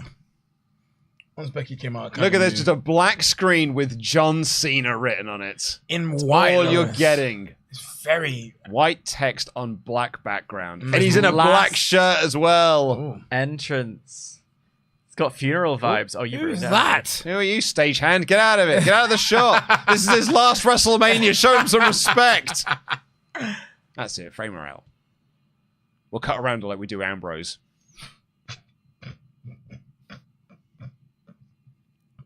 That took me more than it should have. Where's Kevin done with his cuts when you need him? Here it is. His last ever WrestleMania. It feels weird, actually. I tell you what's weird is he's been selling t-shirts that's got a door on the back. What do you mean? It's just shit, though, isn't it? It's just a bad design. Just a door. Well, when have John Cena's t-shirts ever been a good design? You know what? The Hustle, Loyalty, and Respect black t-shirts from early 2005 to 2006. That was good. 2006. 19 years ago. It is, genuinely, though... Sorry. Generally, though, very surreal to be here and like, this is it. This is his final WrestleMania. He's going for the WWE Championship. I don't really I had so many thoughts and ideas of what the last WrestleMania for John Cena was going to be, but the one thought I had, and me and Dan had this when we did the Raw on Netflix live reactions, was like, it's his last WrestleMania and you've got one chance to get it right. Yeah. So you should, and that's when I was like, he should win the Royal Rumble. He should face for the WWE Championship. Yeah. And I do think that they have done it right. I think they've done a really good job in making this really interesting and different and not what people expected. That's true. I feel like they went about it quite long, if I'm being honest. And the reason why I say that is they did everything right when they needed to do it. Like the heel turn at Elimination Chamber was the right moment. But like the first promo he did, which was an objectively great promo, I don't feel like it hit the points as to why. This is where I will disagree. Oh, damn. Because he had 3 promos and each one of them addressed the 3 points. I agree. The first one was why did I turn heel? The second one is why am I going for the championship? And the third one is why did I turn heel and I'm going for the championship and I'm targeting you? And like why am I doing this? What is my actual main goal in all of this? Yeah. And I think each promo served. I think people wanted everything in that first promo. I think the albatross is they have not talked about The Rock, and I think that's weird. Yeah, there's only been like passing comments. Yeah. Yeah, I feel you. You know what? Fair enough. I think that's fair. I think the only problem I have with that very first promo is it wasn't particularly true, because for the last few years we kind of were cheering John Cena. That's the only issue I had. Well, biggest issue I had. Whoa! We got bikes here. We got dirt bikes, my friend. Yeah, we got dirt bikes. show. Look at this. Ooh. Yeah, these motocross guys. Vroom, vroom. It's not BMX at all. My apologies. They could be BMX. It's pedaling really fast. To our American viewers, it's like, are dirt bikes like quintessentially American? Is that the reason why they're here? Yeah, well, I think they're just cool. Yeah, I think quintessentially Las Vegas. Oh, he's got the mask on. different mask. Velvet gear. Oh, velvet trunks. What a man. I love a bit of velvet. Oh! Iron Man! It's got an Iron Man opening! Hello! Oh dear. What a nonsense thing we're all taking part of, eh? He was like, this is the fucking coolest thing I'm ever gonna wear. I think that's one of the reasons I love Cody so much. Yeah. Is that for all that, I think he's like a legend of the industry who's made the industry a better place, who's like done some fascinating things, like used his name recognition to rise all ships around him kind of thing, come back, done this incredible story, fantastic wrestler, looks great. He's a bit of a dweeb. Oh, yeah. And it really works for me. Do you know what his favorite thing in the world is? Star Trek. This is it.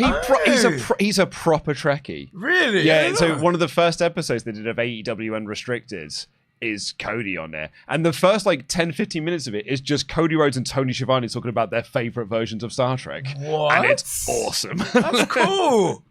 Okay. He is a proper dweeb. But also, he's earnest about it. That's it. I think that's it. And it's an authentic kind of earnestness. Exactly, yeah. And I can understand some cynical people maybe would be a bit against that. Like, earnestness is not popular. But actually, it really works for me. Yeah. And he's really good at this. Yeah. He's a really good wrestler. He's a really good promo. At the velvet gear. It's just amazing. It is. Royal. It is next level. Oh, shut up, Pat McAfee. Let him have his thing. That was personal. Oh!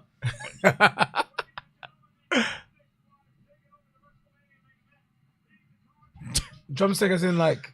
They have ice creams called drumsticks in America, but Interesting. some ads you can say no thank you to. Yeah. Do you know what I mean? I get you. When I think of drumstick, I think of like, you know, when you get school dinners and like, you get like the kind of nuggy, which is like a drumstick. It's in the shape of like a actual drumstick. That's what I get from that. That's why my mind knows. Liberty's there. Teal's there. Is that Teal? Good knowledge. She looks fantastic. Mama Rhodes. Oh. Who's that weird guy?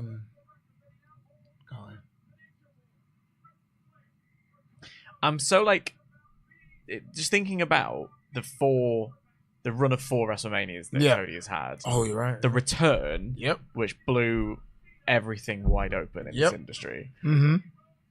The first main event against Roman, which felt like such a moment, and we all were like ready for it to happen, and then it was snatched away from us, which led to one of the best moments in my life let alone as a fan. Just one of the most cathartic experiences I've ever had of anyone viewing a bit of storytelling.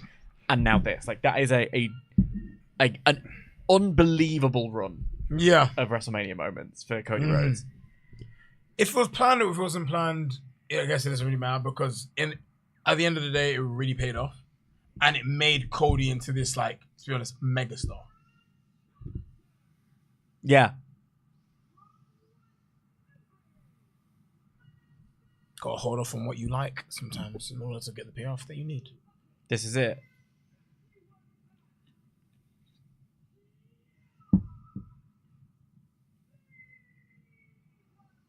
Look at him. No pomp, no circumstance.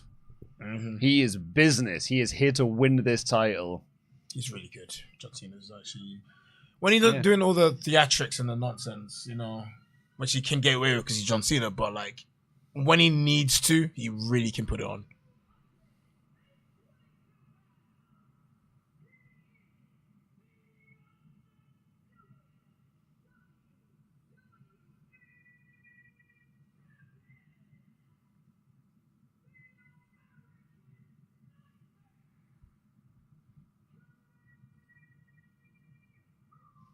Let's go. Come on, Cody. Although John's winning. Year to year, bell to bell, WrestleMania, champion to champion. This is going to be like a 30-minute, like, feeling each other out. Stare down. Yeah. It's going to be a very, very long time to get into the actual match kind of thing. I think so. We've got 45 minutes before we hit 4 o'clock. And I think we're getting all 45 of those.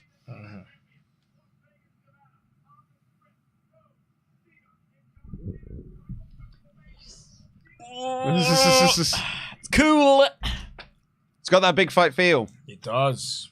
Really does. Nothing else they've had on this show feels like this does. Yeah, no, I agree. I mean, last night's main event, I feel like felt big time and felt like a thing I was rubbing my hands for. And in a very different way, this feels the same. Yeah. This feels like, it's witnessing history. Yeah. This is as big as it gets. That's like it says, ugh, jorts. I saw an if Cody wins, we riot sign.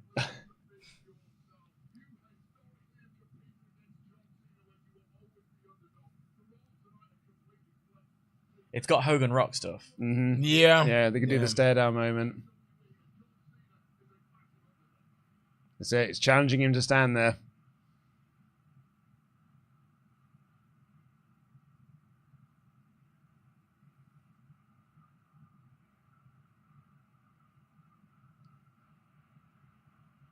Cena doesn't want to do it. He's not going to give it to the fans. I would love to know if anyone in the chat is willing to do the maths. I'd love to know how old Hogan was in that Hogan Rock match. And how old Cena is in this. Because that's another thing. Like, Hogan, we're talking about the ages of us and how far away we were or whatever. Hogan, for me, was a old man. He was the oldest of old men. Legacy wrestler. Like, I only knew him from grainy footage that was used in archives. Rather than having seen him. He was as old as old could be. It felt like a mythological being, like a legend. Came out of the annals of history to be a WrestleMania.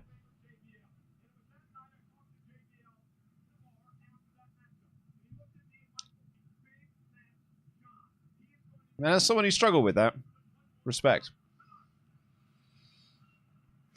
So Hogan was 49. John is currently 47. Damn. Right. Okay. So there you go. Well, some people were saying he was 48. Some saying he's 49. He's in that year. This person said he was 117.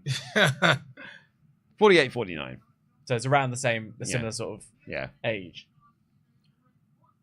Does John Cena look older than Hulk Hogan was? No, I don't think so at all. No, it was a lighter road, and less drugs. I also think this. I mean, but imagine you're a 10-year-old and that's John Cena is that to you, versus John Cena is to that 10-year-old what Hulk Hogan was to me. Yeah, that's true. It's the paleness for me. Yeah, he's quite white, isn't he? I think it's not so much that he's quite. It's just like, oh, Cody, you've been to Towie. I'd love a go. It's kind of fun and really because like my childhood heroes, you know, I don't have the childhood heroes that stuck around because all my childhood heroes left quite early on. You know, it was Rock and Austin. By 2002, they're both gone. Yeah. You know what I mean? Like, you know, like Rock's gone in 01 to go do movies. Mm-hmm. And then like, he officially goes, I think, like 03. So, like, they didn't have... Yeah, Austin's on top for 3 years. Yeah. Yeah. Very short time. Mine is like... Mine's China. And she's there. She goes. Yeah, she's gone. Yeah. And then I just sort of follow her through, you know, a really painful life. Yeah. Mm-hmm. Like, hoping that things come good for her. I get that one moment of her in TNA. Yeah. And other than that, like, you know... Or Yeah. like Jeff Hardy, who, you know, has his own backs and forths and backs and forths and things like that. So I did get that moment. But like, yeah, when you think about that Attitude Era, this part of it is the how quick it was. It's the brevity of it. Yeah. Felt like a lifetime, but actually it's only a few short years. Cody's like, let's get on with it, Yeah, John. come on, John. Freaking yeah. Yeah, it's going to be a very long match. There's a lot of like, something happens, it takes some time to acknowledge it, take more time to feel the crowd. It's going to be a long match. Ooh. But speaking of that, Yeah, like, go. There we go. Rest holds. That's what we want. The corner.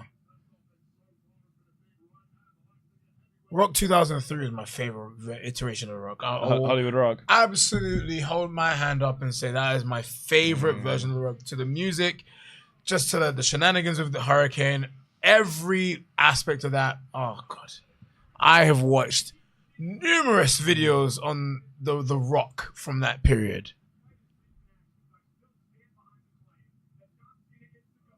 Oh, a big boot. That's different. Oh, maybe he can wrestle. So there was this thing when I was a student. I made in my final year. I had to make a documentary.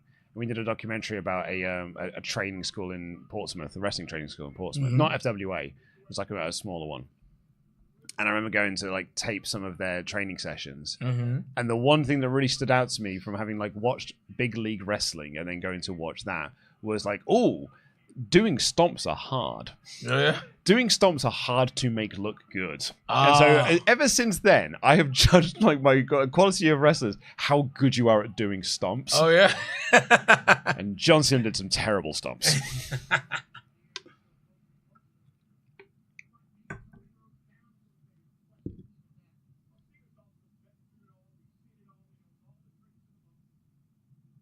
Whipped into the corner. A hard whip as well. Nice.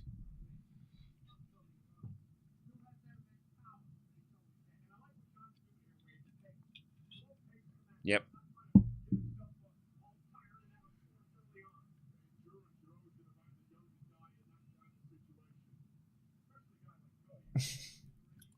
It's fun, like, you know, it's... I was thinking about this earlier, but this is like, you know, his first actual entrance for a match as a heel, which is why we had the brilliant... I love, like, the black with just the white text. It made it like a funeral. Yeah, there's no pomp. Yeah, which is really nice. Like, there's no pomp and circumstance in his entrance. Now we haven't got any pomp and circumstance in the wrestling itself. It is just, it's all business, and it's slow. Yep. Like playing into his strength. Yeah. Yeah, sure.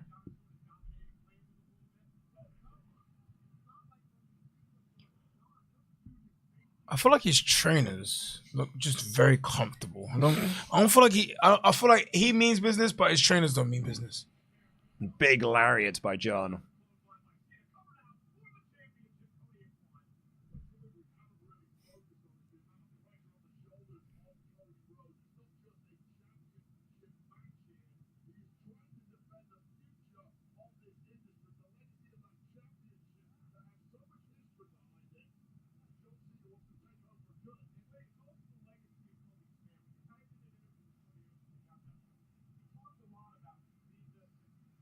That's vintage John Cena. Rest holds that you can quite easily get out of. Been pouring a lot of them throughout his 23 years of being the face.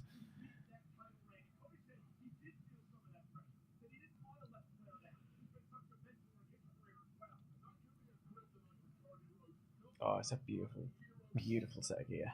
The velvet pants. Yeah. It's amazing, man. I can't. I keep looking at the way the colours change in the light. Yeah. Mesmerizing. I'm Love that. I'm with you, Dan. Honestly. Nice side slam. Fundamental. With a mouse underneath his eye. How that happen? Sidewalk slam from Cena. Huh? Yeah, that's it. He's busting out some new stuff. We did a big boot a minute ago. Yeah. Yeah. Well, the thing is that this is John Cena. He's got to be the guy that's on top. He's got to be the guy doing the offensive moves. Yeah. So he can't just rely on shoulder tackles, Yeah. fist drops. Oh. You know? Double axe handle. There we go. Classic bit of old WrestleMania. Yeah.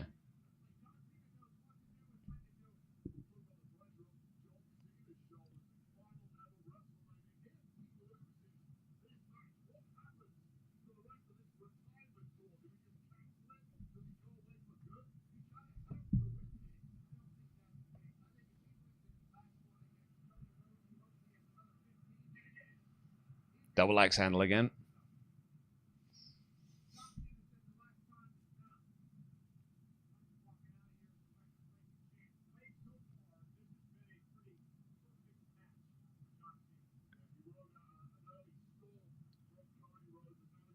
Reversal. Mm-hmm.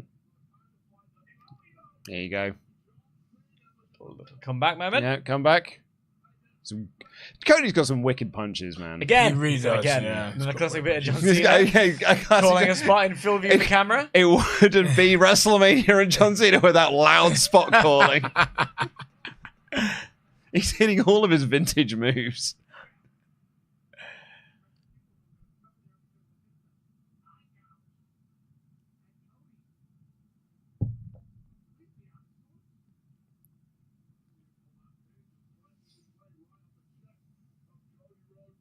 Yeah, nice. It's also like I'm just sort of struck by like we're just sort of sat here quietly watching, Yeah. like giving like big reactions or whatever, and it's because it's quite compelling. Well, also there's nothing there's nothing to react to thus far because like they are just doing like Cena is slowly working over Cody, and like look at that, like this portion of the crowd are like super into this. Yeah.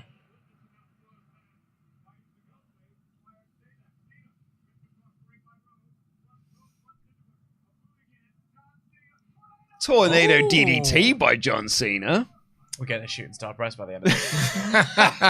I would love to see John Cena attempt a shooting star press. I don't want to see. I feel like he might die. His weird robotic body.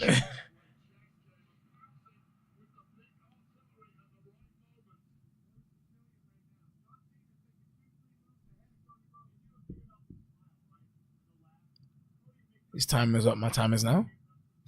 How much longer we got left of this match? It's a time cue. Because it's time for the 5 moves. And I love how slowly he's doing them. Mm-hmm.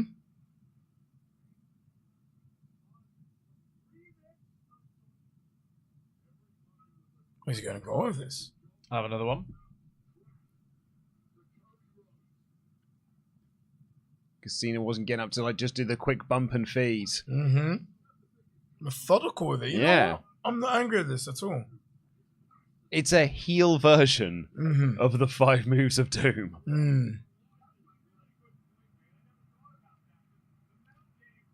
And the way this has to end is Cody's going to have to reverse it at some point.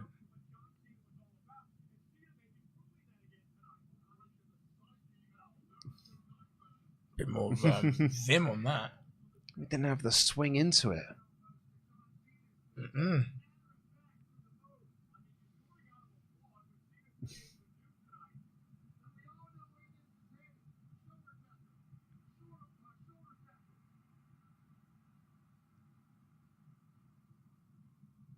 Oh! Yeah! Egg on your Cody face. responds. And now Cody with a little bit of speed. Power slam. Power slam.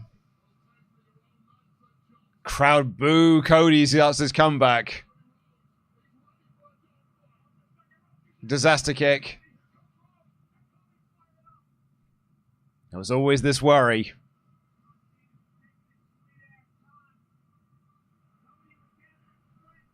But I just love that it plays into everything Cena's been saying. This fickle bollocks of a crowd. Yep.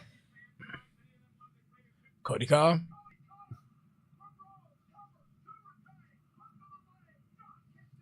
Yeah, it actually does play into everything he was been saying. Like, you know, because Apart from you never liked me.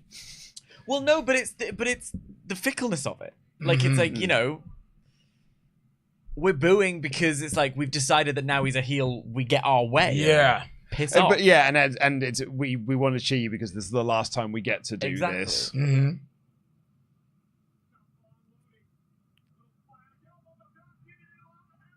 Trying to get into the SDF. AA. First one. Oh, there's the first one. 1, 2. Nice. Imagine if it was just the end. He's laughing. Yeah, he knows. He knows it's not going to be after 1. Come on, this is not his first rodeo.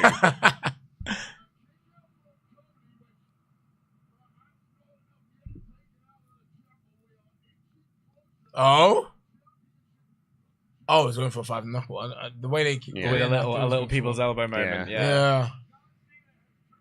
He's saying it to the crowd, not to his opponent. There we go, another AA. Slips out. There you go.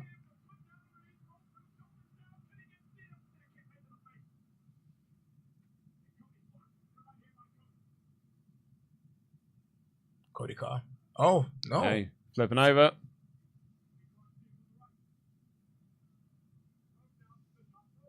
Oh, Oh. dicks him.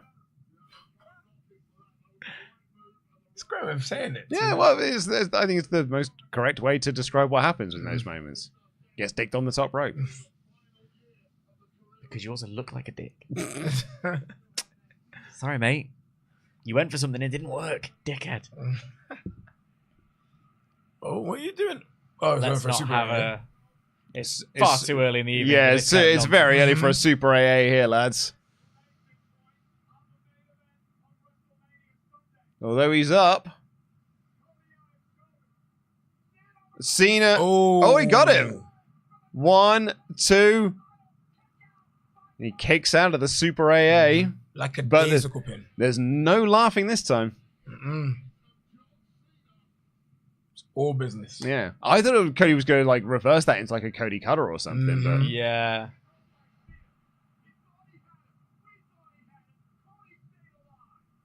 Can't I just call it a super AA? I have to call it FU. I'm sorry. That's the generation I'm from. Yeah.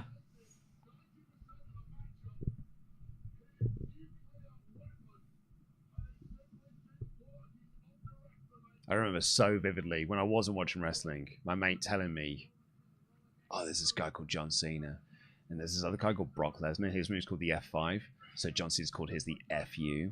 He thought it was so awesome. Hey! Powerbomb! Because it was. I always thought it was the F view at first. And I was like, okay, I suppose. I don't understand, but sure.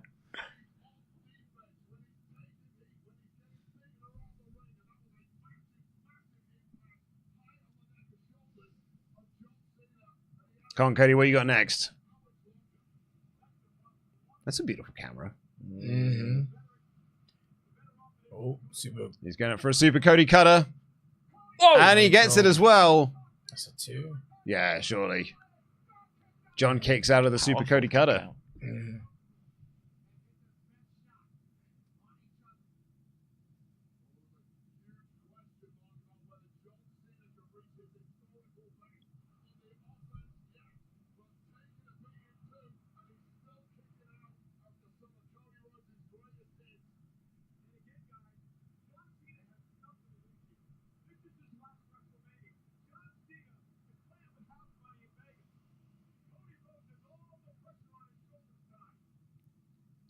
I would say that John's got some pressure on his shoulders. Yeah. This is last WrestleMania. Last WrestleMania. There you go, another AA. He's going to transition into the SDF. Yeah.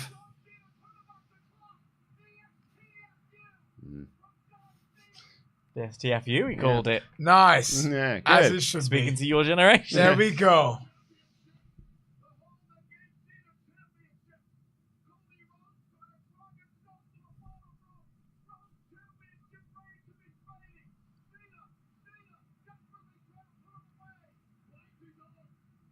bite his arms.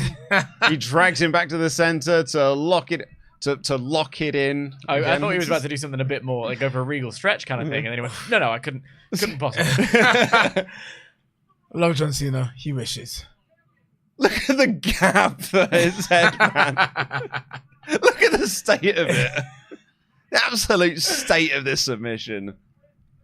A holiday home could fit in the gap.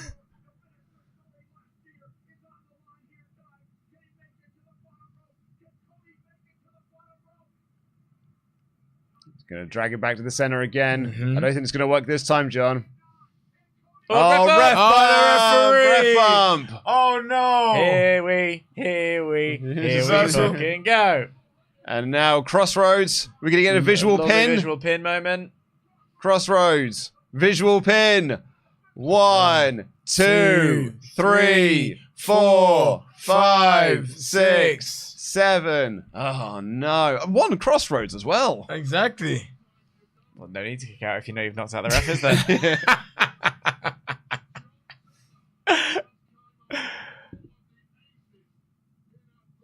That's a trope I'd like to put in the bin for a while.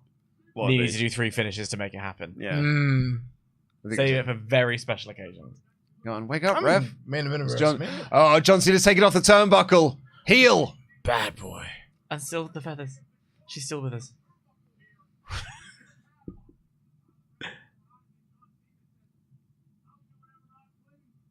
Trying to goad him over to the corner. Yeah. Oh, Cody goes into the turnbuckle pad. And another one. Again. The exposed turnbuckle into the AA. The referee's up. Get back The up. referee's awake. It's an AA. 1, 2. Kicks out. Cody kicks out. Stay strong, my friend. Until you lose.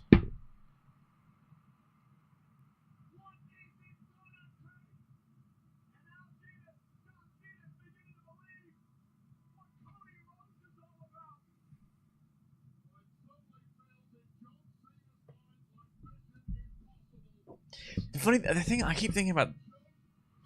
It's Travis Scott. Oh no, my God! The hardest punch in the business. It's Travis Scott, the WWE Hardcore Champion. What the hell is that? Oh, this cosplaying bollocks. I didn't. This is some gaga right here. And now the match can begin. There we go. Even Cena can't believe it. Yeah. He's ecstatic. Guys, We're going to hear this song again. This is the biggest heel thing he's ever done. It's not rupturing Cody's eardrum. It's writing this shite song.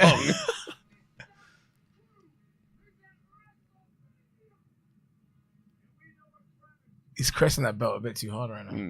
Well, he's the hardcore champion. He's proud of it. I want someone to come out. I want R-Truth to come out and pin him for that title. It's just. He's gonna get crushed. You're asking why is Travis Scott involved in this wrestling storyline? You're a rapper, mate. I mean, like, I'm not threatened by you. I know you hit him in the head and everything, but Yeah. like, stay in your lane, mate. a little bit. Like, you're in the Kardashians. Like, I'm not threatened by you. But like, we could bring Chloe out next, are you? this is it. Was that the only other one you know? Name another Kardashian who's not Kim. Damn. Three of them. Hold on. There's loads of them, mate. I mean, it's loads, but I'm gonna give you 3. Chloe and I'll give you a hint. They start with a K. I know. Carmella. You know what? Wrong. Not today. No. Yeah.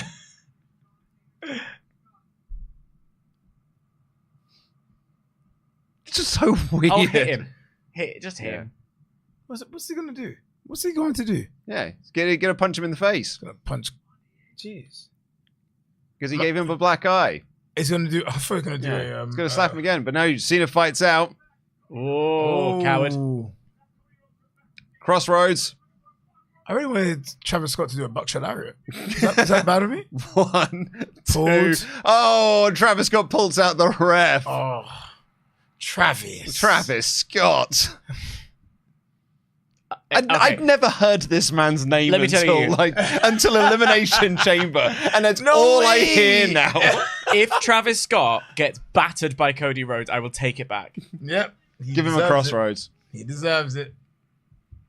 He deserves it. He's getting his ass whooped. Take your lumps, sir.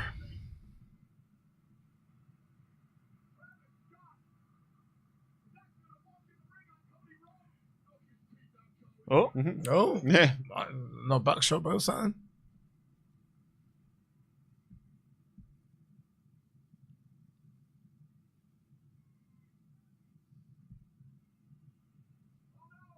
He's blocked the slap this time. Here you go, crossroads. He's lost. yeah! He's been practicing that all week. Now, dick off, mate. Go on. You're here by accident. He's unfortunately a really, really big star. But you know what? When we're talking about like Logan Paul and all of his mismanagements and all of his nonsense, Travis Scott's got almost. Oh no, Cena's got the belt. He's got the belt. Like an evil supervillain. Oh, Cena blocks it. Not today. Oh. Tug of war over the belt. Go on. No. Yeah, you do it. Now, don't now hit me. Cody's got the opportunity to use it. John's getting some of that. But John's like, no. no. He says, please. He's pleading for it. Please don't hit me. Don't hit me, please. No, go on. No. Go on, Cody. Worst happens, you get disqualified. Oh!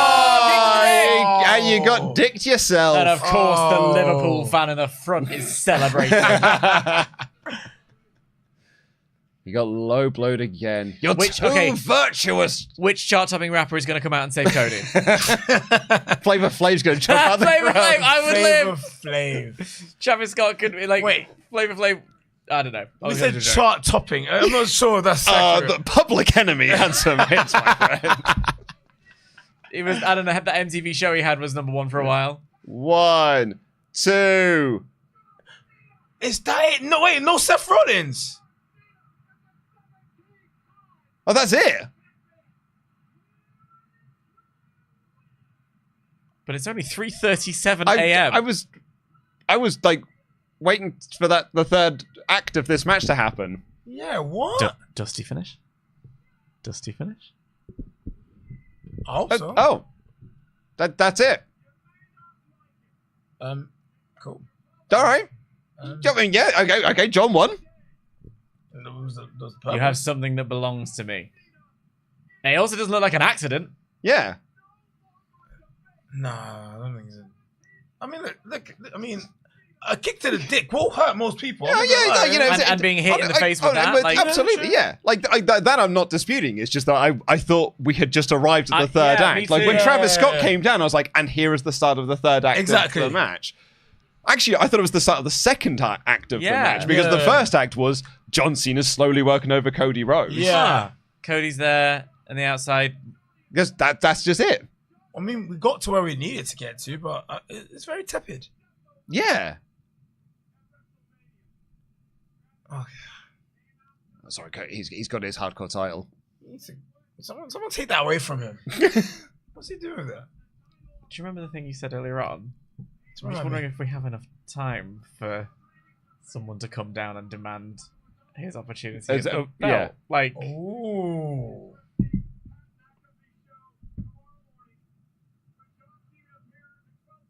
Although that feels like cope on my part.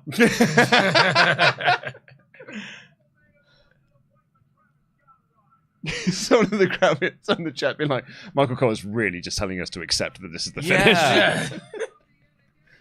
Goodness, I mean, we got the moment when he hit Travis Scott. So and the fact that it's the low blow in the title shot, which is how the heel turn started. I think the reason it's not that it's an unsatisfactory finish necessarily, so much as it is just I didn't expect this to happen yet. Yeah, it's an this moment is Cody, like, you know, you did twice now. You've had the opportunity to go to the dark side and stay the champion, and you didn't take it. Yeah. So that's a narrative interesting point. It just feels like there was a bit more of that match to go. It was. It's a good finish at the wrong point of the match. Yeah, so they skipped a bit of the dialogue. They skipped the finale. Yeah. They literally they skipped the end. I think you guys quoted this best in various different things. Dumb babyface syndrome. Like, why on earth would you take your eyes off the prize, even if you don't want to hit him with the belt? It just doesn't make sense. It's virtuous. Well, the virtuousness got him kicked in the balls. Like, I don't think the crowd expected that to be the thought finish. that was it. He certainly didn't. Yeah. Georgie. That lad. Who is he? George Kittle. I think is his name. Great beard. Yeah. Is he a football player? Yeah. Yeah. Okay, good for him. These are sports. 17. Yeah, there you go. That's He's it, broken the everyone. record. That's tepid.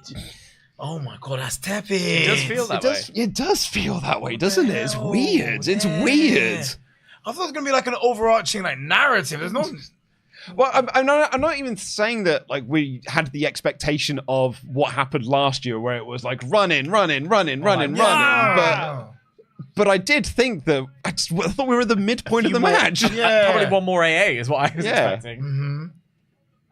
Maybe John Cena couldn't go that long. I don't know. Maybe Travis Scott's got a time limit. I don't know.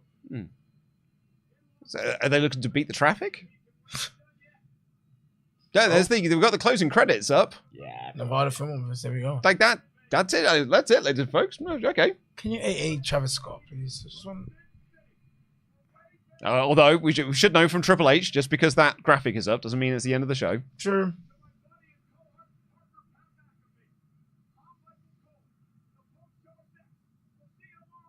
Oh no, it's over. Wait for it. Wait for it. Wait for it. If you smell. Say again. Wait for it. There you go. There you go. There you go. Now I looked up and it's over. Oh yeah, okay, that was it. Tepid. Yeah, lads, I'm not feeling that. You know? Yeah. It feels like we got the beginning, we got the middle, and then we saw the end frame. Like I feel like I flipped to the last page of the book and read the end. Yeah. But I didn't get the end. No, I didn't get. I didn't get an end to that match. I got the finish. I just didn't get it at the end of the match. Yeah. That was incredibly unsatisfying. Like, and also, I mean, I hate to be this guy. It wasn't a good match either. No, like it the wasn't. build up to it. Like I was like, okay, now all the ballyhoo can start. This is what I think it would. It had the beginnings of what would be a good match, and we accepted that because we thought we looked at the time and we were like, well, we've got time. about an hour Yeah. to go, so we were expecting it to be the match. Yeah. Interesting. I don't know if an audible has been called at any point. Like, Which is Yeah. possible. Which is Yeah. possible. well, I mean, it certainly puts one thing to rest. I mean, it was 25 minutes. Well, yeah, but that's half the length I thought it was going to be. Well, it's 25 minutes of a match. Yeah. Okay. And 25 minutes are nothing, really. yeah, and 15 minutes of that was just like, I mean, I quite enjoyed when Cena was doing the slow version of the 5 moves of Doom. Like, that was good. Yeah. That stuff was really fun. Mm-hmm. Yeah, but overall, I'd say that's a bit flat.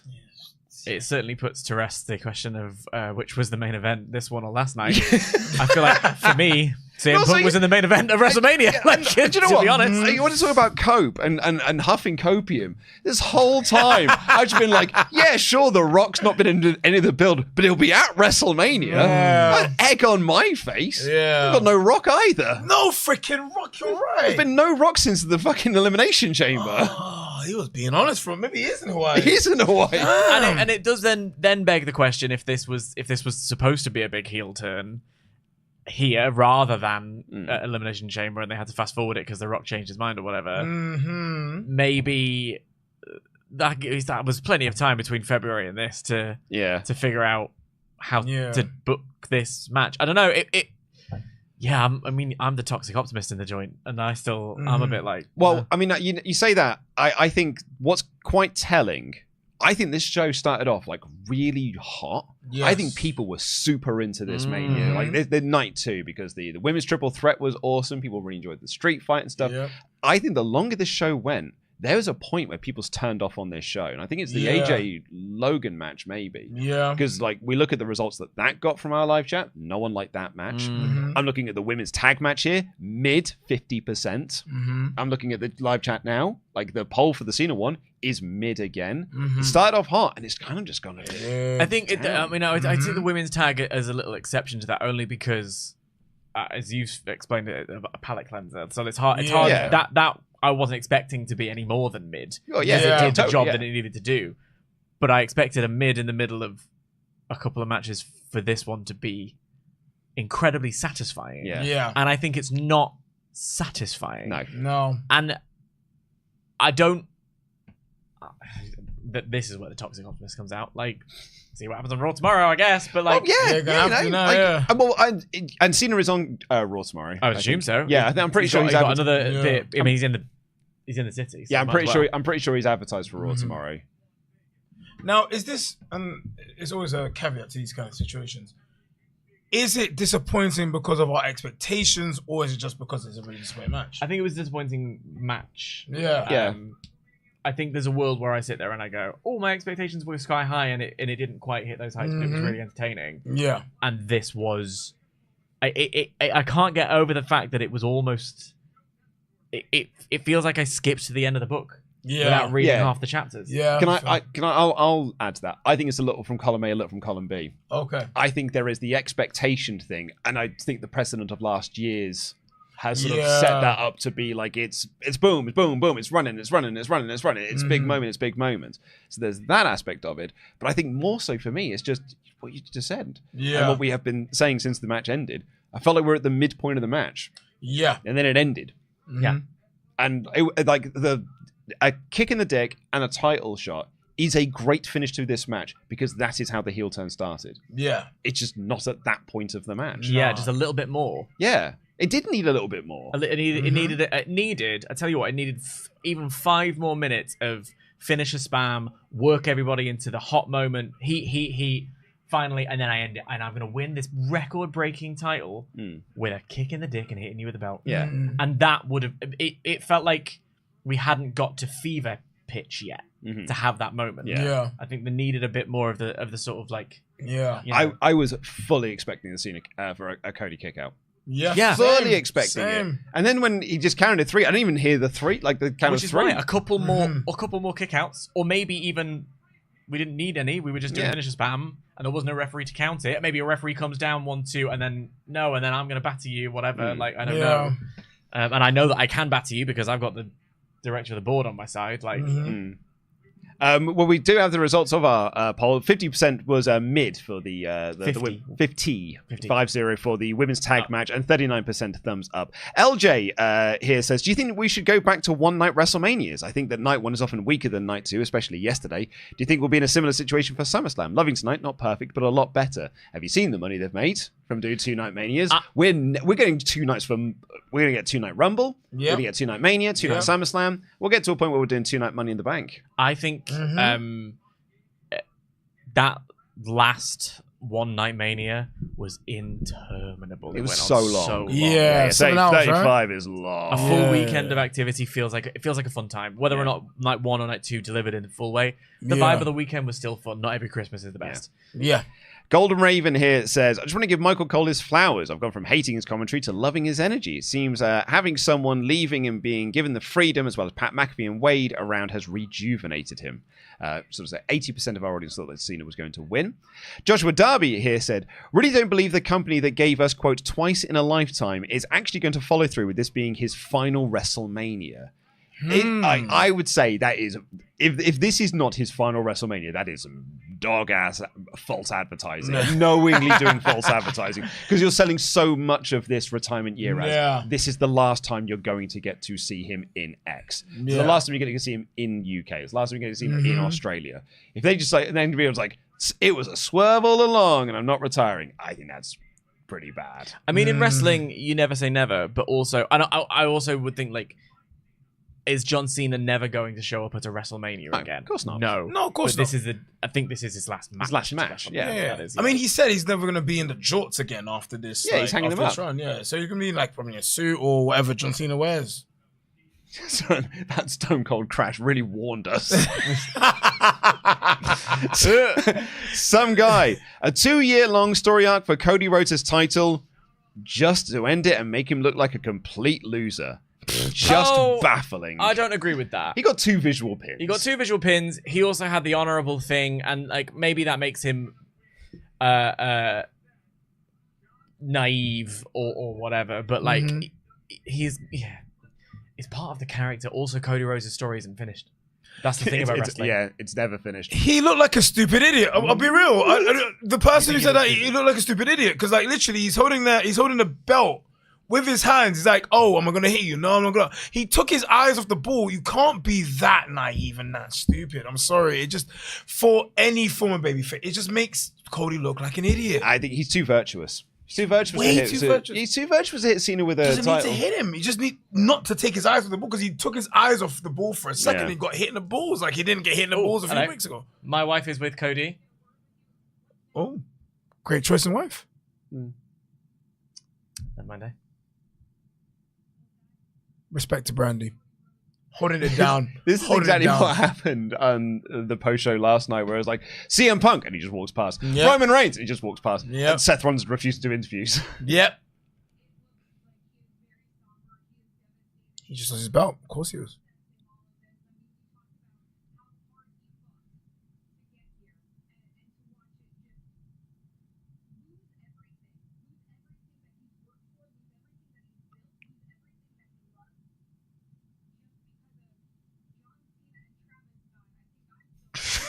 Sorry. I don't want to hear Travis Scott as the reason why I lost the belt. Sorry. He is now a full-time... I feel like it's a mistake that he's a full-time character in WWE. Like, he was there for Elimination Chamber for a bit, and then it got so over online. It was like, he should be around all the time now. Exactly, he should now be a recurring character. Eric here said, RIP the drama curve for this show. Only good booking. This feels similar to how Moxley matches have felt for me recently. Not insulting, just feeling like they were missing something, which is terrible for a main event. The Pain Train here said, well, that was rather anticlimactic. Stoked that Io retained the title, though. Night 2 was much better than Night 1, even with that finish. Kevin here said, I'm happy I stayed up to watch that show. Obviously, effing sarcasm. The first match was very fun. The Logan AJ match was a snooze fest. The tag match was all right, but I don't get the Bayley involvement, and the main event was a drag, and the ending was WTF. Oh, well. I get the Bayley thing. They got a moment. But also, well, I'm chewing. I'll tell you what, man. I feel like the thing about any TV show or movie or anything is how you leave. How you start and how you leave. How you leaving, folks? Yeah, how you leaving, folks, more important than how you start. But Night 1 started reasonable and ended very, very well. Night 2 ended very, very well. And then left us quite anticlimactic. Because we all knew, or at least 80% of us knew, that John Cena was going to win. It's just the journey of how he was going to win. And that has left a bitter taste in You my got to mouth. land the plane, haven't you? Yeah. You know. And they didn't land it. I think there's something in... I was trying to think about how I felt at the end of 39. Do you remember the sort of stunned silence we all had and like Pete's death stare? And I remember all the chats flooding in we were on that show for a long time of just like, I'm done with WWE. This trash is awful. It's never going to get better. And I'm trying to be like, what's the feeling now? Like, am I going to reflect on that in the future and be like, oh, it was worth it, or that's good. Or what? I don't know. And I think, you know, we'll see. I'm still very much like, oh, I didn't like that episode. See what the next one has to offer. I wonder if that'll come into play at all. I don't know. But... Ben Vlerick here said, who would have thought that a damn near 50-year-old, never good in ring, less than part-time and a crappy actor, at least in wrestling, who hasn't worked heel in over 15 years, would underdeliver in the main event of WrestleMania? No surprises here. Cold-blooded. that is cold. Geek of Arabia here said, it feels like it was the main event of the wrong night. I agree. I thought it was going to be longer. Charlie here said, great run of matches at the start, loved the opener, 4-way, the street fight, and Joe Hendry spies, but God, the main event was awful. Why wasn't The Rock there? And why was the only bit of interference a shite rapper? Just why was that the finish? MJ here said, this night now feels the exact opposite to night one. Great night, apart from Logan and AJ, and then the main event just sort of happened. The beginning of the match was mesmerizingly slow, and then an interesting first act, but what the hell happened after that? Moose here said, that was not worth the heel turn, the main event of WrestleMania or the past month. Travis Scott is kind of fun, but I still don't care. This is more than just fuel for the fire of the hatred I have for Dwayne. State Drum here said, can't lie, I literally dozed off. I guess right when I hit the midpoint of the match, a minute or so after the 5 moves of doom. Woke up to Luke exclaiming, what? I guess that's it. Ryan Marshall said, Cena didn't lie. He gave us exactly what we wanted. I also don't think that John had a 45-minute match in him. Feels like 20 is about his max. There is, it is interesting on just a purely like looking down on it level to have people being all like, I want Cena to get the 17th. I want to get Cena to the 17th. And then he does it. And the second it happens, whether or not it was good or bad. Well, I mean, it's not whether or not it was good or bad. Everyone being like, well, what, he couldn't deliver anyway, he's crap. Didn't like him, whatever. Which, like, is kind of feeding into what he's always talking about. Yeah. It's just interesting. I mean, I agree that it underdelivered. That, to be clear, when I make that sort of statement. But it is fascinating. Ooh. Megan here said, hi all, feeling really let down by the main event, especially after staying up to watch the show. Defeat via guilt trip is disappointing, especially with no Rock. Enjoyed Dom's winning the opening match, but the rest felt underwhelming after yesterday. Anonymous said, is this supposed to be in character because he's ruining wrestling a la President Evil and the House of Torture? Like, because their designs are like, we're here to ruin your fun. Yeah. So they ruin matches. Yeah. That's a bit... If that's a pitch in the room, I'm saying that's a bit too meta, and they need to, I'd rethink it. Yeah. I'm just Marcus said the main event was genuinely the worst part of Mania tonight. Like, this was a nothing match, and after all that happened last year to Cody, and he loses to a low blow and a belt shot, the ending made Cody look like an idiot. Pratik said, "Hey fellas, thanks for keeping me company tonight. The entire show from start to The entire show, from the start of night 1 to the end of night 2, feels like a bell curve that probably peaked with the Randy Joe match. Thoughts?" I did enjoy the Randy Joe stuff. I enjoyed it very much. Yeah. I think, I mean, what I'm not looking forward to as a result of this show is the moratorium or the in memoriam for the Triple H GOAT Booker era that we're going to hear like a billion think pieces about now the time it's all over and everything's crap again, because who knows, the next pay-per-view might be lit. Like, I don't know. Like, which is not to say that this was good. Yeah. No. As an ending. I think overall I look at the weekend and I enjoyed myself. Yeah. But that's good. You know, was it a patch on last year? Nope. No. But it wasn't going to be, though. Because you can't win them all. Well, here's the thing. You can't have WrestleMania 40 every year. Yeah. No, you true. cannot have the build for WrestleMania 40 every year. Absolutely. And last year was a lightning in a bottle moment because it was not supposed to be the build for WrestleMania 40. And even 39 felt like it was going to be like hard to beat at times because that felt so good until the ending that nobody liked. Yeah. I didn't mind that ending, to be honest. But like, I certainly don't in hindsight. And I was. This is the thing. You go back and look at it. I at the time was going like, I'll see what happens next, kind of thing. Yeah. And in the end, what happened next was a very bizarre episode of Raw and a tug of war backstage that ultimately led us to WrestleMania 40. And I'm like, you know, so. Geek of Arabia here said, maybe the finish was so flat in one of those meta-narrative things where Cena refuses to give us a satisfying match finish just to spite the fans. Or WWE botched it, I don't know. I mean, someone in the live chat there said, you're being worked by John Cena. Which I feel that is cope. I feel that this is meta commentary. I feel is huffing copium. Not to repeat myself, but like the idea of the finish is fine. It's kind of brilliant to finish it with, to get this record-breaking title reign by cheating. Is great. That's great. Makes sense. And it's how the heel turn started. It's a perfect finish. It just happened out of nowhere. Yeah.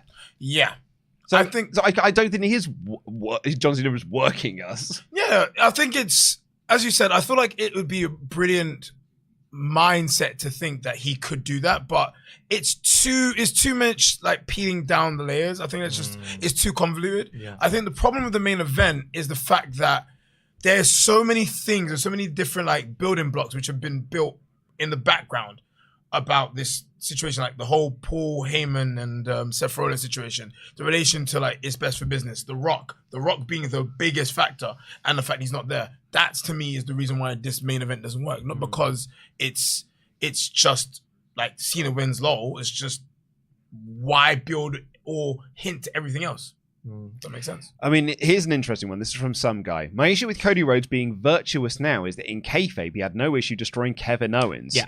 But he wants to be an honorable champion now. It's inconsistent storytelling at best, and it makes Cody an idiot at worst. It's a good point. Yeah. And again, there's a way to do it where like you don't have it be like, oh, I'll be virtuous in this moment. You like throw the belt down, have a little punch, Yeah. and then Travis Scott slides the belt back in. There's a reason he's out there. Like, you know, you can use that. Like, yeah, that's a good point. Hannah Allen said, whoa, that was kind of blah, huh? Just kind of felt a bit weird. Did pop for Luke's throat joke, though. What can I say? I'm one of the sickos. These are the sort of people I like seeing in DMs and stuff. These are my kind of people. Sickos. They're sickos, yeah. The sickos. Crazy. Overall, enjoyed the show. My fun was had with this watch-along. Thanks for the weekend WrestleTalk community. Lots of love. Jam that jam. Love to you, Hannah Allen. Moose here said, also that end, I disagree with Cody being too virtuous. We've seen Cody stoop down to the level of his villains before in Retribution, and this is clear Retribution. This is just him being completely stupid. Worst Triple H era main event. Yes. Yeah, I mean, there was only 3 of them, and 2 of them are pretty... Well, actually, no. I think they mean main events across like all pay-per-views. Oh, okay, right. Well, yeah. Which it probably is. I don't know. I really did not like that Bloodline Rules match. Not the Tribal Combat match. Oh, SummerSlam. Yeah, I didn't like that one. Yeah. Okay. But I was quite forgiving of the start of that match. Because I was like, yeah, it's slow, it's plodding, it's Cena working over, and it's Cena not being very good. But it's okay because this is just the start of it. Yes. And actually, now I can look back in hindsight. That is the majority of the match. Exactly. That is actually the first and second part of the match. Roach Senpai said, shocker, Cena still can't wrestle. Still cannot understand the point of The Rock in this entire story because he barely was involved in all of this. Anyway, glad I didn't stay up all night to watch this, so the highlights, here we come. Work day today anyway. I don't think it's a situation that Cena can't wrestle. I just don't think the story of the match served us and them well because it never got into third gear. I think that's just the fact. Yeah. Walter here said, Night 2 was amazing. Night 1 main events rocked, but the night main event 2 was boring with a bad finish. Needed to go longer, in my opinion. What are you guys' thoughts on the crowd booing Cody and cheering Cena? I thought it hurt the match. I don't think that hurt the match. I don't think it hurt the match. I think we talked about it during the match. It does sort of help the point Cena's trying to make. I don't know. Baptized Atheist said, Cena said what he was going to do. He's going to get number 17 and ruin wrestling. It's what we deserve. Again, it doesn't have to be meta. It's just like he could have ruined wrestling by it being a great story, but Cody Rhodes looked like an idiot. I think this whole it's the plan is such a reach. Yeah. I don't think this is meta in any way whatsoever. No. And if it is, I think that is quite bad. Yeah, I think like I don't think you should put on shows that are bad on purpose. Not at all. Because you're not really good at the moment. Yeah. You take the idea of I'm going to ruin wrestling and you make it a compelling story. Yeah. I don't just make a bad That's show. part of the good wrestling, you know. No, it's not. Red Dwarf here said, I get heel Cena being slow, but I think Dwayne being key, then deciding, nah, screwed up the whole thing. Together with the crowd being weird, meant that they worked a weird pace and it was off. I don't think that they were working because the crowd were weird. I think that was always going to be the pace of the match. I think Cena being cheered was always going to happen. It's his last WrestleMania. Exactly. Fans weren't boosting when he was heel. Fans like to go into business for themselves sometimes, like we do. If you're a legend, it's hard to get booed. Sting could not get booed. Ric Flair could not get booed. I know The Rock got booed last year. Hogan didn't get booed when he was facing The Rock. WrestleMania. That's the thing. Like Hogan didn't get booed when he was facing The Rock back in WrestleMania 18. WrestleMania 18. So, yeah. You know what I mean? It's just one of those things when you're facing when the current star is facing the legends, they're gonna cheer the legend. Ryan here said, heel Cena versus face Orton does seem like it'll be fun if it's a Backlash in Orton's hometown. I just don't see St. Louis booing Randy Orton. I'll be honest, if that's the indication of what heel John Cena match is going to be like, I'm not looking forward to a Randy Orton match, let me tell you. It'll be very slow. It'll be slow. Right, so we're going to end this poll and see what people thought of that as a match. Thumbs down, 40% with 39% in the middle. That's Alright. a little bit more middle than I thought. There was gonna be. Yeah. So. But yeah, that is going to do it for this show. Thank you so much for joining us. We will be back here tomorrow, actually, technically today, here on the WrestleTalk podcast channel, because myself and Ollie Davis will be in the seats talking about Night 2 in full once I've gone home and had a little sleep on it. A little kip, and I can get some thoughts in my head. See what Ollie Davis has to make of this show as well, because he'll be doing the edited review, which will be going live in around, let me do my maths here, 9 hours. About 9 hours time, you should get the edited review. Adrian, thank you so much for joining us here on this show. Please, the floor is yours. You can plug away. Well, what should I say? If you guys want to follow me, the Instagram is at BPA Squared. That is BPA Squared, the spelling. If you guys are in the local area of Hackney Wick, we do a wrestling show, Hustle Wrestling. Please come through. We've got a show coming up May the 6th to 15th, I believe. May 15th. Thank you for reminding me about my own show. Amazing. So if you come through, you can also follow us on at Hustle Rest. That's WRES UK. Thank you very much. Thank you for being there. No, thank you so much, man. I appreciate you coming down to do these live reactions. And Dan, it has been a wonderful pleasure having you back in this Always studio. nice to pop back in. I genuinely missed having you in that seat. Miss you and, too. I'm hoping that we can have you back again more and soon again. Well, I'm around. Well, once I've finished. Once you finish school, yeah, absolutely. But yeah, thank you all so much for joining us. And we will be live here tomorrow in about 12 hours time, actually, doing a full review of this show at Night 2. And then it's the Raw after Mania, so we'll see what comes next. Till then, everyone, I've been Logan, DAD. This has been Adrian Arturo. That has been Dan Layton, the Truth, the Professor. Big thank you to our wonderful moderating team, who have been brilliant these last 2 nights, keeping you all in check. I love each and every single one of you. Jam that jam.